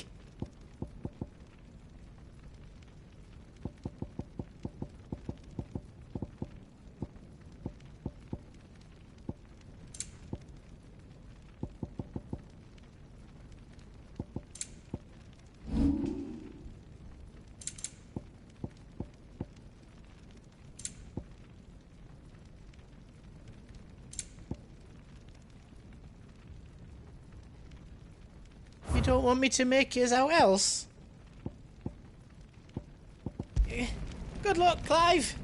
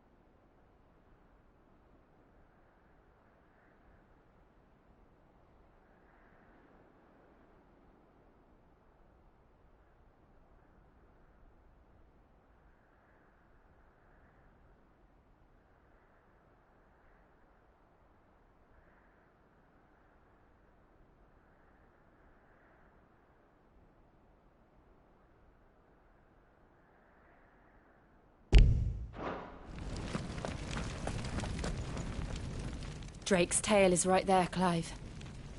It's time to free Storm from the Crystal's curse. Oh, it's past time. But remember, Bahamut is still out there. And I dare say we'll be seeing him again before the night is done.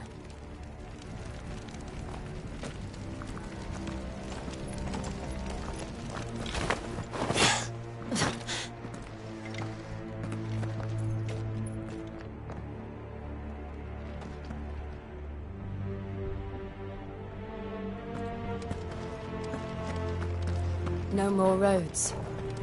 We'll have to find our own path.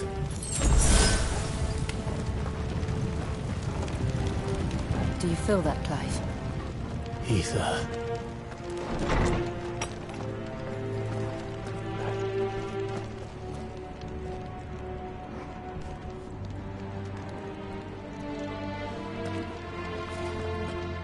Just what we need. Another flood. It's already turned them. And there's no reason to hold back.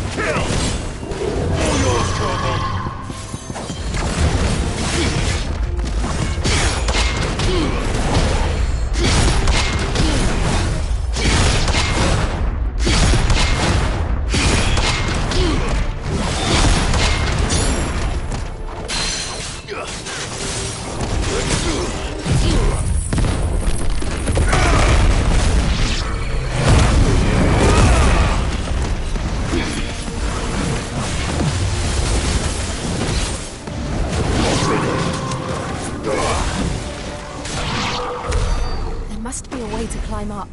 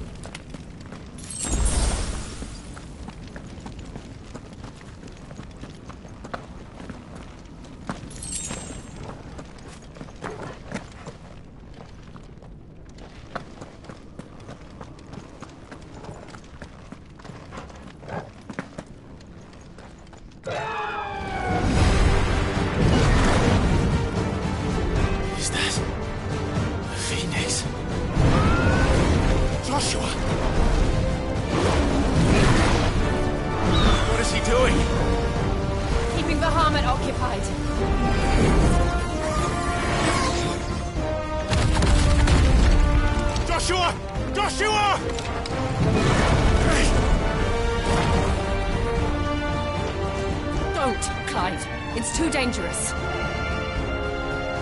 Fuck. Hold on, Joshua. I'm coming! You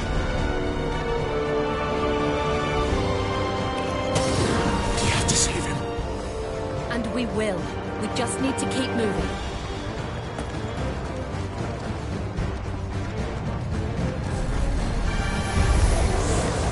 Them again. Not now.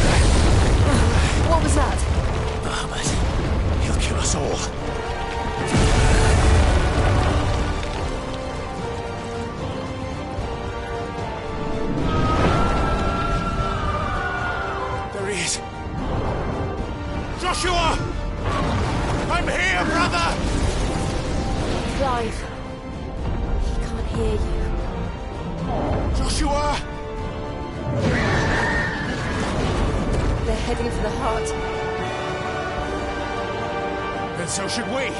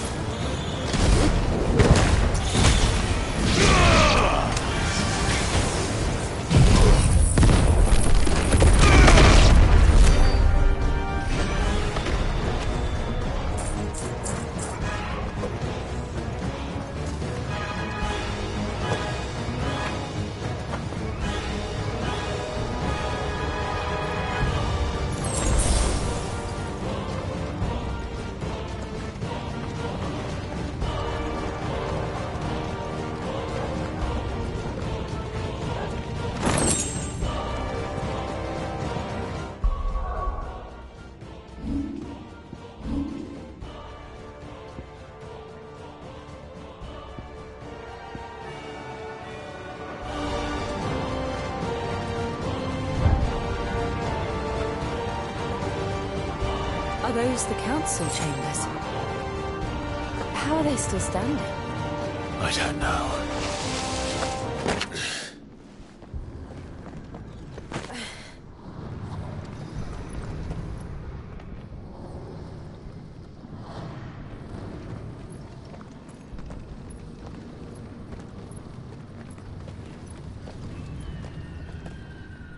He'll be all right, Clive. He's a survivor. We're getting close.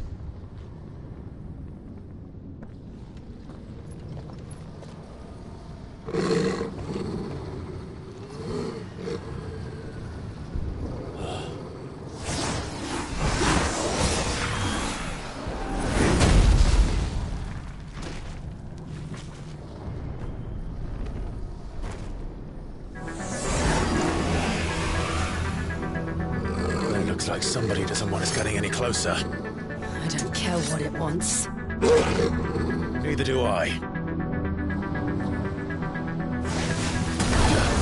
Too slow.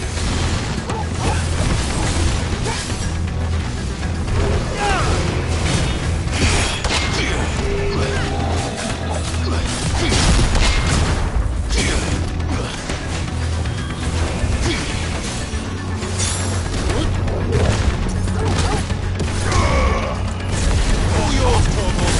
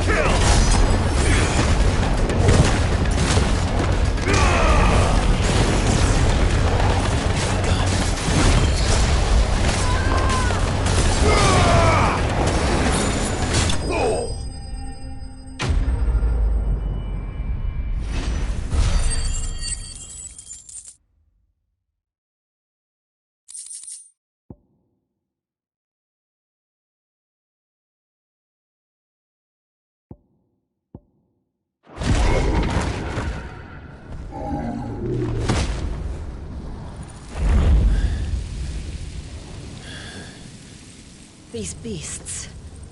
they're getting stronger. We can think about them later. Right now, there's only one thing we need to focus on. The heart.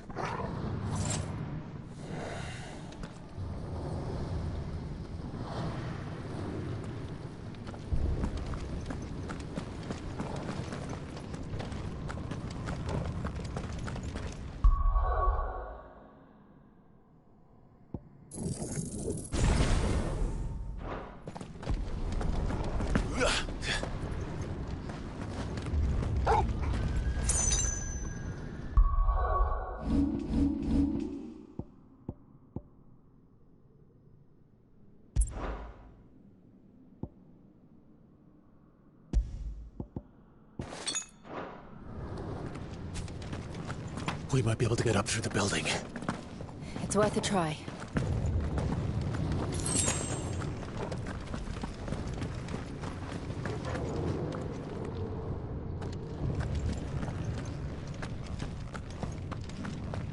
Quiet. There's someone up there.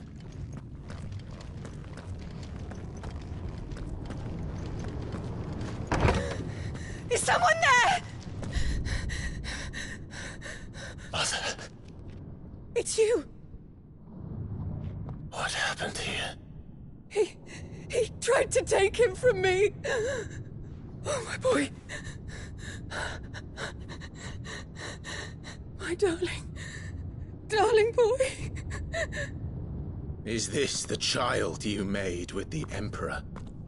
Why, Mother? Why did you betray us all? You have no right!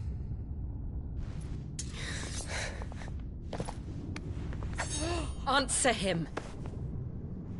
We took you in, savage. Show some respect for those who raised you.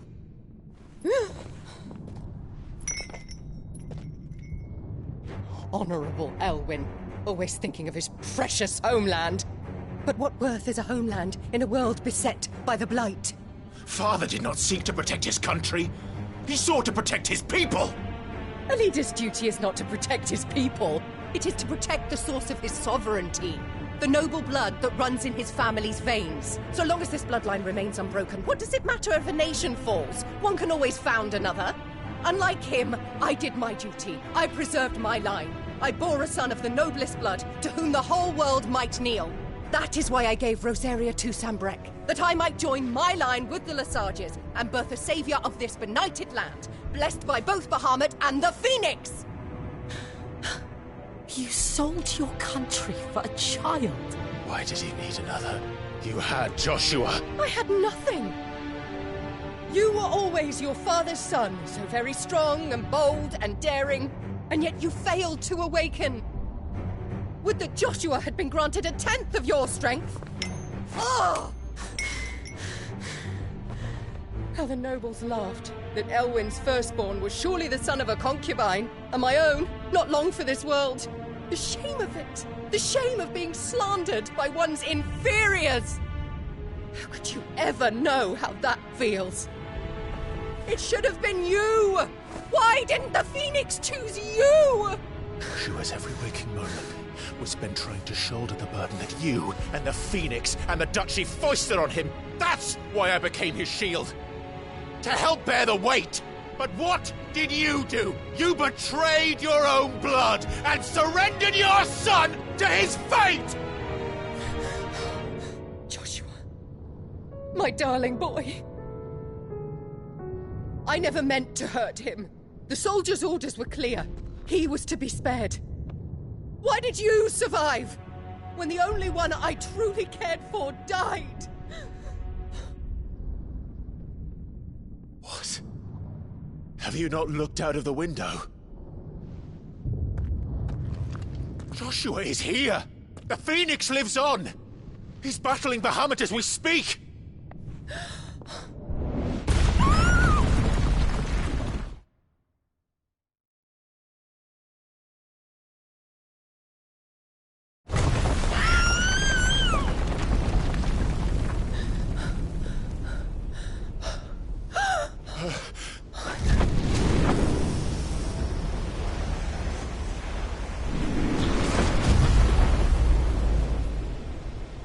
Joshua! Wake up!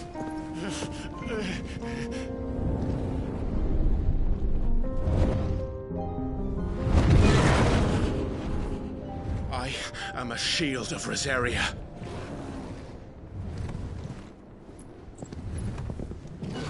And I will do my duty. What are you...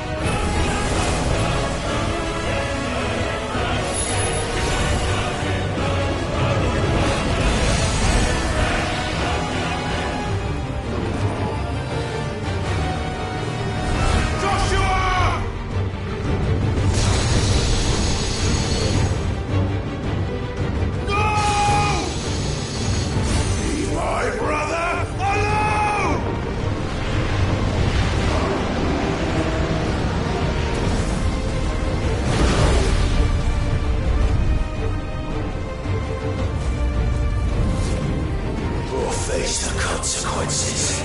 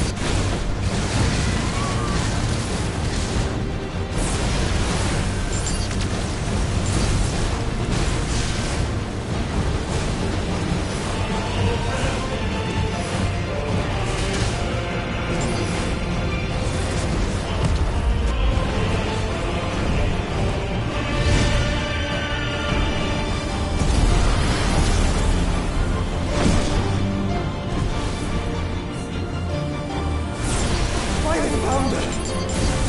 Those things are drawing in more ether than I've ever seen!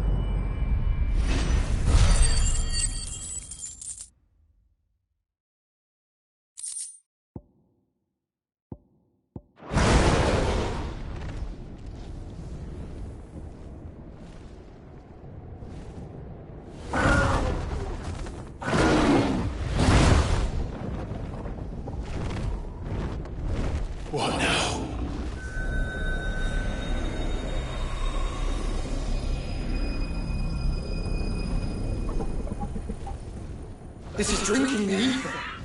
We have to stop him.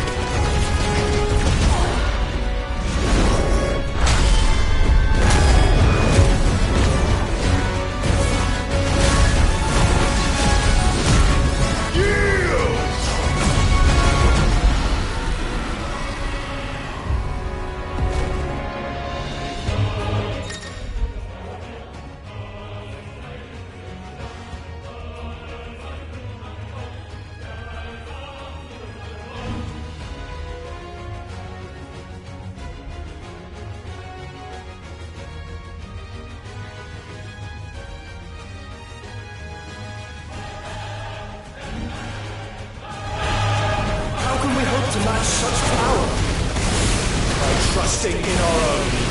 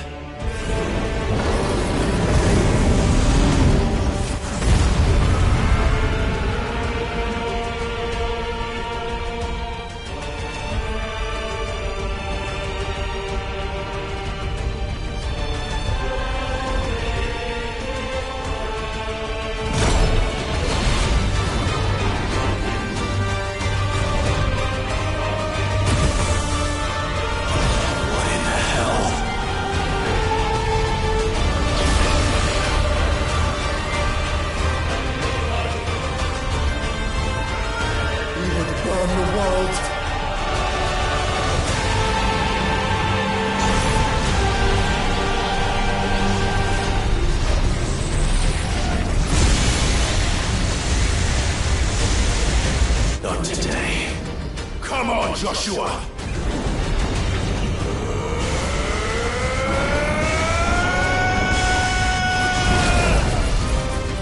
This ends now!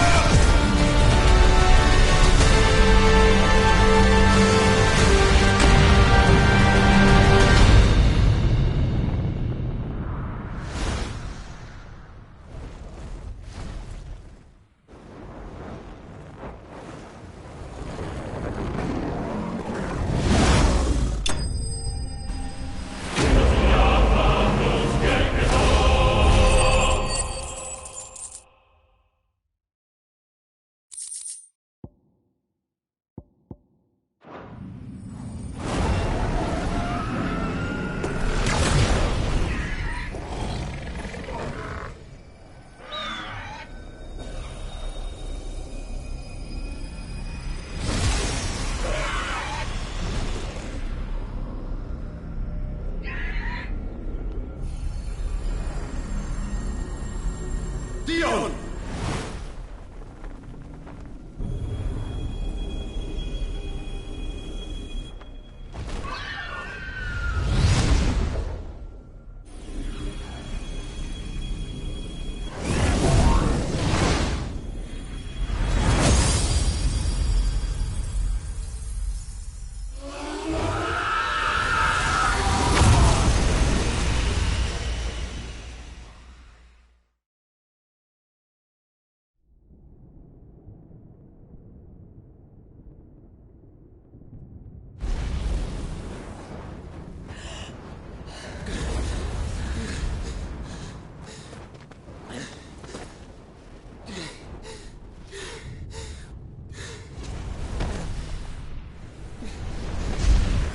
Joshua! Clive!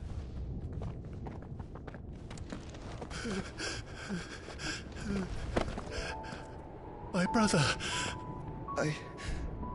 I'm sorry. I'm so sorry. You're alive. We both are. Nothing else matters.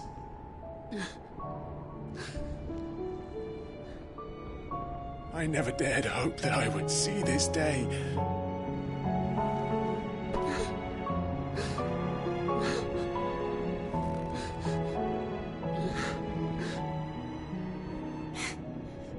Reunited at last.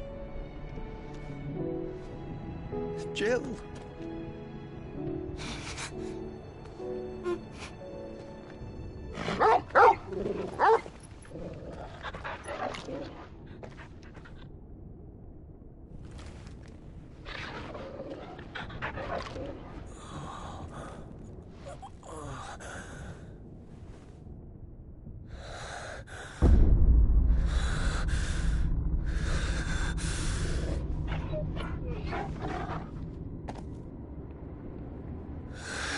This is for my father!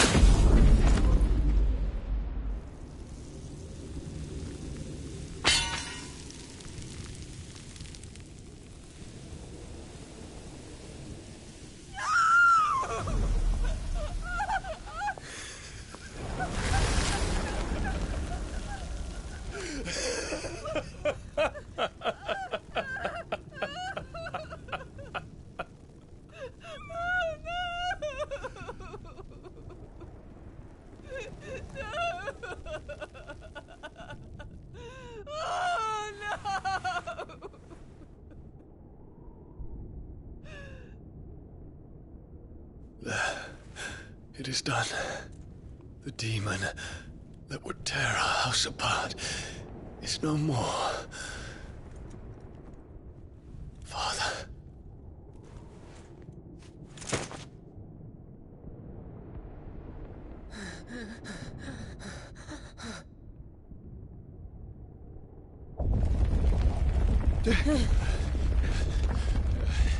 The Mother Crystal. It's collapsing. Right. We need to leave. No. Wait.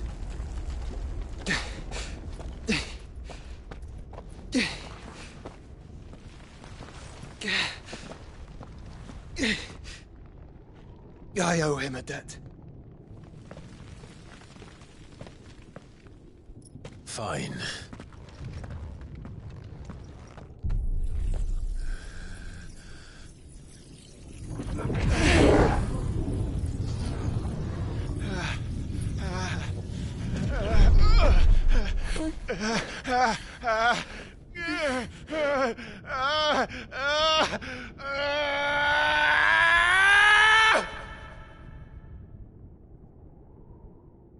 You there. Tell me what section.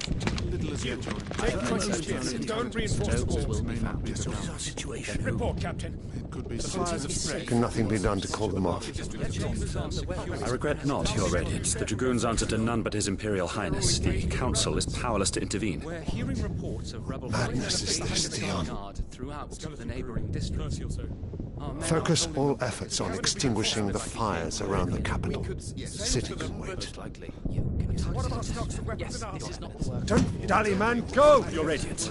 Are the doors And I want you to find out if Make sure the doors are Dow locked. makes move. By the light! Dion, have you taken leave of your senses? Call off the Dragoons at once! Fear not. The populace will come to no harm at their hands.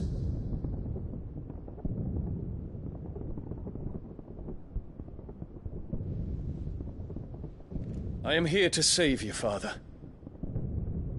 Save me? A creeping darkness hides in the heart of Sanbreque.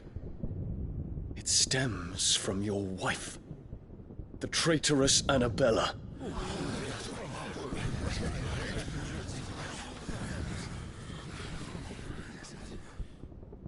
Not another word, Dion. Father, though you may not see it, the darkness has taken hold of you. It has made you forget yourself. But I bid you remember, there was a time when you ruled not with cruelty, but with compassion. Why now do you turn your back on your people?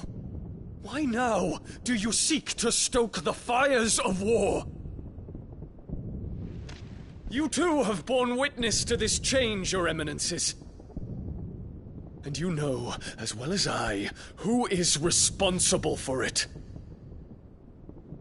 A puppet now sits upon the throne, but cut his strings, and the master loses the power! What? Dion, you bear steel before your Emperor?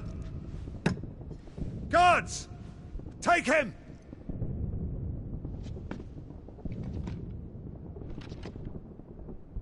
For every citizen who falls, another can be bred.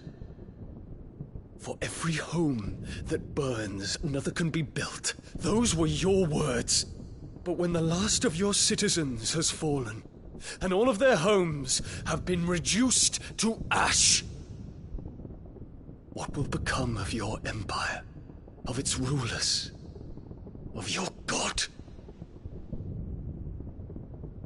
As the mother crystals crumble one by one, and the blight sweeps in to claim all that we hold dear, our people look to their emperor for protection. Yet he labors not to secure their futures, but to seize what is left of the twins for himself.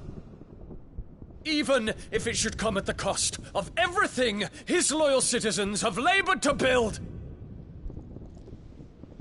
Dion, you must understand. A small price to pay, is it not? You've been blessed with great power, Dion. Enough to win me the world. So go, claim Valisthea for me, brother.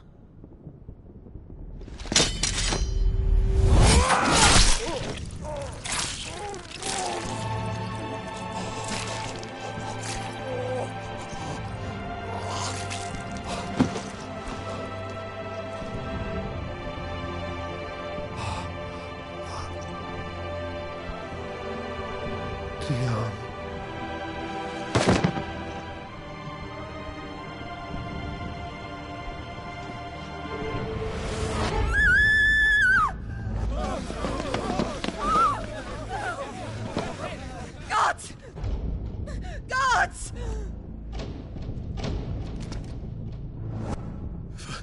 Mother. Poor father. How he doted on his children. That he would die to protect me was plain. It was but a matter of when. You planned this? You did well to endure so long. But you broke in the end, as I knew you would. And now Muthos approaches. Put him to the proof. I would see if he breaks. Go, Bahamut. Kinslayer.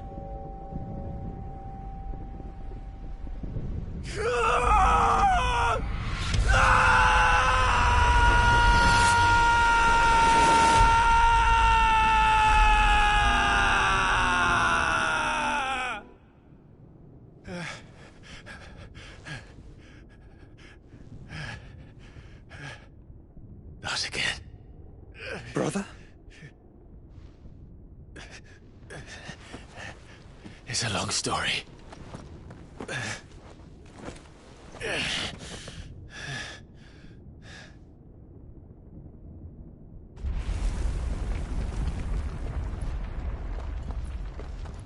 You cannot stay here, Mother.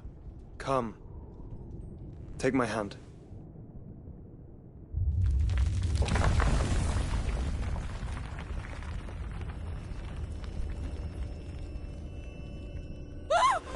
Get away from me! This is all just a dream, just a bad dream! You will not take me, Shadow! You will not take me!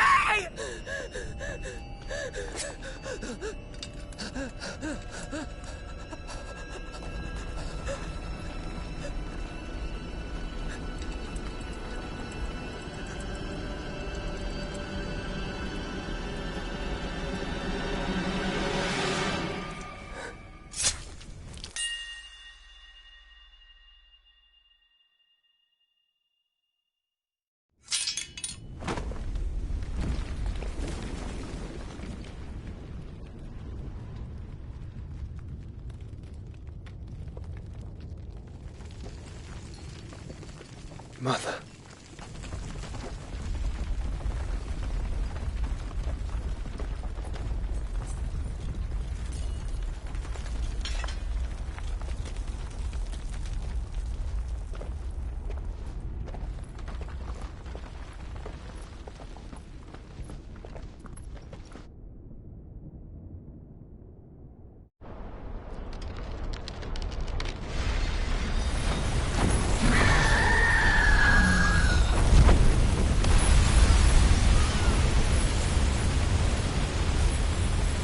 If it is consciousness that weaves your wills together, consciousness that blurs the boundary between your own will and that of others, then we shall set you apart once more. The ties that bind you shall be severed, and humanity return to its proper place.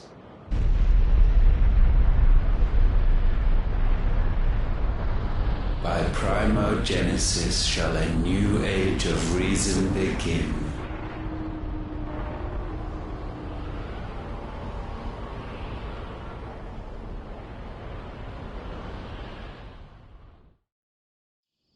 Relax, Your Majesty.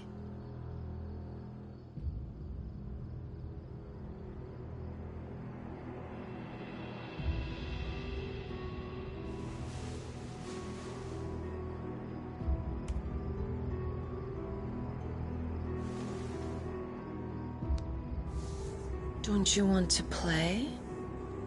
It's been a long time. If that is your wish. Men, you are as meek as all the others.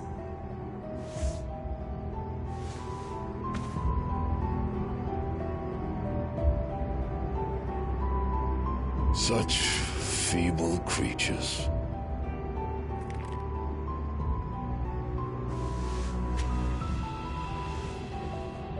Gifted the power of icons, yet slaves to fickle emotions which usher you to your doom. And so you bind your fragile wills with strands of consciousness. The wretched handiwork of a wretched people.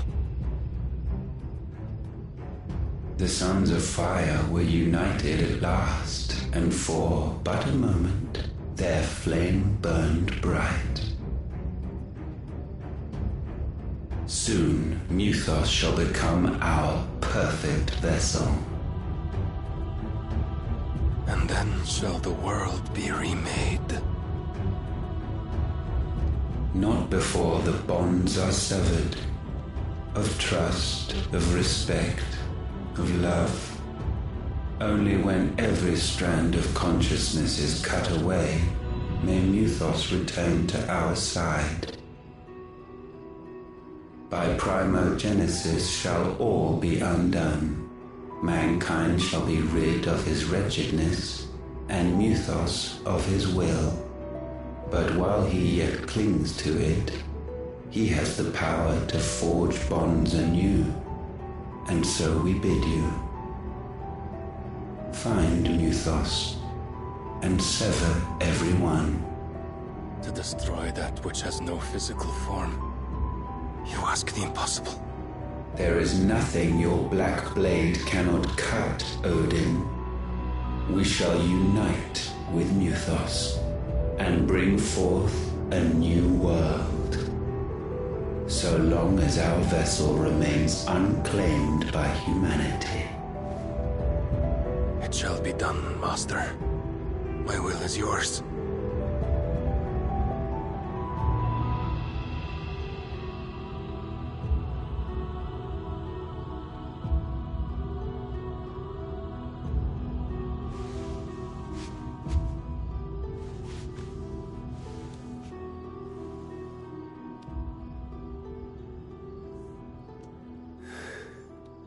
Mother.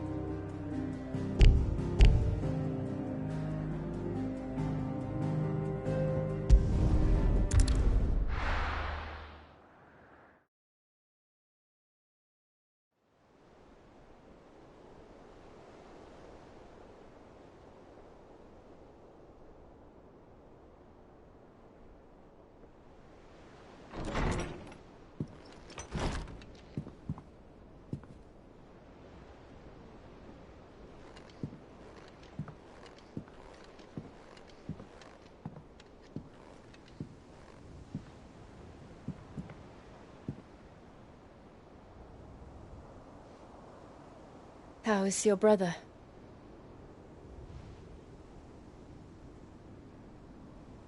Asleep since I returned from the Dominion. Taya says he should be back on his feet soon enough. For a while, at least. She discovered something on his chest. A swelling, circled in stone. The curse.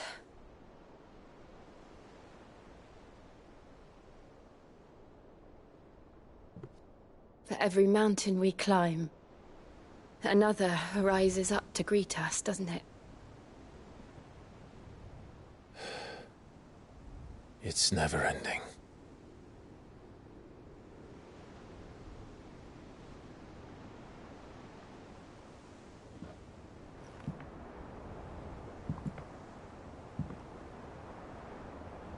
Even the sky seems to have grown tired of it all.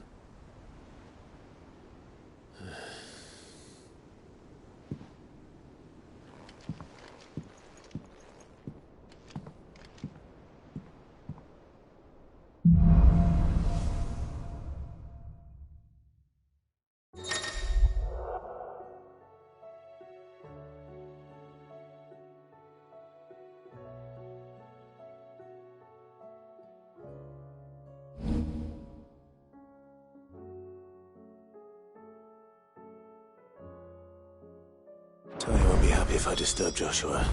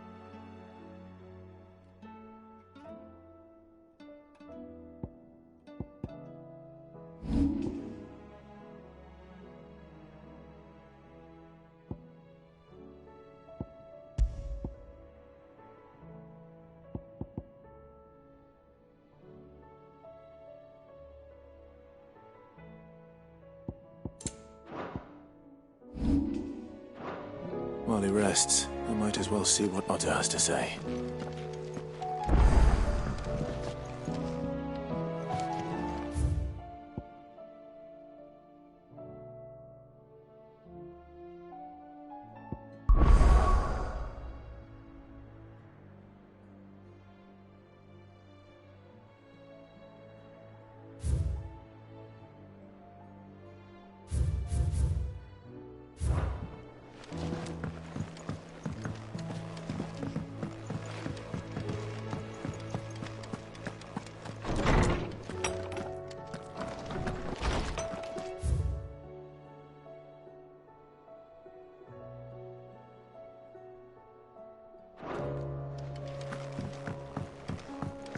Did you see the pair that got hauled into time? Clive. If you're gonna buy something, be quick about it.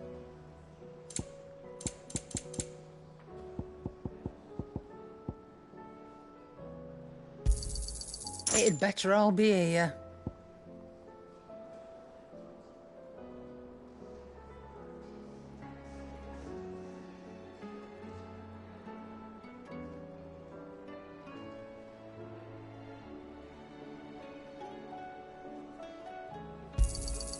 You're rubbing me blind, you know.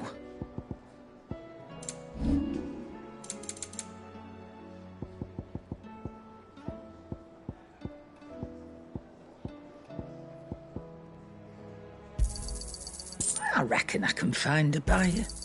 You got out else? I reckon I can find a buyer. Finished, are you? It seems the hideaway has lost it.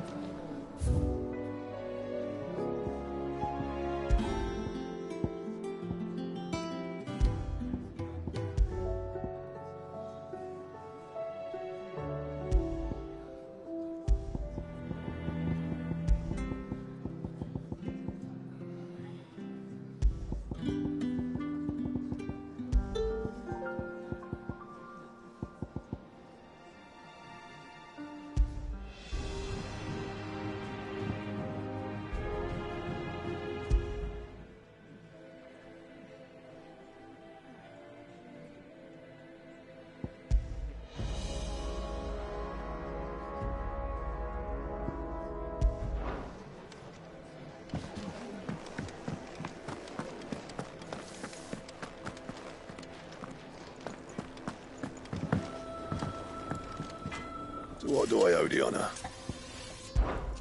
What do you want?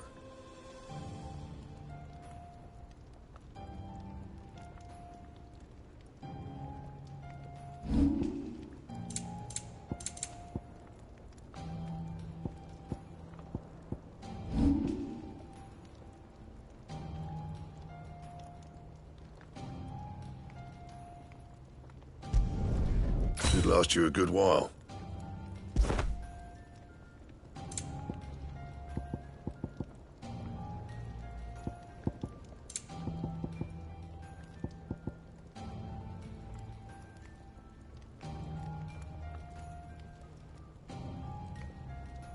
And how am I meant to do that then?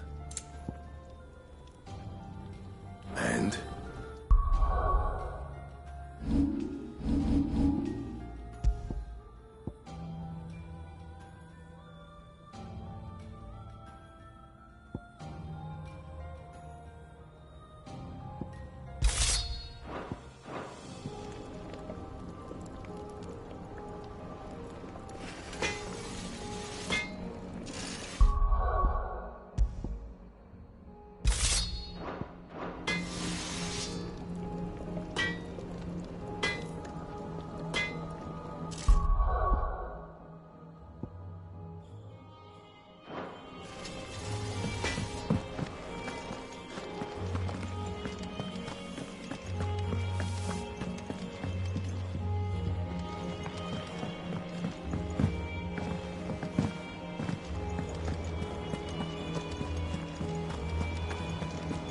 Did you see that?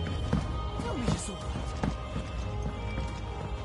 There's talk of these skies drying.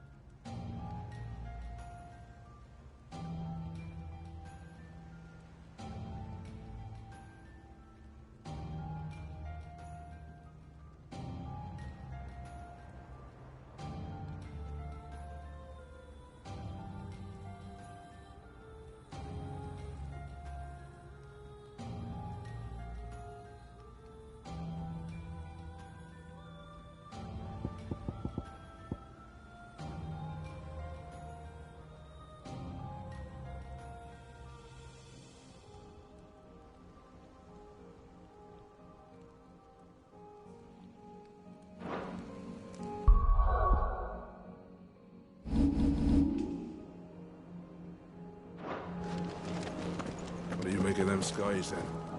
Otto, how fares the realm? The realm? Oh, she's just fine. As long as you look past the fat storms out mother crystals and her skies are a roiling cesspit. And Gav? He's with your uncle in the Free Cities, helping Mid with her project. Sent an owl their way the moment the winds turned foul. Still waiting on a reply, though. Do you have any good news? Well, that depends on your definition of good. All right, fine. What do you suggest we do? Oh, no, I'm just a messenger. I leave the scheming to those more suited to the task. Could be that Lady Vivian and Old Tomes have their own thoughts on the current state of things. Could be that they don't. It certainly can't hurt to ask. I suppose not.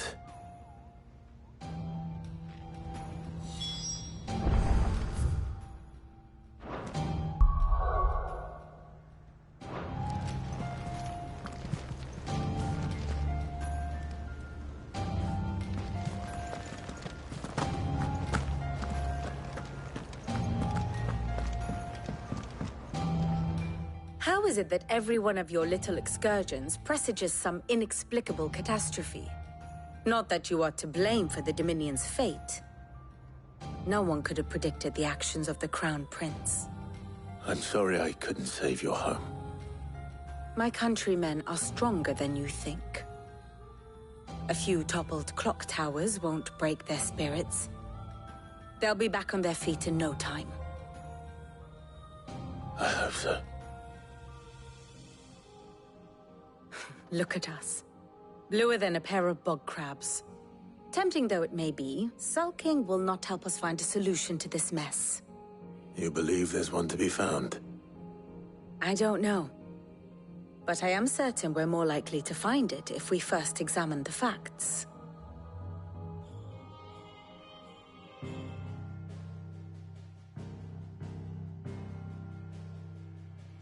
Beneath these darkened skies, fear and confusion reign over Valisthea.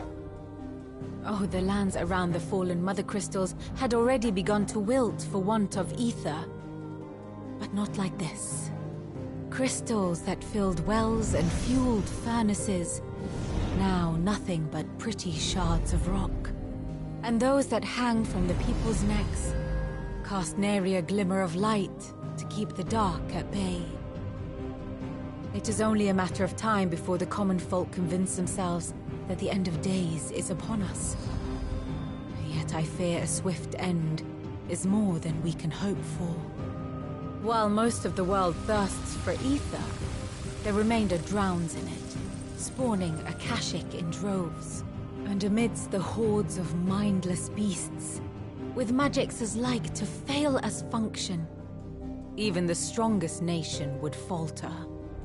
Rosaria and the Iron Kingdom teeter on the brink of collapse, while the tragedy in Twinside has all but paralyzed the Holy Empire. Dhalmekia fares little better. Rumor has it the ministers fled the capital after the fall of Drake's Fang, leaving their beloved republic to crumble. Waloed, meanwhile, moves in earnest. The Einherjar has been sighted off-storm. The world, in short, is in chaos. It would seem our civilization was nothing but a castle of sand, to be washed away at the whim of the waves.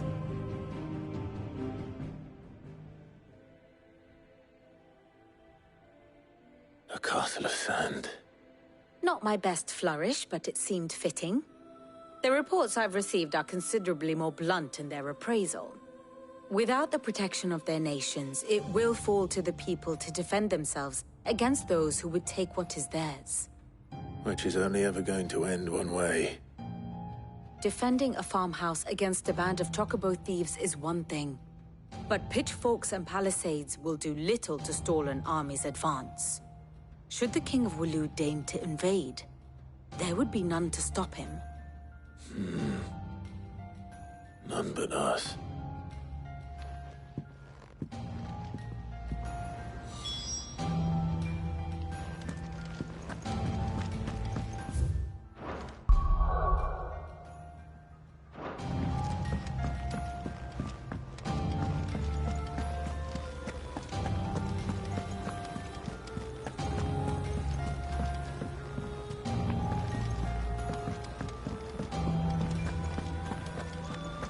Seems the hideaway has lost its...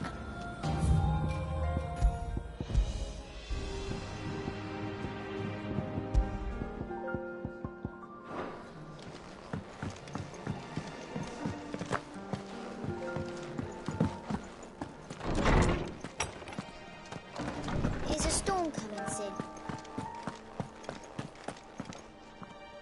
Let me guess. You're here about the skies. Is there anything you don't know, Lawsman? It doesn't take a court astrologer to augur the obvious. As for what has disturbed the heavens, that, I believe, is a question the Fallen might be better placed to answer than I. And on the 6th day did the gods tear the sun from the firmament, visiting darkness upon their prideful sons and daughters. But I dare say you remember your childhood lessons on the sins of Zemeckis only too well. You think they're connected?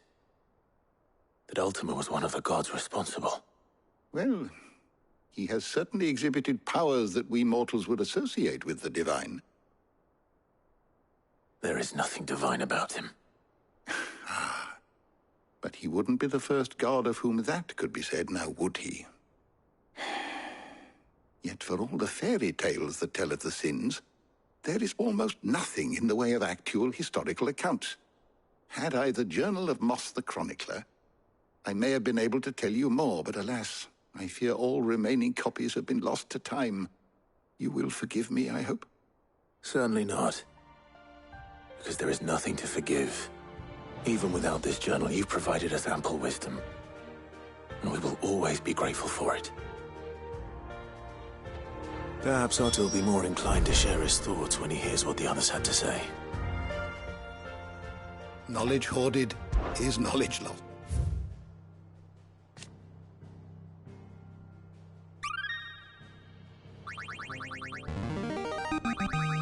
I have quite the find for you today.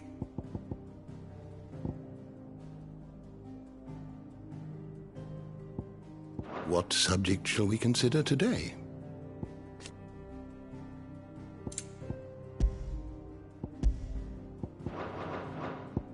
The door to the shelves shall ever be open.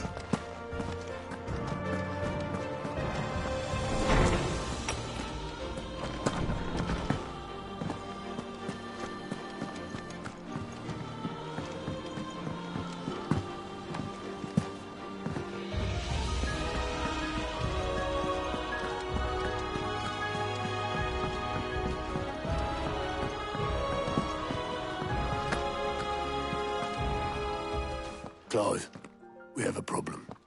Only one. That would be a first. It would. Actually, there are 3. We had as many owls arrive while you were at the shelves. Martha's got a Kashik out her gates, and talk of monsters roaming the hills outside of Northreach has put the wind up Isabel and her lot. And don't forget Dalimil. Lubor says the village was raided by bandits. When it rains... It fucking pours. The curse breakers are spread thin, taking stock of the damage in the Dominion. And even if I could get word to all of them, I doubt they'd get here in time to make any real difference. Which means there's only 2 people who can. Jill and I. Let them know we're on our way.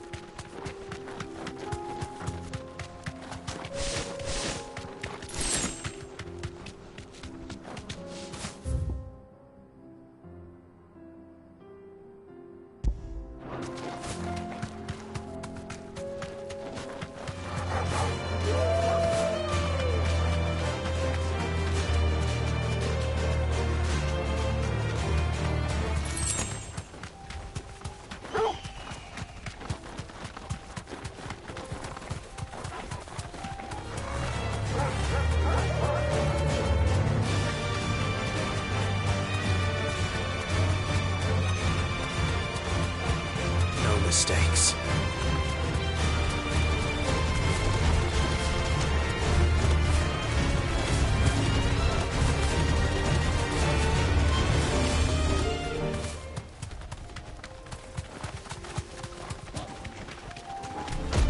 No holding back.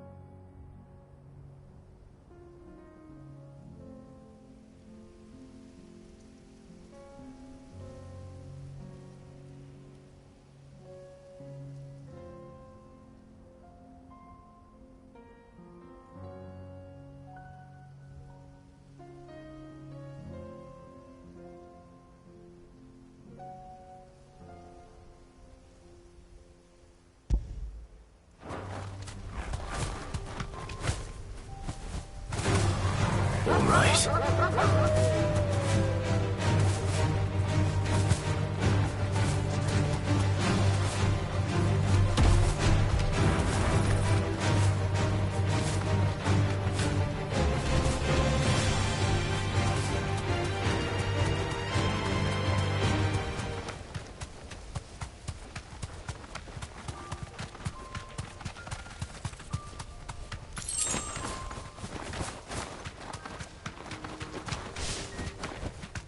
I can walk from here.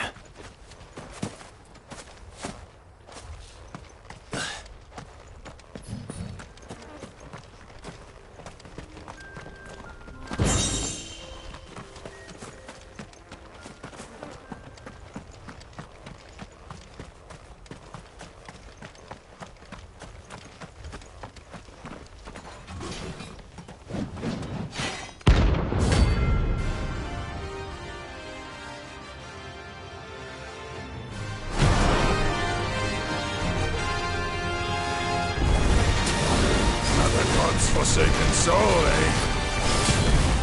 Only those who have nothing show empty your pockets.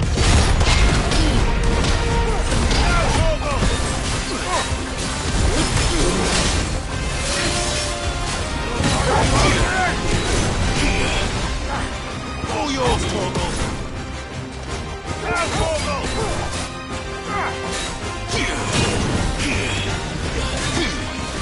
All yours, Torgal!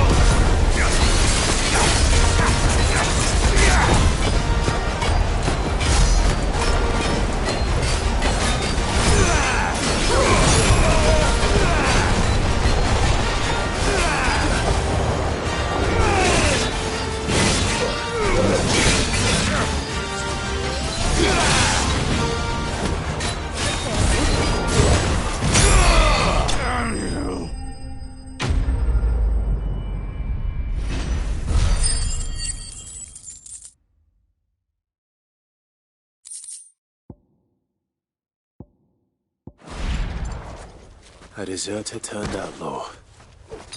We were more similar than he knew.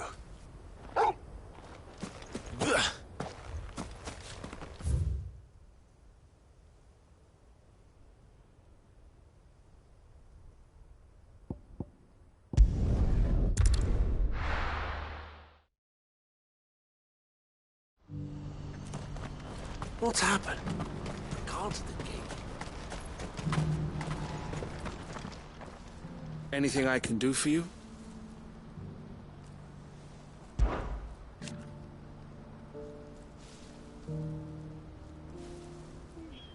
And I wouldn't have it any other way.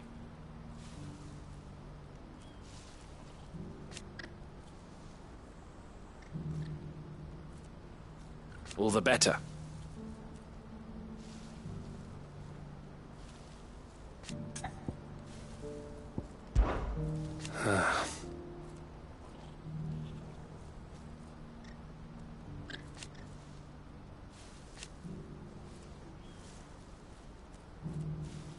Fools, the lot of them.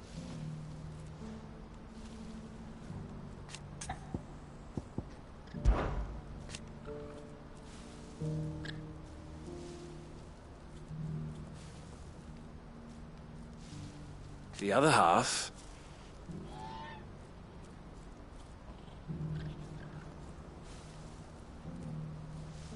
As for me...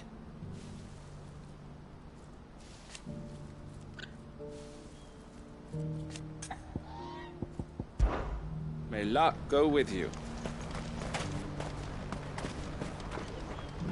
Joseph's fine. He'll be back once he's tied up a few loose ends.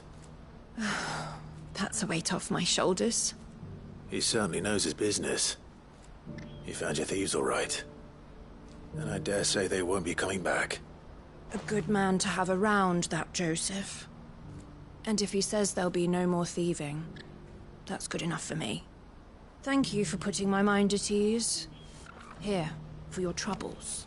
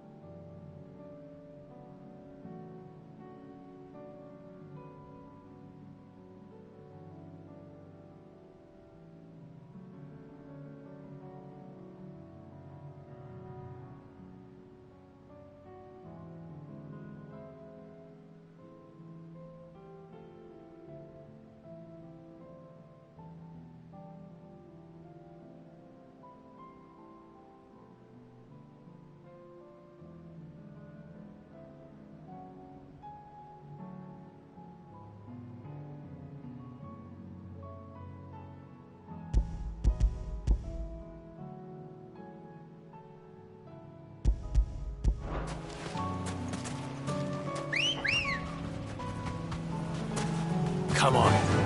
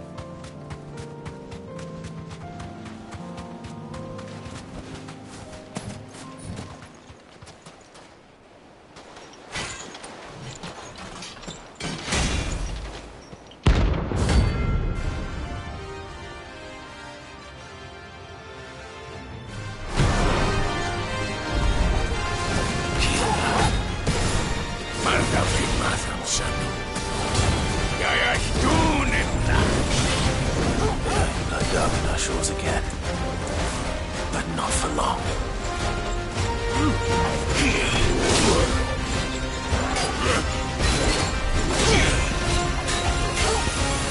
Fine hat.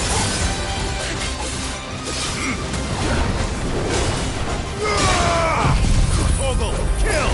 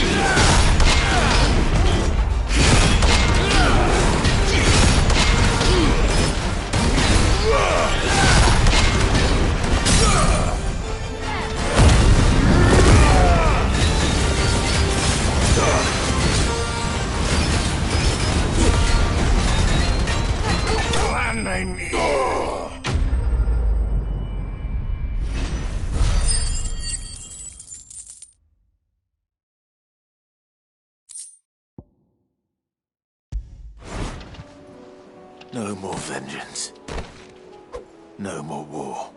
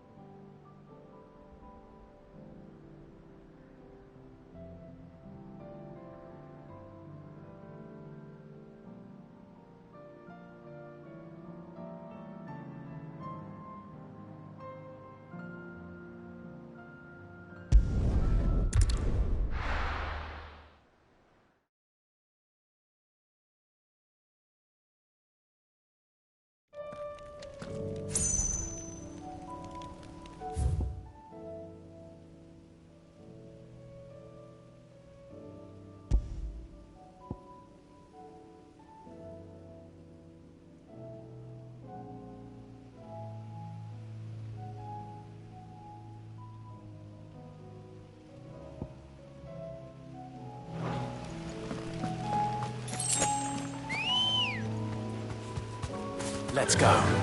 Run like the wind. Time to fight.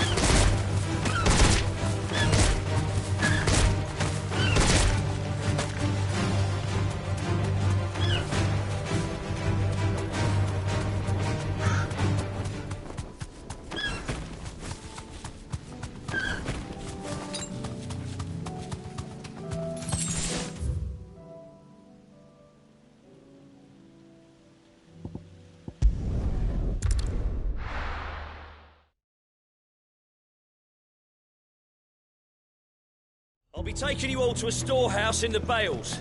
Leave anything you don't need behind.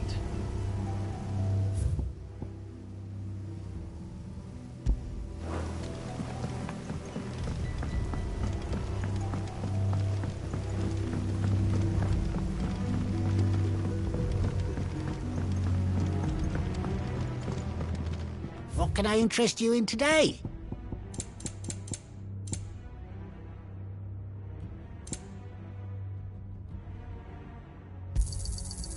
I hope it's to your liking. I trust it's all here.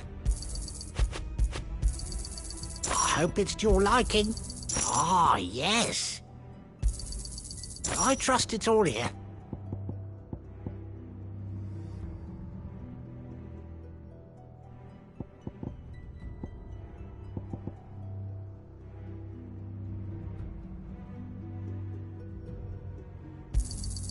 I hope it's to your liking.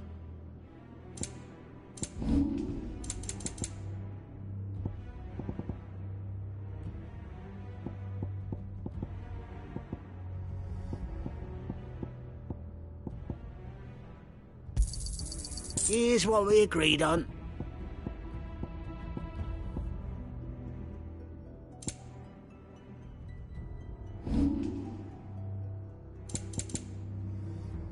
You're always welcome here in Lostwing.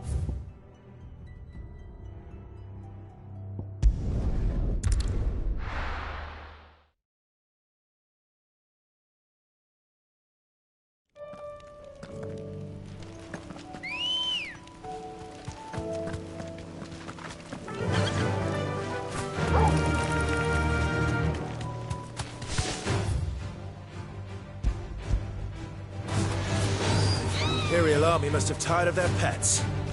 But if they won't feed them, will I?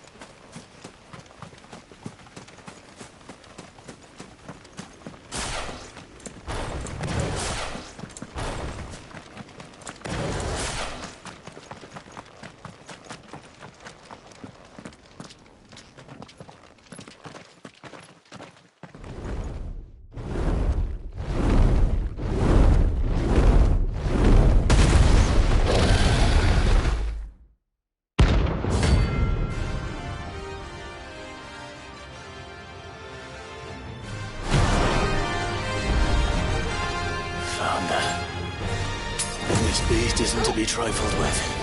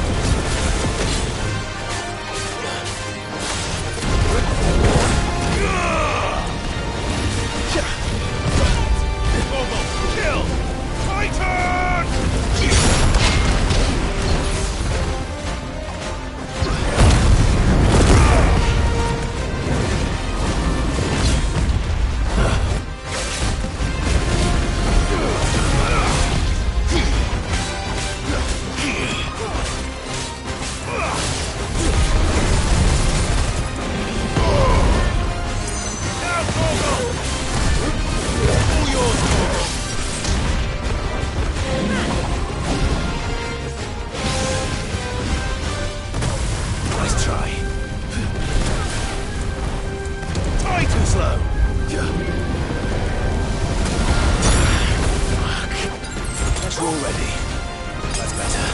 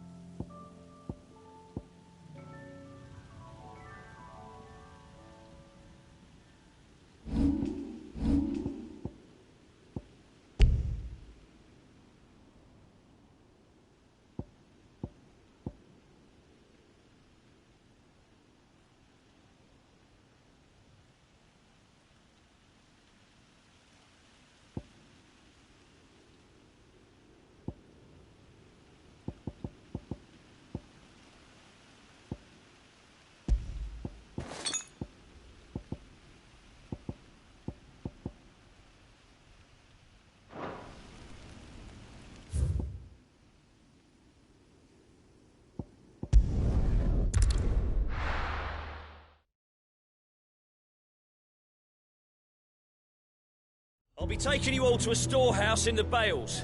Leave anything you don't need behind.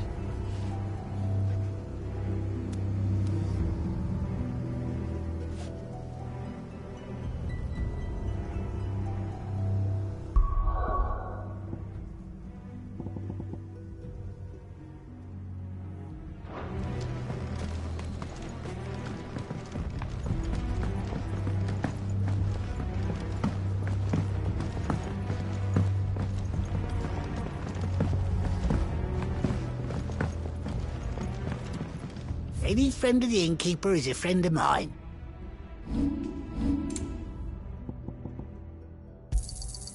I trust it's all here. I hope it's to your liking. Ah, yes.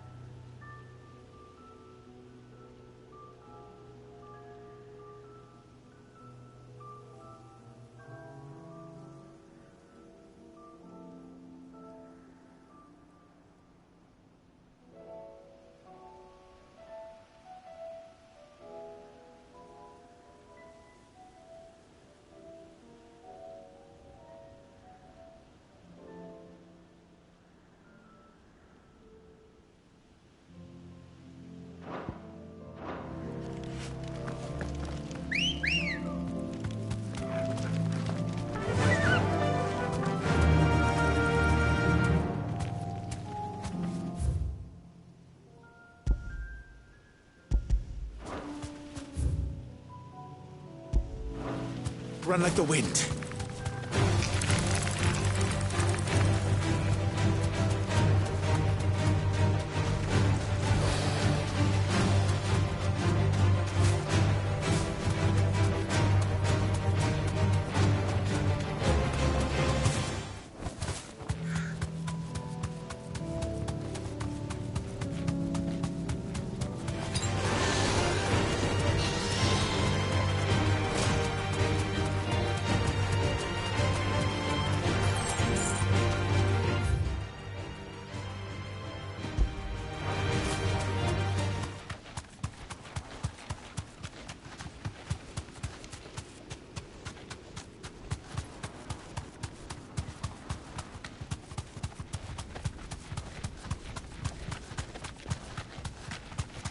Now you're for it.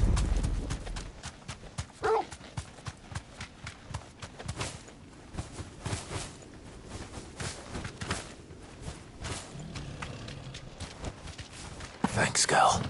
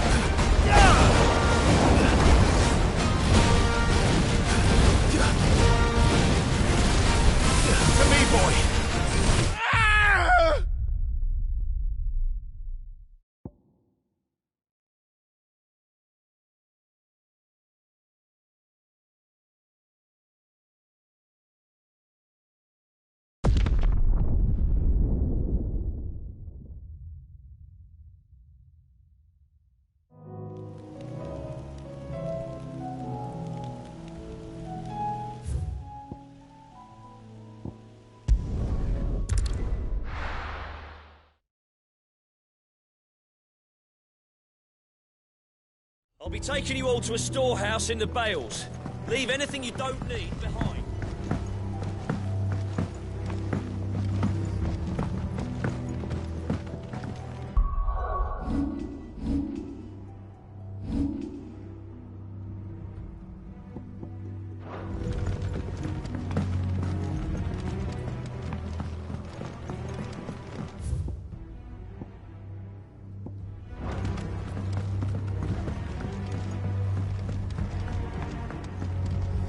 Haven't much, but you're free to look. I trust it's all here. I hope it's to your liking. I trust it's all here. You're always welcome here in Lostwing.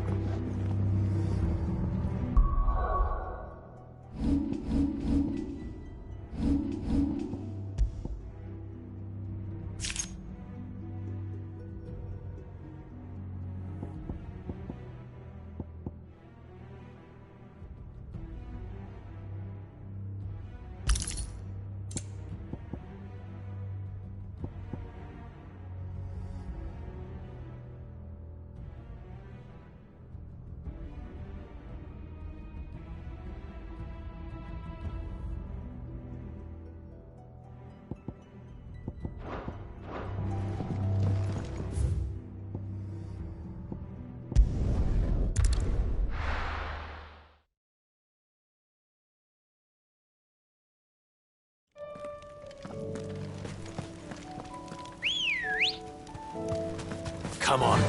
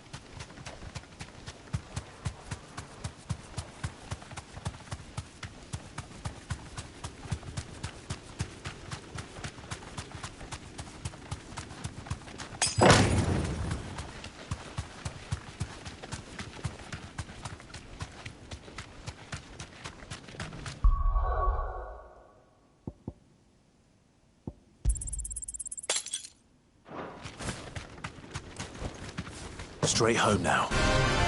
It's us or them. All yours, Torgal. Now, Torgal!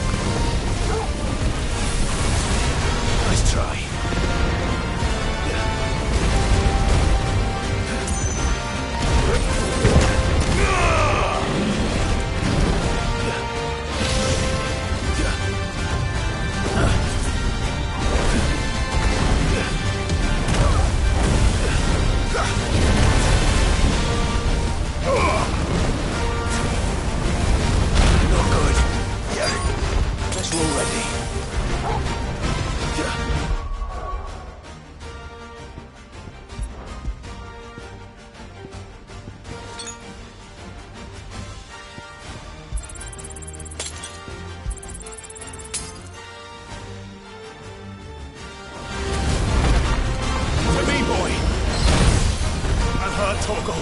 Thanks, boy. Help me, boy. To me, boy.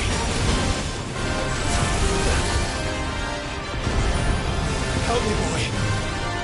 To me, boy. I'm hurt, Torgal. There's a good boy. Help me, boy.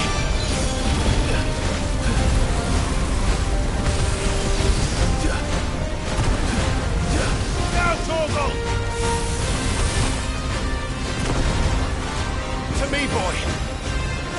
I'm hurt, Torgal. To me, boy. I'm hurt, Torgal. To me, boy. I'm hurt, Torgal. Well done, Torgal. To me, boy.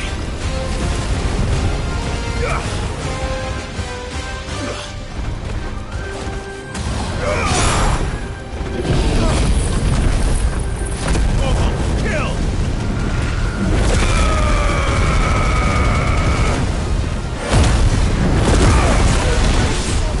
All yours, Torgal.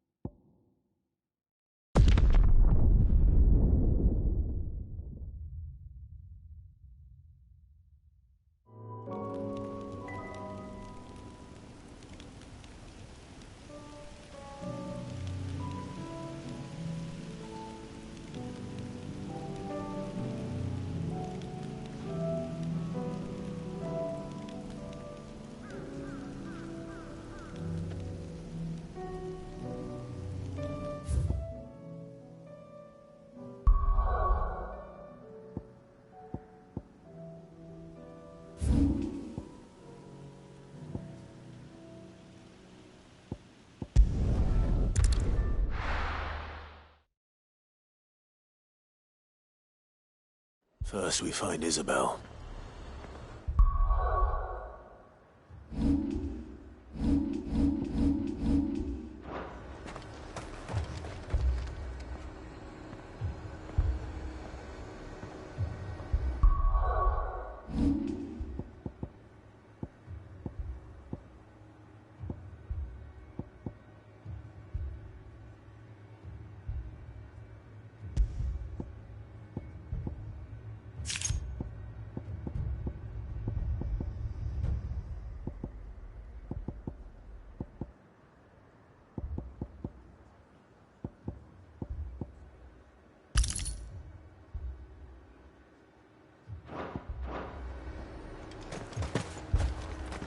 I saw it with my own eyes.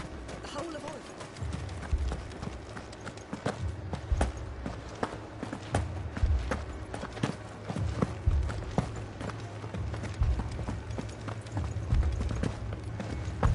I can't do it.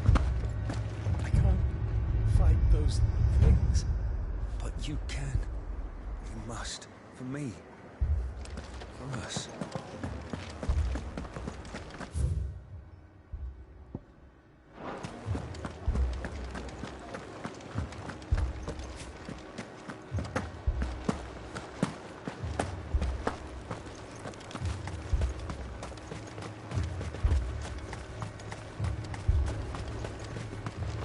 Do you see anything you like?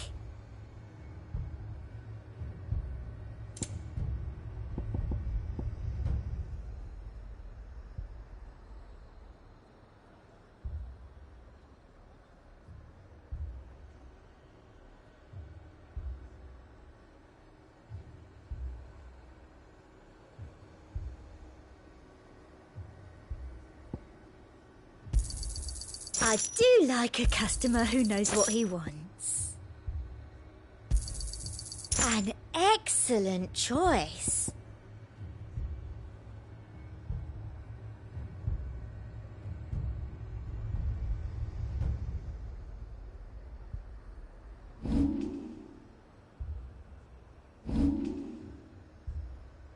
Come back again.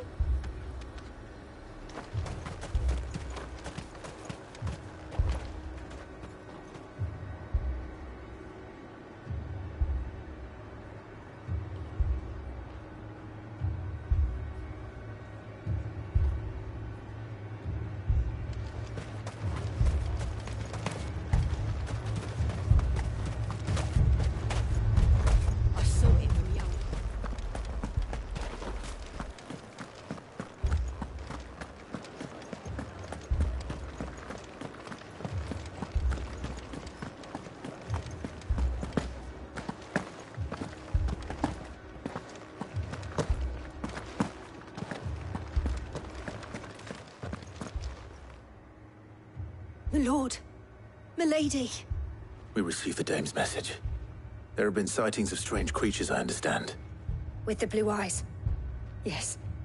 Like a Kashik, but different. They've taken so many. I've lost count. Akashic, but different. Ultimus thralls. And what of your mistress? Is she here? Oh, no. She went to the garrison to ask what they were planning on doing about all this. Then we'll look for her there.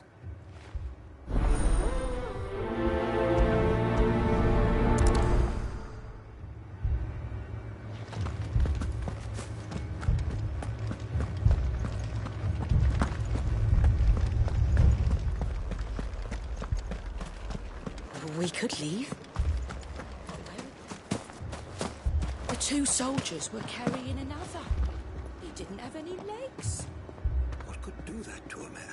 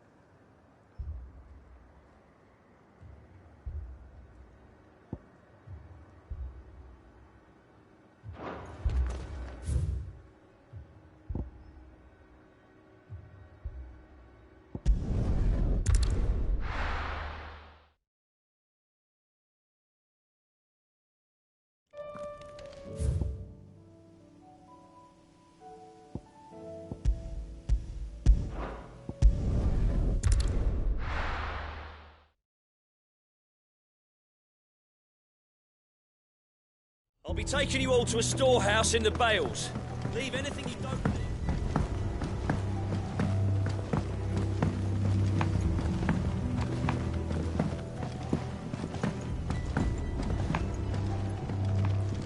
You haven't much, but you're free to look.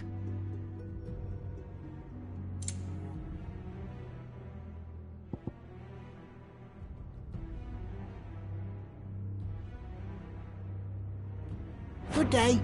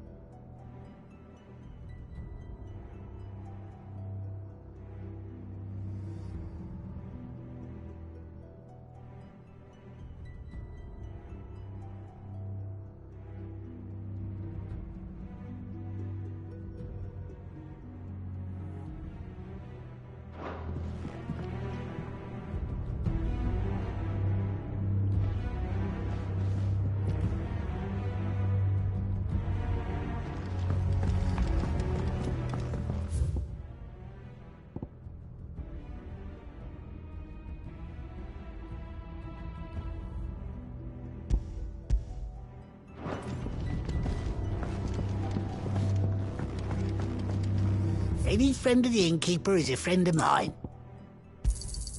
Ah, yes. Keep fighting the good fight.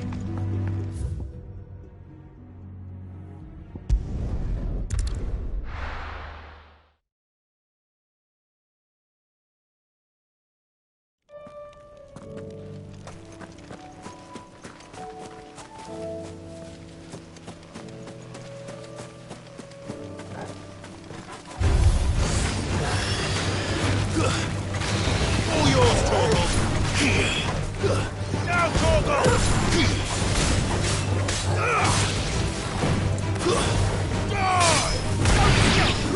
Die! Torgal, kill! Now, Torgal! Torgal, kill! Torgal, kill!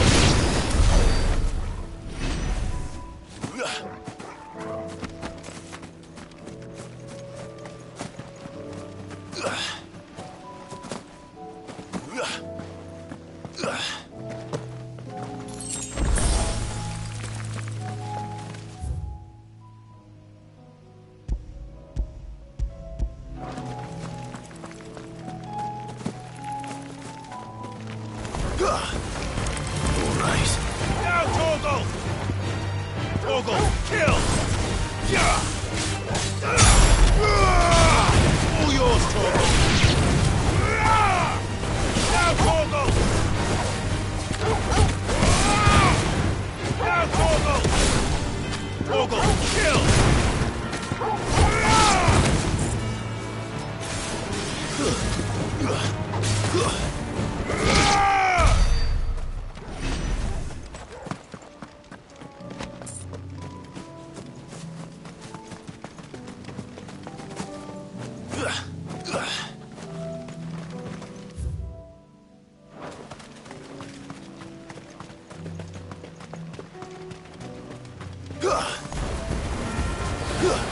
Torgal, kill!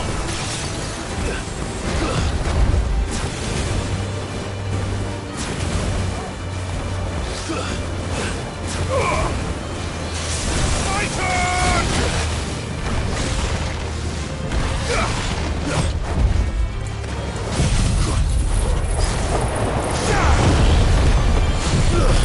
Now, Torgal!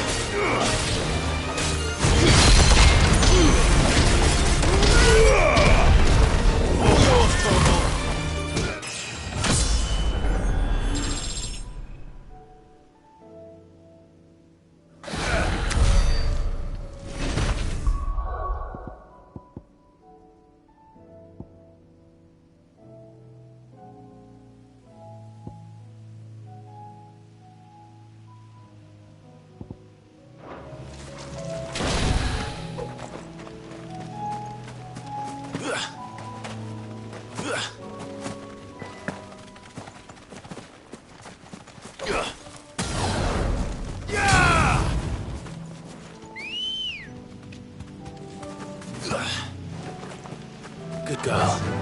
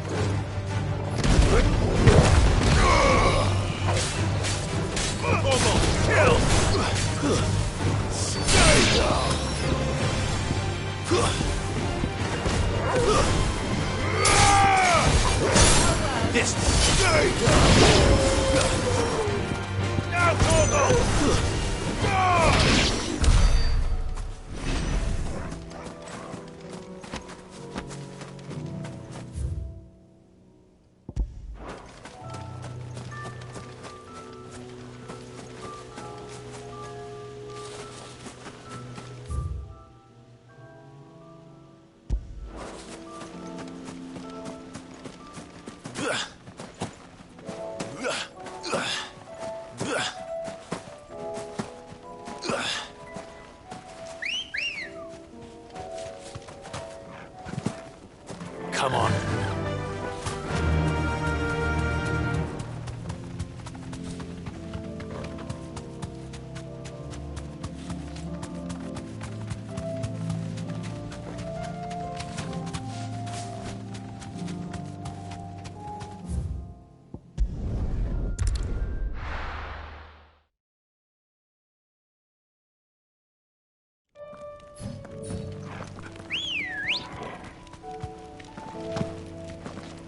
Good girl.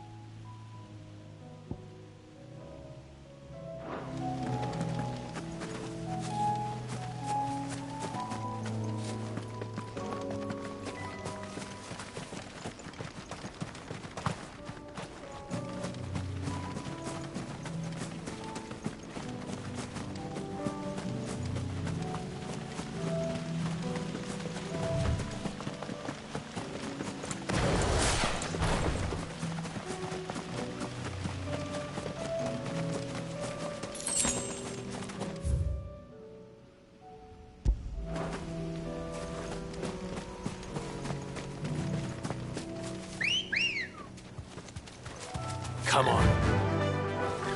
Run like the wind.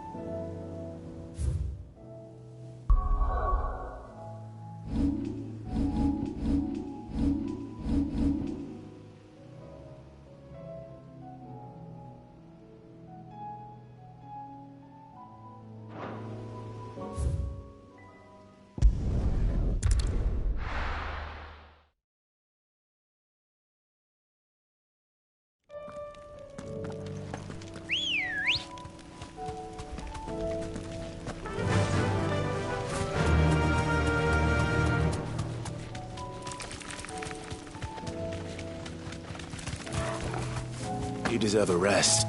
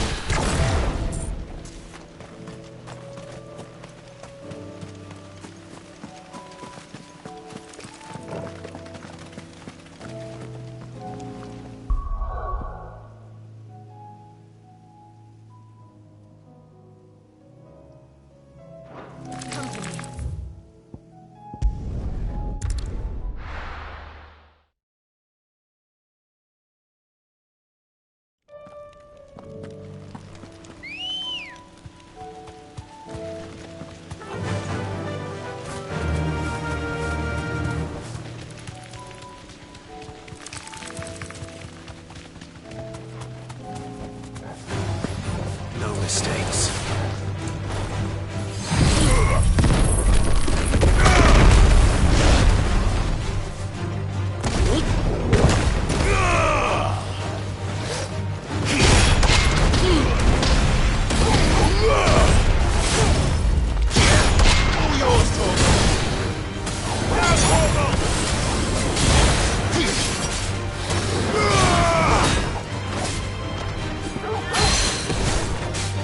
Go!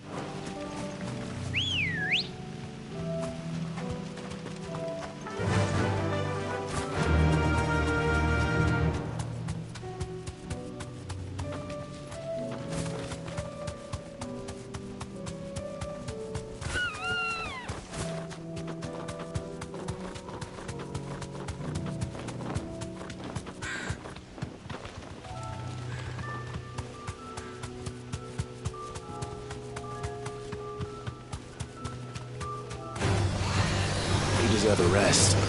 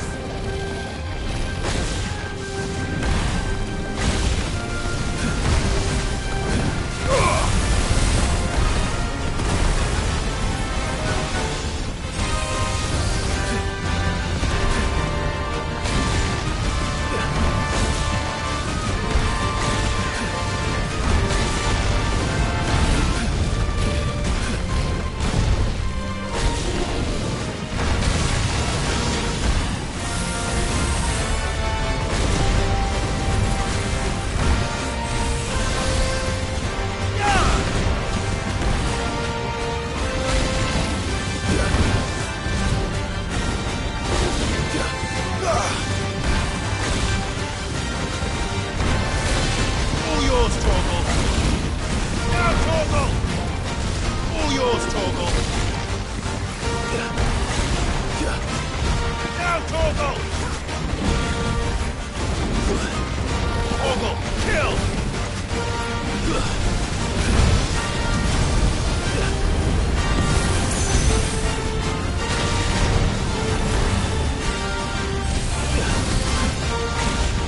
All yours, Torgal!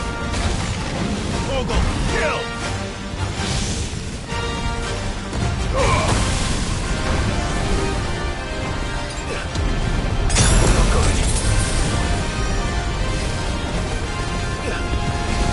Too slow.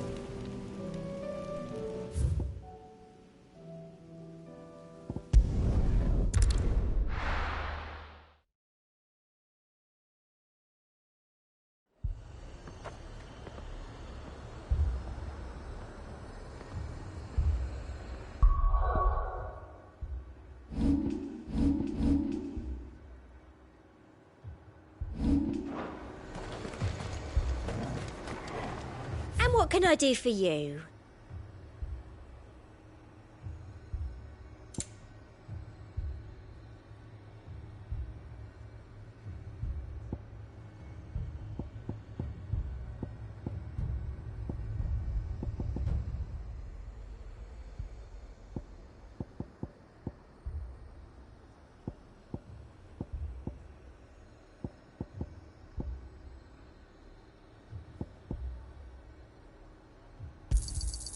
You've a keen eye. I do like a customer who knows what he wants.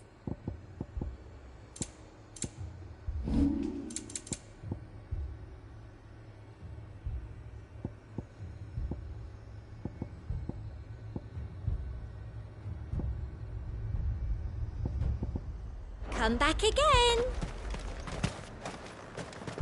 I saw it with my own eyes. If there are ghosts in the Royal Meadows, then why isn't a garrison dealing with them?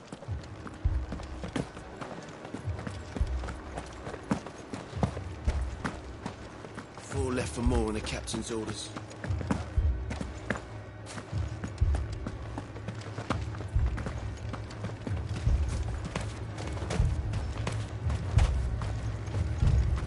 Madame, please!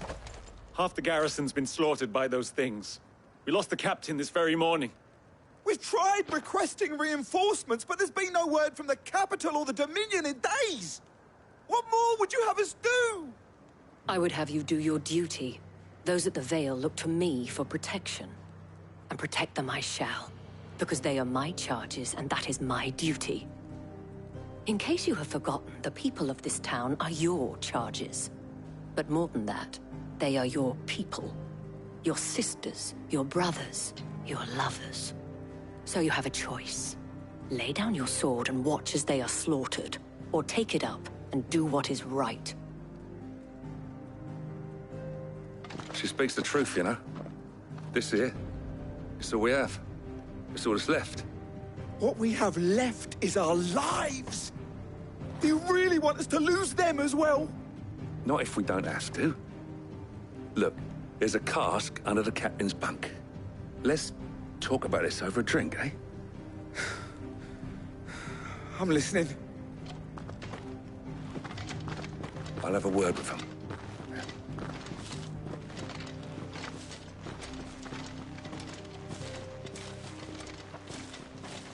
Ah, Clive. I didn't expect help to arrive so quickly. And sought to take matters into my own hands. It was a noble effort, but I thought you might still need some support.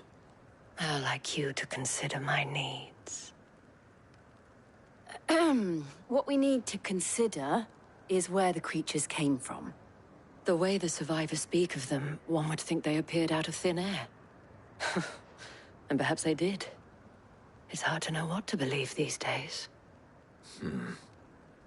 We'll talk to the survivors.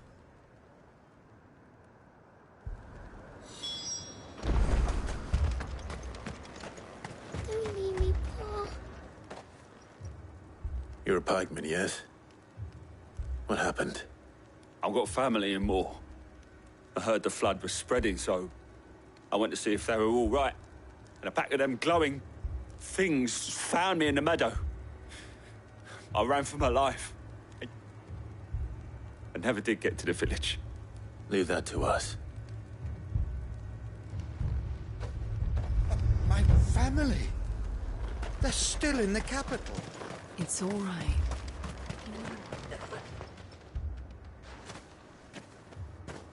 Did you see the creatures that attacked you? Creatures? Yeah, they came out of nowhere. They went for Joseph first, then me, and then they were just gone. Do you remember where you were? On the road from Oriflamme. We just passed Moor when... Where's my Joseph? It's all right. Just rest now. At least we have an idea of where the thralls might be now. We should head for more.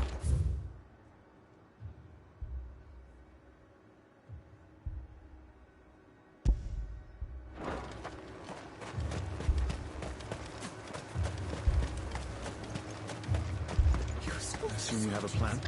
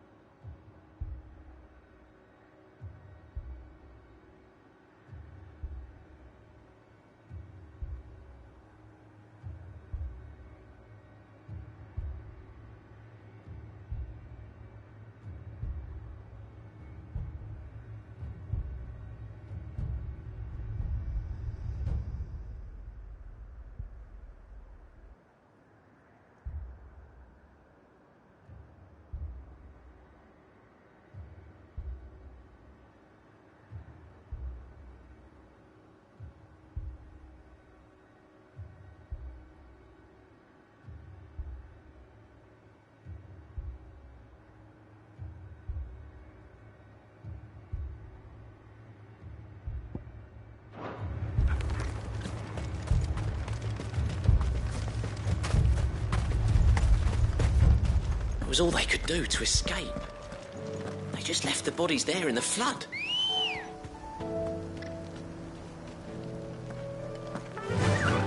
Fly, Ambrosia.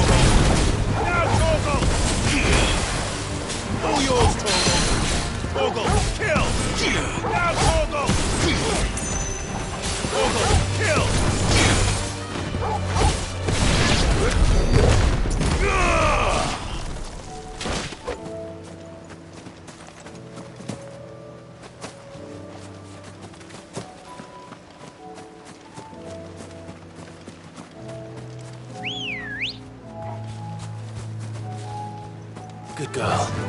Yeah!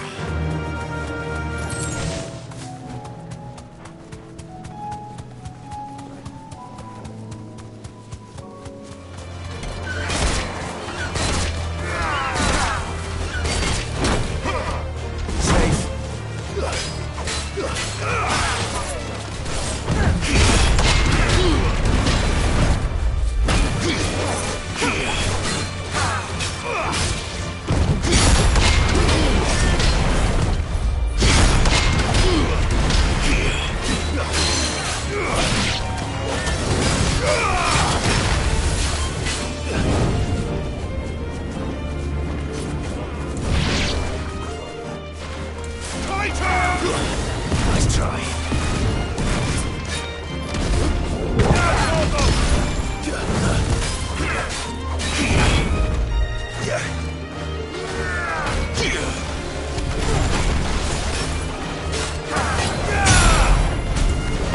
All yours, Torgal. Torgal, kill! All yours, Torgal.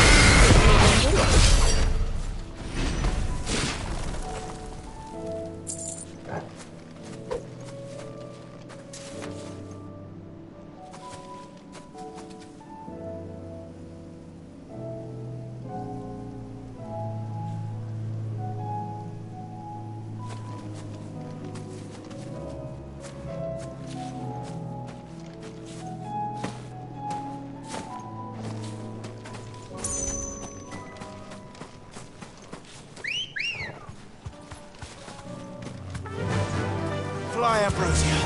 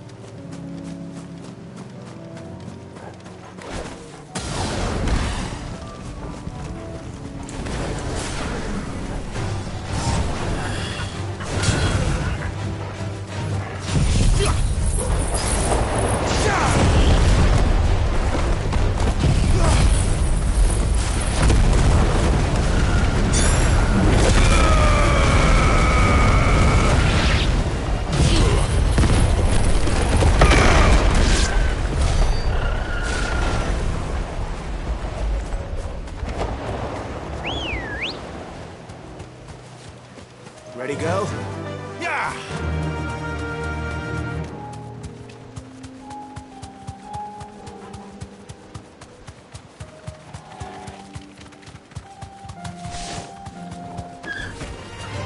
Thanks, Cal.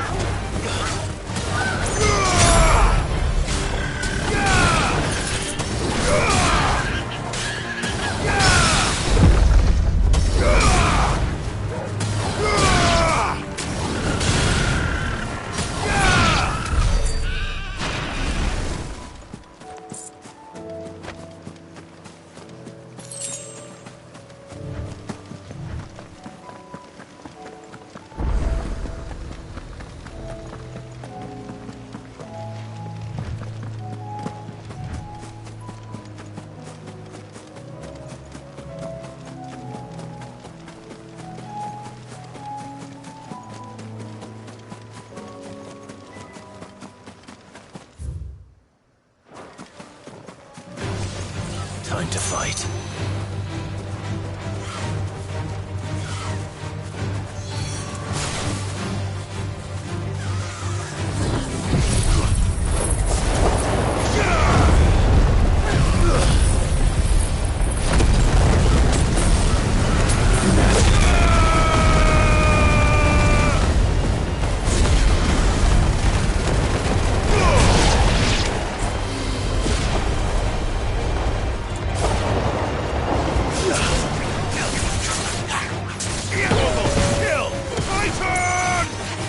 All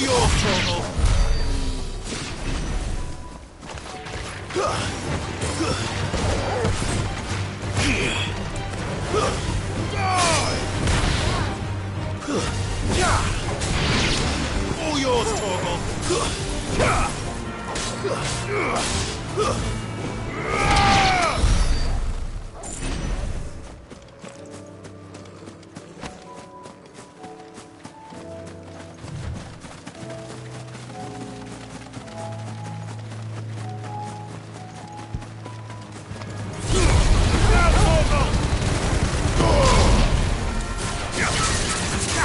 All yours, Torgal!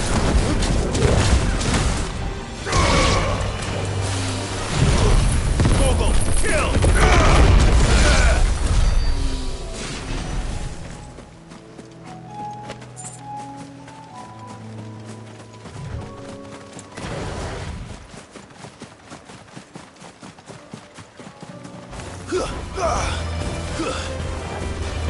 All yours, Torgal!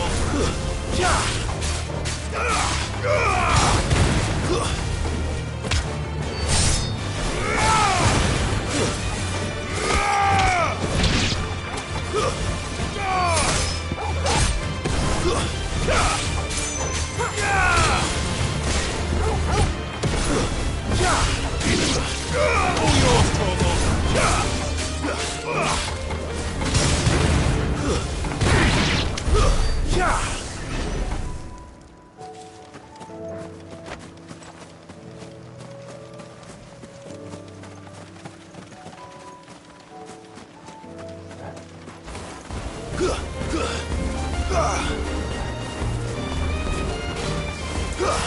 Garuda!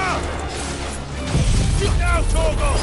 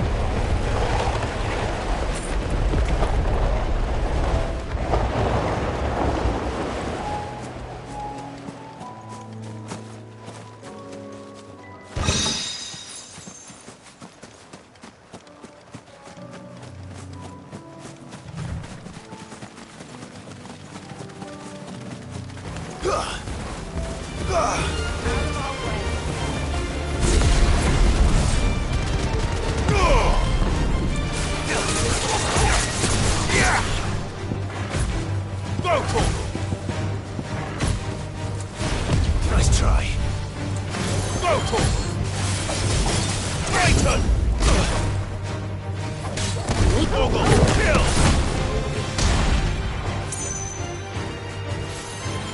Now, Torgal!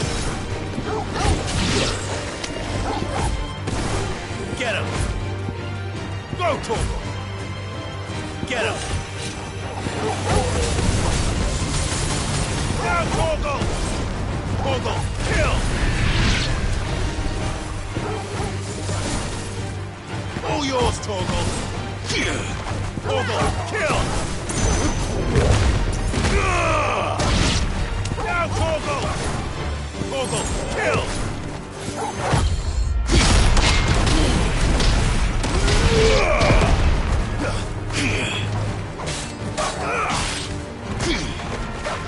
All yours, Torgal!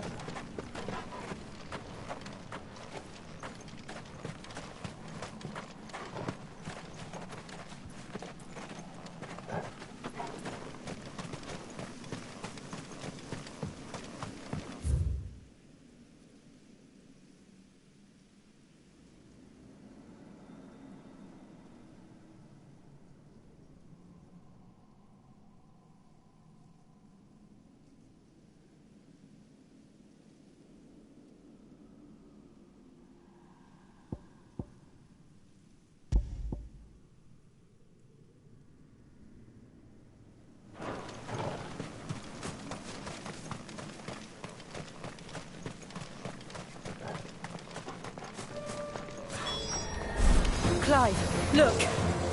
I see them. With me!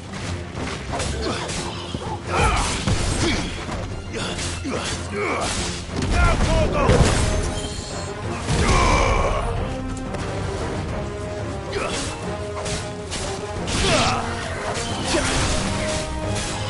Soil and stone!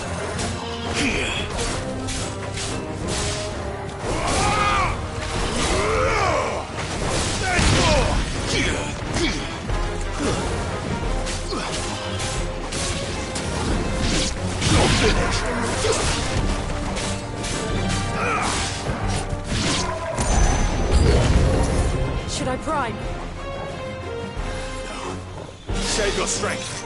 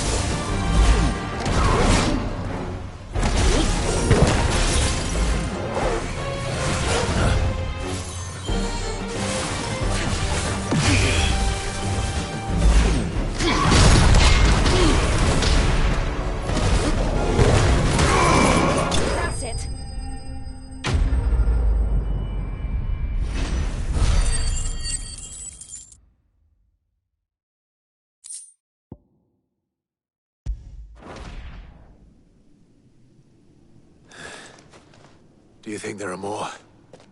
There are always more. But I'd say we've done what we can for the time being. Then we should let Isabel know.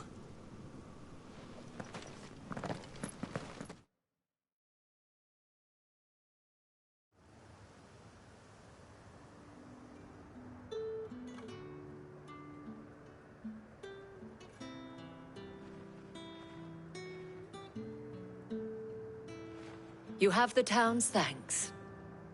Don't thank us yet. There will be more. Many more. And you'll need to be ready for them. Oh, we shall. Isn't that right, Captain? Yes, milady. The garrison will be ready. Philippe here has convinced most of the men to remain at their posts. For now, at least. Hearing that the Dane would look kindly on any man who committed himself to the task certainly didn't hurt.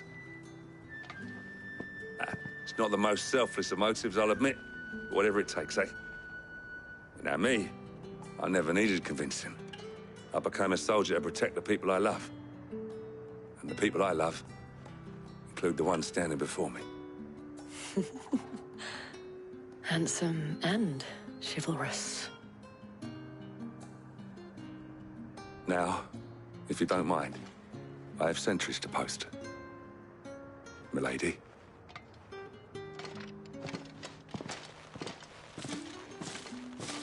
Lest you wonder, I'm not foolish enough to believe that this has solved all of my problems. But it has solved one, and that's one fewer than I had this morning. Thank you again, Clive.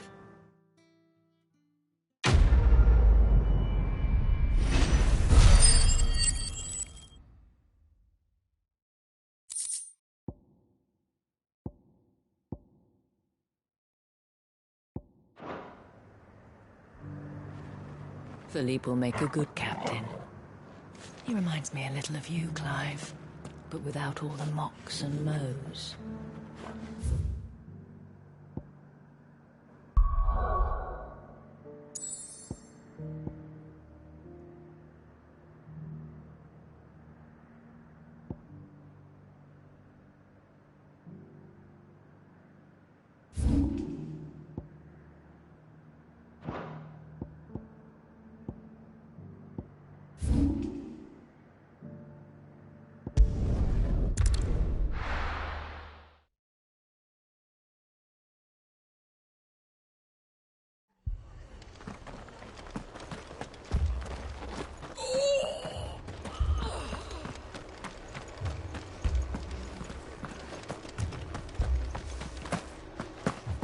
This man's gonna die if we don't get him to a healer.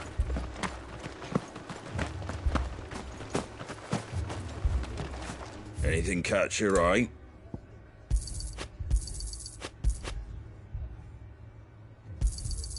There you go. Take care out there, eh? My brothers. Where are they?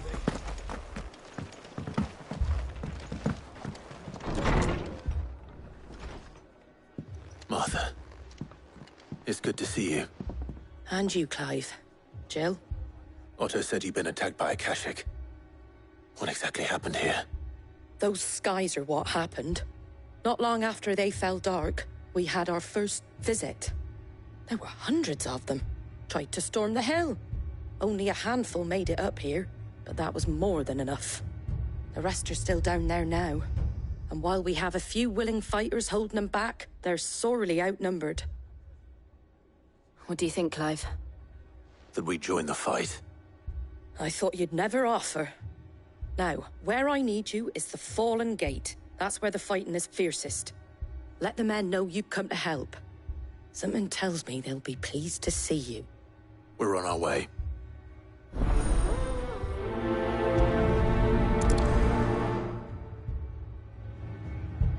Do you think there are as many as Martha says? More.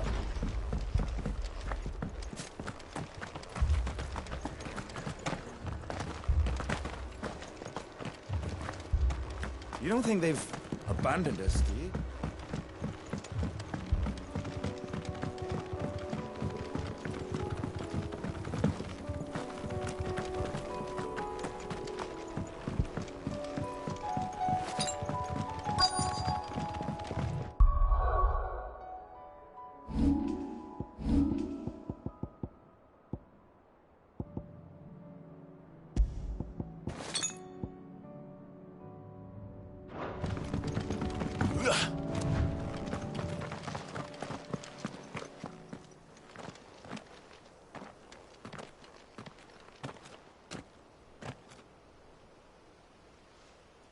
Clive, wounded. We deal with the Akashic first.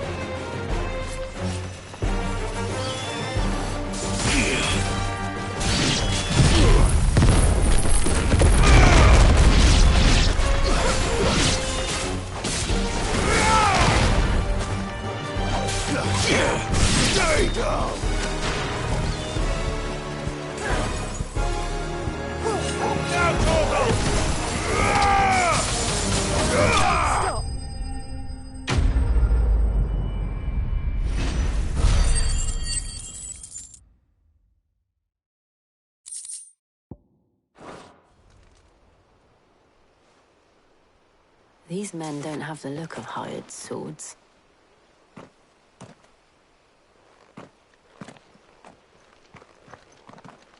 If you've come to rob this place. You are mistaken, my Lord Rosfield. We're here by Madame Martha's leave.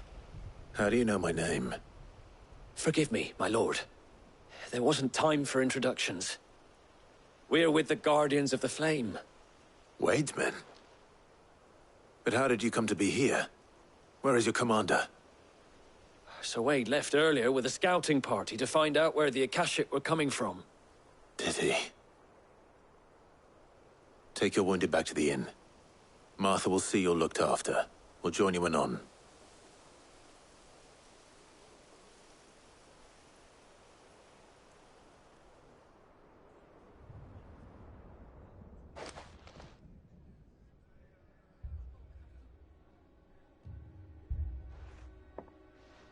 And to think you took them for thieves. A fine reward for holding off the horde, that is. When did Wade and his men arrive? Not long after Rosalith fell. The Guardians asked me to shelter some of them that had lost their homes. They were making ready to leave just as the skies turned, and we agreed it was best we stuck together.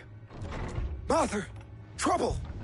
The scouting party's almost at the lift, but they got a pack of Akashic snapping at their heels! And they've got wounded with them! They're not gonna make it! Damn it all. We'll worry about them, Martha. You look after everyone here. If any can still fight, send them to the lift. I will. You two be safe now.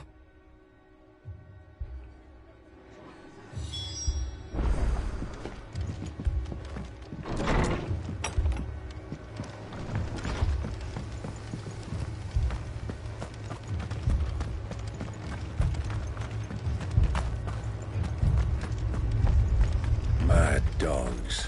A lot of them.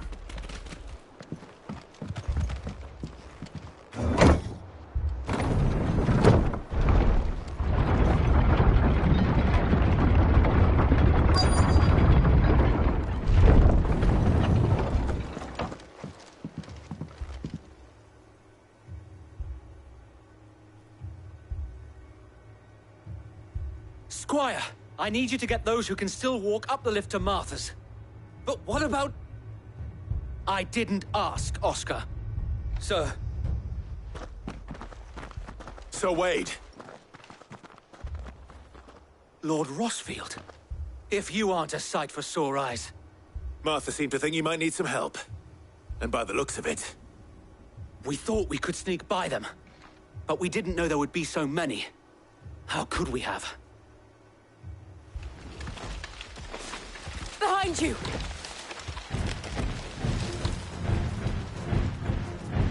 Damn it! We need to get the injured to safety. Do you think we can hold them off? We can certainly try.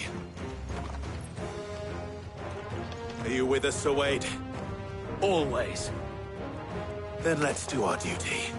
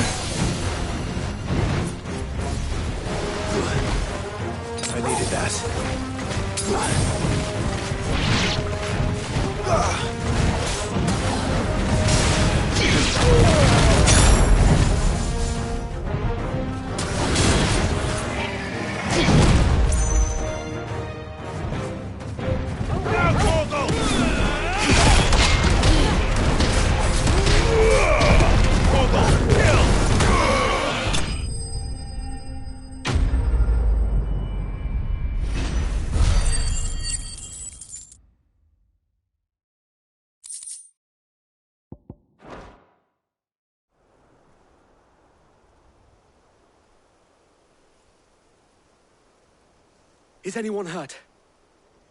I don't think so. And yet again, you've pulled me from the flames. It's just a pity I keep walking into them. You've never been one to shy away from danger, Sir Wade.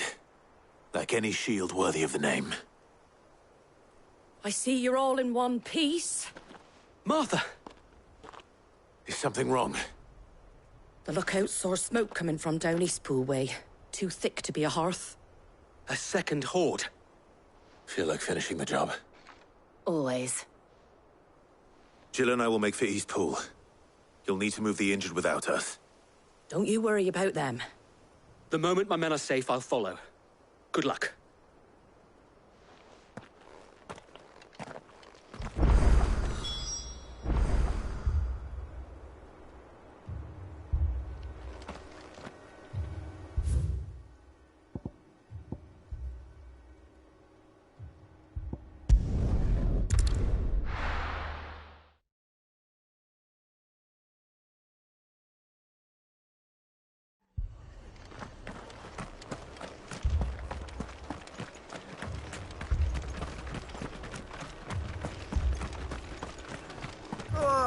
Just patch me up as quick as...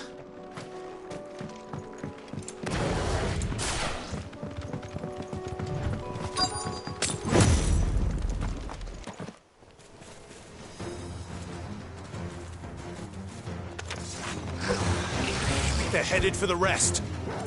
We have to slow them down. Martha and the others won't be ready.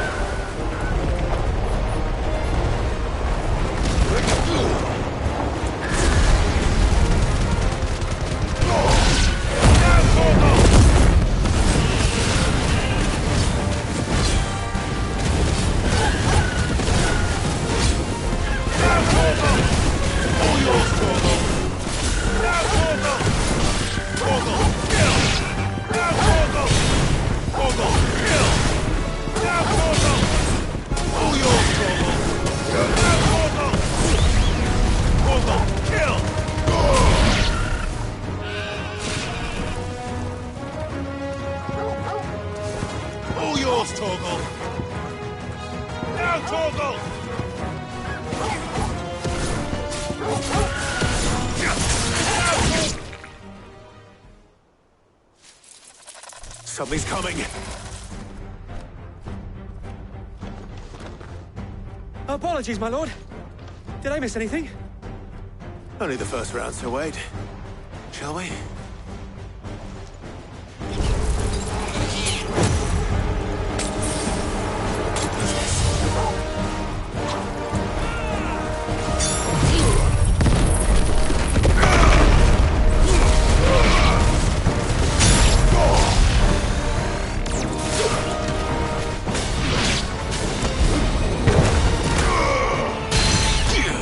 All yours, Torgal!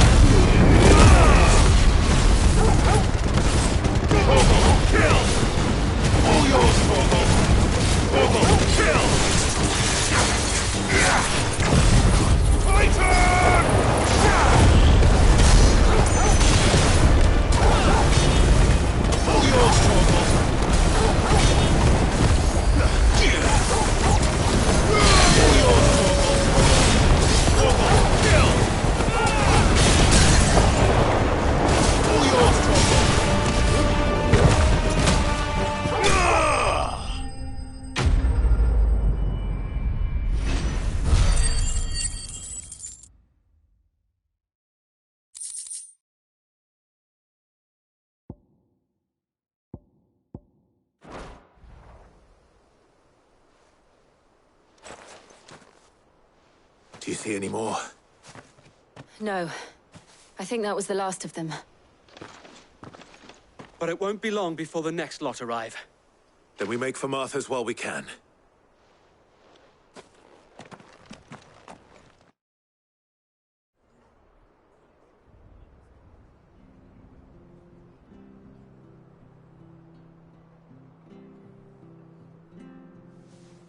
What did you find out there? The same as Sir Wade. Scores of Akashic. Well, wherever they came from, they're gone now. Our lookouts say the lowlands are clear. Hopefully we'll have enough time to lick our wounds. How many of your men were injured? A damn sight less than if you hadn't turned up. Thank you. It was a hard-fought victory. But as long as the skies remain dark, I fear the Akashic's numbers are only going to rise. It's not a matter of if the Horde will be back, but when. And whether that's sooner or later, we'll need to be ready. The inn here affords a good view of the land, and is easily defendable. I'd like to make this one of our outposts. What do you say, Martha? You'd have more men to guard the rest. Well, when you put it like that, of course they can stay.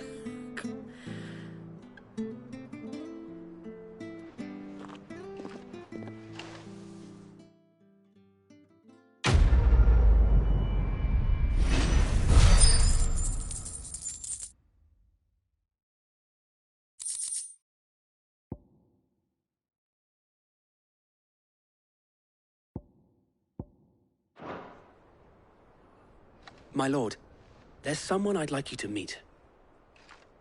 Oscar, over here.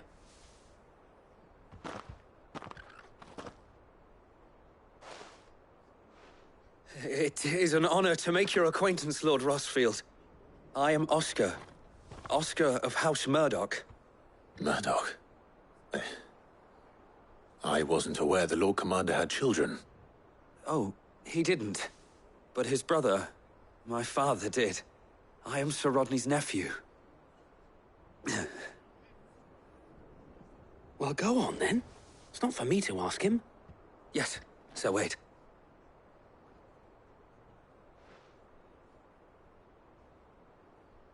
If it please you, my Lord Marquis, might you take me as your squire? I would learn the duties of a shield from the finest. I'm sorry to disappoint you, Oscar, but I am a shield no longer. Nor was I ever the finest. And spending time in the company of an outlaw hardly seems a fitting education for one aspiring to take his oaths. My Aunt Hannah once told me that a man is not defined by his title, but what he does in its name. You have accomplished much since taking on the mantle of Cid, winning no little honor in so doing. And I would sooner serve under an honorable outlaw than an unworthy shield. Not that Sir Wade and the other Guardians are... I mean to say that, they're... It's all right. We know what you mean. There is only so much the boy can learn from me, my lord. But a squire... Would that really be so bad? You were a squire once. And I'm certain Sir Rodney would approve.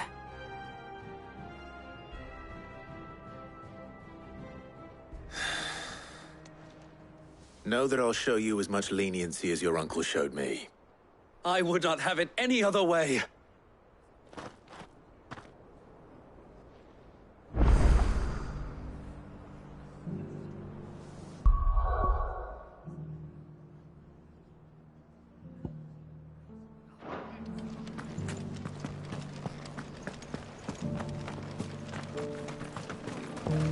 How do?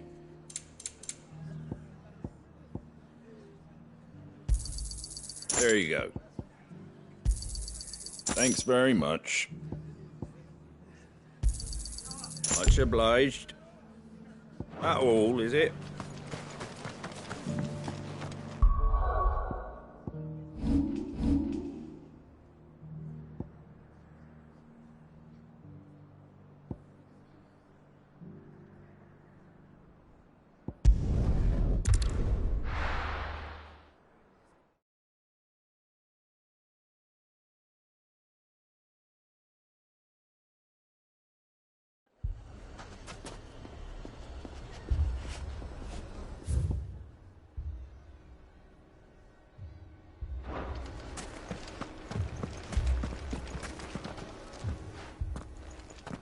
Sid. Oh, your new companion appears much more formidable than your uncle. Should I be worried? You haven't been introduced. Jill, Clive has told me much about you. All lies, I'm sure. Your Stolas said that Dalamil has a bandit problem. Indeed. Although, you're a little late. They left with our food and guild days ago. Any idea where they went? The desert's a big place. Your guess is as good as mine. But the fact is, I have more immediate concerns. What did you say to me? What did you say? As if by magic. Let's just say we've yet to reach a consensus about how to solve Dalimil's little problem. And at this rate, it won't be the actions of the bandits which prove to be our undoing. It will be our own. I've tried reasoning with the dissenting parties, but even the Desert Hare has limits. Perhaps we could talk to them. What makes you think they'll listen to us? What makes you think they won't? She makes a fair point, Sid. And you won't have wasted much of your precious time if you fail. They're just across the courtyard.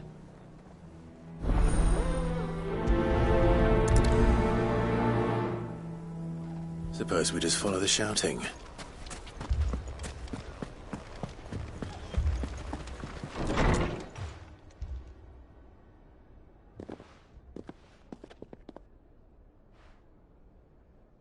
You wouldn't talk like that if it had been your men whose throats were slit. Blood for blood, it's the only way.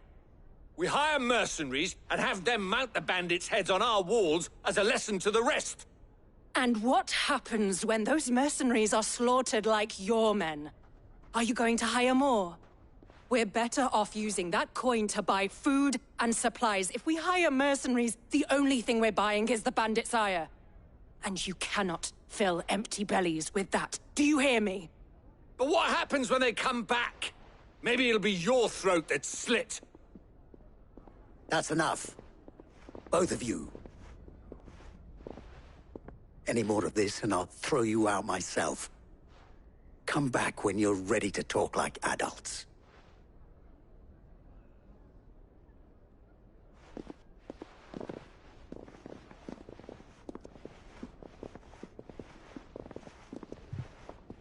Victor. What's he doing here?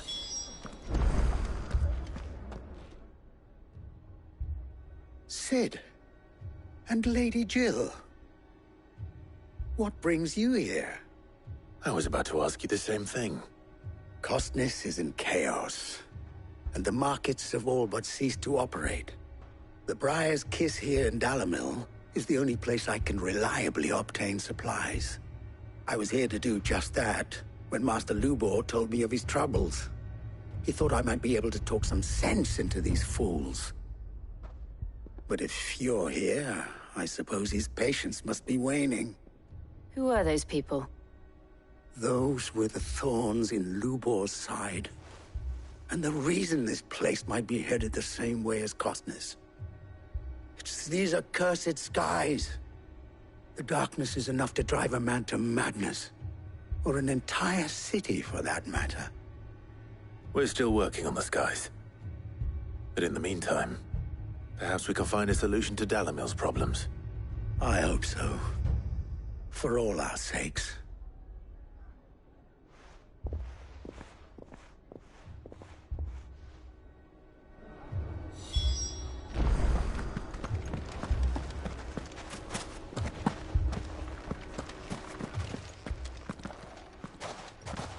So, you see my predicament? What I saw was a room full of people who were angry and afraid. And with good reason by the sound of it. But if left to smolder, that anger and fear could set the entire town alight. My thoughts exactly. What to do? Both sides wish to protect their homes and livelihoods, if only they could agree on how. But as long as they are divided, we are vulnerable. And if there's one thing bandits like, it's an easy target. What would Sid the Outlaw suggest? Well, If it were my namesake. He'd let them choose for themselves, and be on hand to pick up the pieces when it all went wrong. That sounds like a recipe for disaster. A recipe for disaster is precisely what it is. But perhaps that realization would be enough to make them question the ingredients. While it's plain neither Conrad nor Natalie will countenance the other's proposal, it may still be possible to make them doubt their own. Before presenting them with a third option. And that would be? To pool our resources and save the city ourselves. Why fight each other? When all that fear and anger can be directed at the bandits. It appears we have a plan of action. Victor, pay Conrad a visit. See if you can't convince him of his folly. I'll speak with Natalie. As you wish. Your faces are not well known in this town. That may prove useful. Don't worry, Victor and I will do most of the talking. You need only play along. Play along? What he means to say is yes.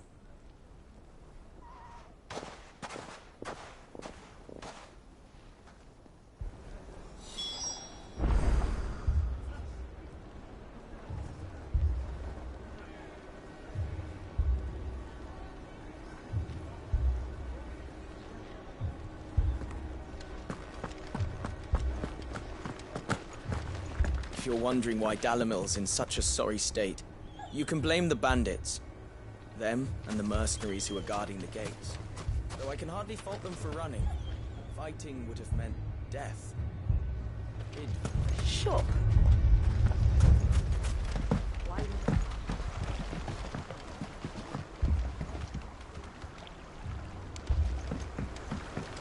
If I had my pickaxe, I would... I mean, it may still be possible to buy some. Ah, here he is now. Natalie, allow me to introduce Lord Underhill of Randalar's prestigious League of Merchants. Lord Underhill. At your service. Underhill? I was just telling the good lady of our conversation, my lord, and how you were lamenting the state of the capital's stores. Lubor says that not only are the granaries almost empty, but that war and the Blight mean this season's harvest won't be enough to fill them for winter. Indeed, certainly that is the case. The nobles in the capital are buying up the city's stocks of barley and wine, driving the prices higher than most commoners can afford. It is only a matter of time before the peasants revolt. It is worse than I thought. If what Lord Underhill says is true, I fear we have little hope of supplementing our stores, meager though they regrettably are. And while I applaud your endeavors to dissuade our more bellicose citizens from seeking vengeance, I sense Conrad is not wrong in his assessment of the bandits' likely return. Which means that now, more than ever, we will need to secure what little we still have. Food, weapons, herbs, everything. If our humble town is to endure not only this hardship, but those that are certain to follow, we must stand united. All right. If it will help to protect my home, I'll do it. But you needn't have gone through this charade.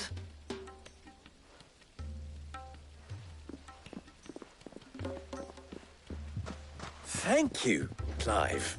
Your performance was nothing if not workmanlike. She saw right through it.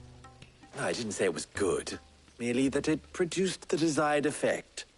Now, my scouts should be returning shortly. Meet me back at the Briar's Kiss, and we shall see what we face.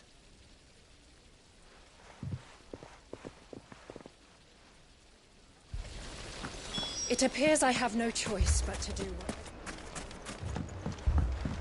Mummy, I'm scared. I'm ruined. Picture it, Conrad.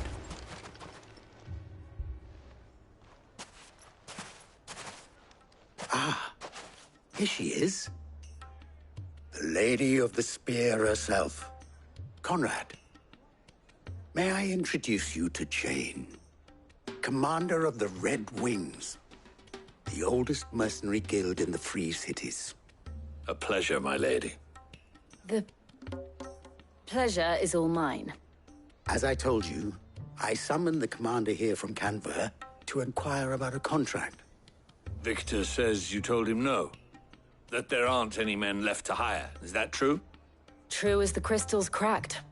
Nobles came and claimed every last one worth his salt. And not just from us Red Wings.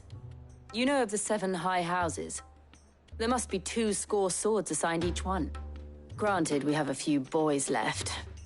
If it's boys you're looking for.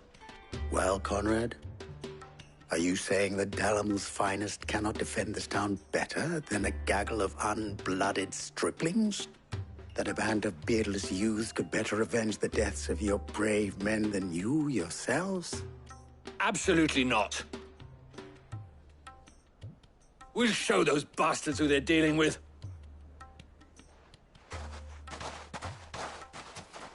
I can't believe that actually worked. Conrad's not what you call the brightest candle in the crypt. And there's a reason why I had you do the talking and not Sid. Well played, my lady.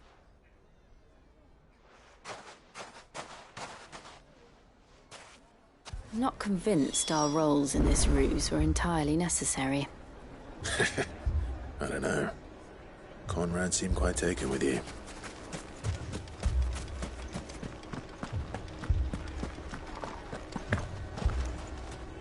Good news, Sid. Both Conrad and Natalie have somewhat gracefully accepted their new roles. With time, they may even learn to. Time no longer appears to be the luxury it was before lunch. I take it your scouts found the bandits. Technically, it would be the bandits who found my scouts. It appears they march for Dalamil as we speak. All of them. You're not serious. They don't just want food, they want the whole damn town.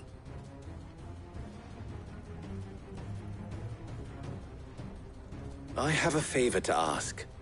I'm told the bandits march in 2 groups, one from the south and one from the desert, in a move doubtless intended to stretch our already gossamer-thin defenses. Very well. Jill and I will meet those from the desert. But what of the rest? The rest, my friend, the city shall fight. Together. The stakes, I concede, are high. But if this does not unite Dalamil, nothing will. That is a lot of faith to put into those who had their hands around each other's throats but a moment ago. Then it will be for us to see that their hands are kept occupied. And I do mean us. I thought you might say that. We'll hold them off for as long as we can. And we will do the same.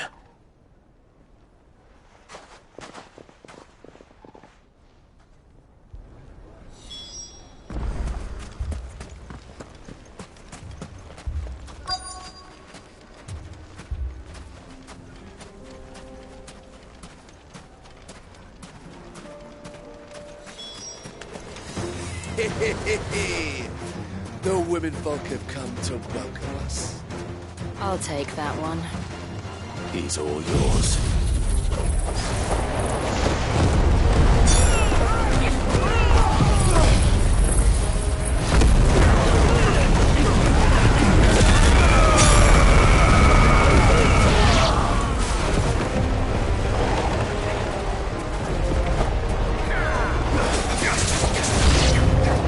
They mean to overwhelm us.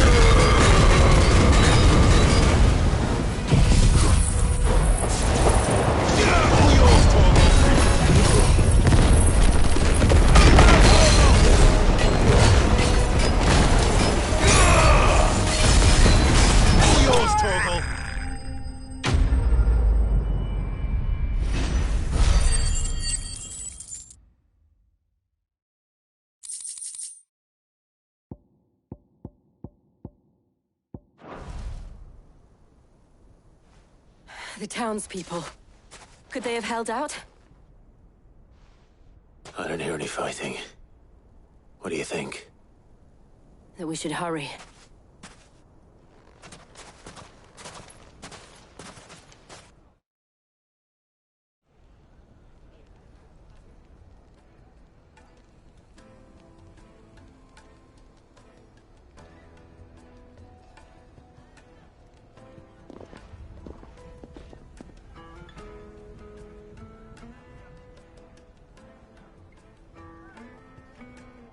Natalie, I owe you an apology. You did well out there. The inn would have been lost had you not held the line. Without you, there would have been no line to hold. You saved us, Conrad. You saved Dalimil. We all saved Dalimil.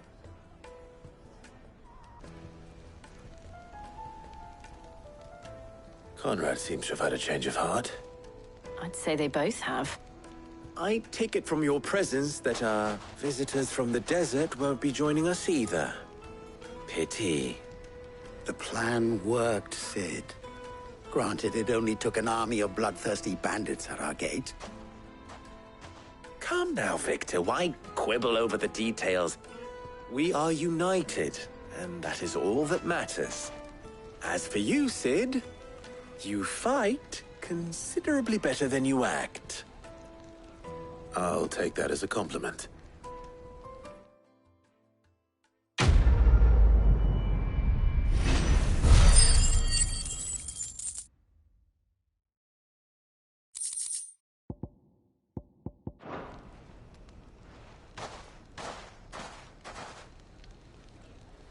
Our friends seem to have things under control.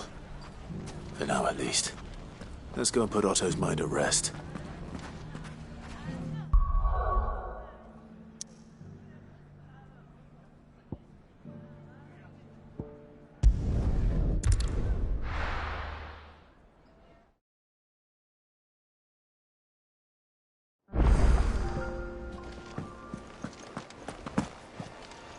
I'd be happy to tell Otto everything that happened. But I know he appreciates it when you spare him the time. A youth claiming kindred with your old commander arrived earlier this morning. Tell me you saw that.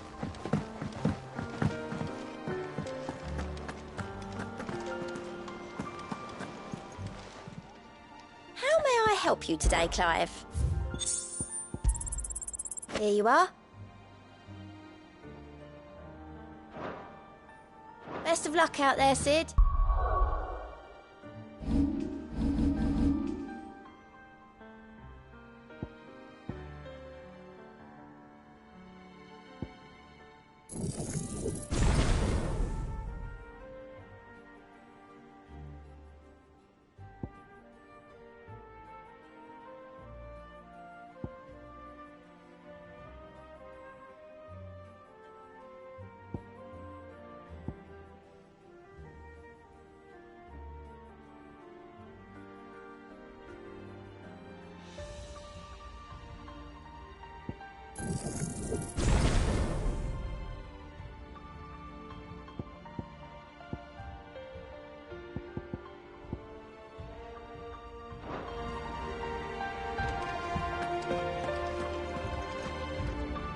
Was wondering when you turn up. Had owls from all our friends thanking you for your timely intervention. How is it you always manage to arrive at just the right moment? Luck, I suppose. Any word on the rest of the realm? Let's see. Storm's still crying out for mother crystals. The nations are still in chaos. And the skies are still the colour of a kick in the kidneys 2 days on. So... Right. Clive, we knew this was going to happen. Well, not the bleeding skies part, but you take my point. Now's not the time to second-guess yourself. Now's the time to visit the infirmary. Talia says your brother's awake. Thank you, Otto.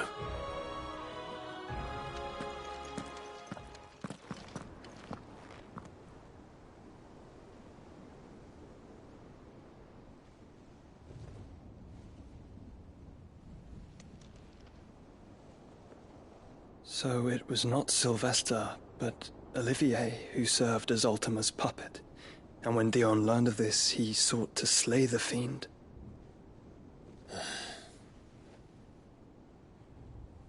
Only for his father to take the spear that would have freed him. Enough to drive a man to madness. Small wonder he hasn't stirred. I would be afraid to wake. Had I but reached out to him sooner, warned him of the threat Ultima posed.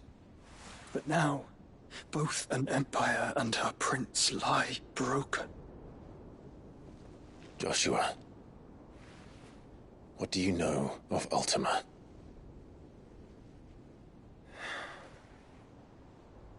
Very little, I'm afraid. Despite my best efforts. 18 years ago, as I lay buried beneath the rubble of Phoenix Gate, 'twas not death who came for me, but another. And it was while in my rescuer's care I first heard of Ultima. I've been chasing his shadow ever since.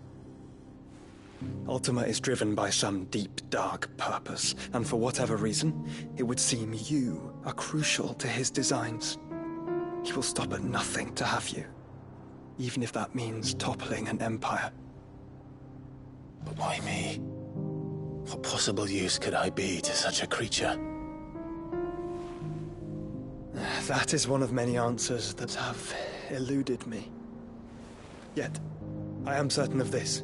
It is not mere chance. You were chosen for a reason. All dominants carry within them the might of an icon. Nigh limitless power that is at once acutely limited. I wield fire, and only fire.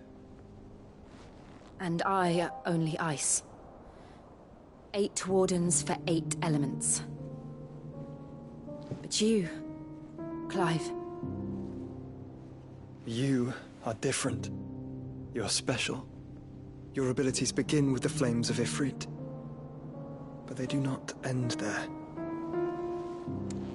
The fact Ifrit can even exist goes against everything we thought we knew of dominance. Perhaps Ultima has been waiting for one such as you, whose potential is truly limitless. I've encountered that thing several times now. If it or he, as you say, needs me, why hasn't he claimed me as he did the boy? Were I to hazard a guess, I'd say the two of you are somehow incompatible. His mind not properly attuned to your body. His mind?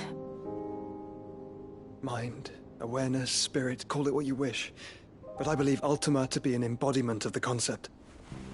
This is why I struggle and fail to contain him here inside me. I'm sorry. Inside you? With every setting sun, I feel my strength wane. And though the Phoenix's flames mend the prison I have made for Ultima, they do so at a cost. We must find a means to bring an end to him before I meet my own. What were you thinking? It was that or let him take Clive. And I've always had a soft spot for my brother. But that doesn't mean you should sacrifice yourself to save me.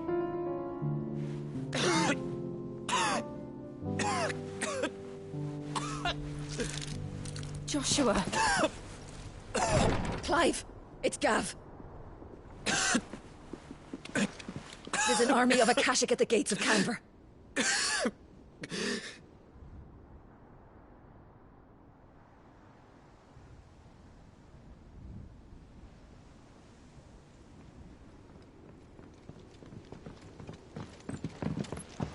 Well, what's the short of it?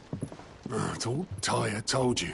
The capital of the Free Cities is under siege by an army of monstrosities. The city guard are doing their best to stem the tide, but numbers ain't on their side. What of Lord Byron and Mid? Were they able to escape? No, but they're all right for now. They're hiding with Gav at midship. We have to get them out of there. And we shall. Otto, prepare a Stolas. Tell Gav to stay exactly where he is. Understood. Vivian, what's the swiftest route to the Free Cities? That sounds like a question for the map. Look here. This road, through Tabor, should provide the least trouble. Good. What a coincidence. Tabor is exactly where I'm bound. Joshua, bed is where you should be bound. You don't think I told him the exact same thing? Were Tyr not such a talented healer, I would surely have been inclined to agree. But, thanks to her ministrations, I feel I may safely rejoin my attendant, who was to wait for me in Tabor if we became separated. All right, we travel together. Clive. If he stays close to me, he'll be fine. Thank you, brother. I'll look after him.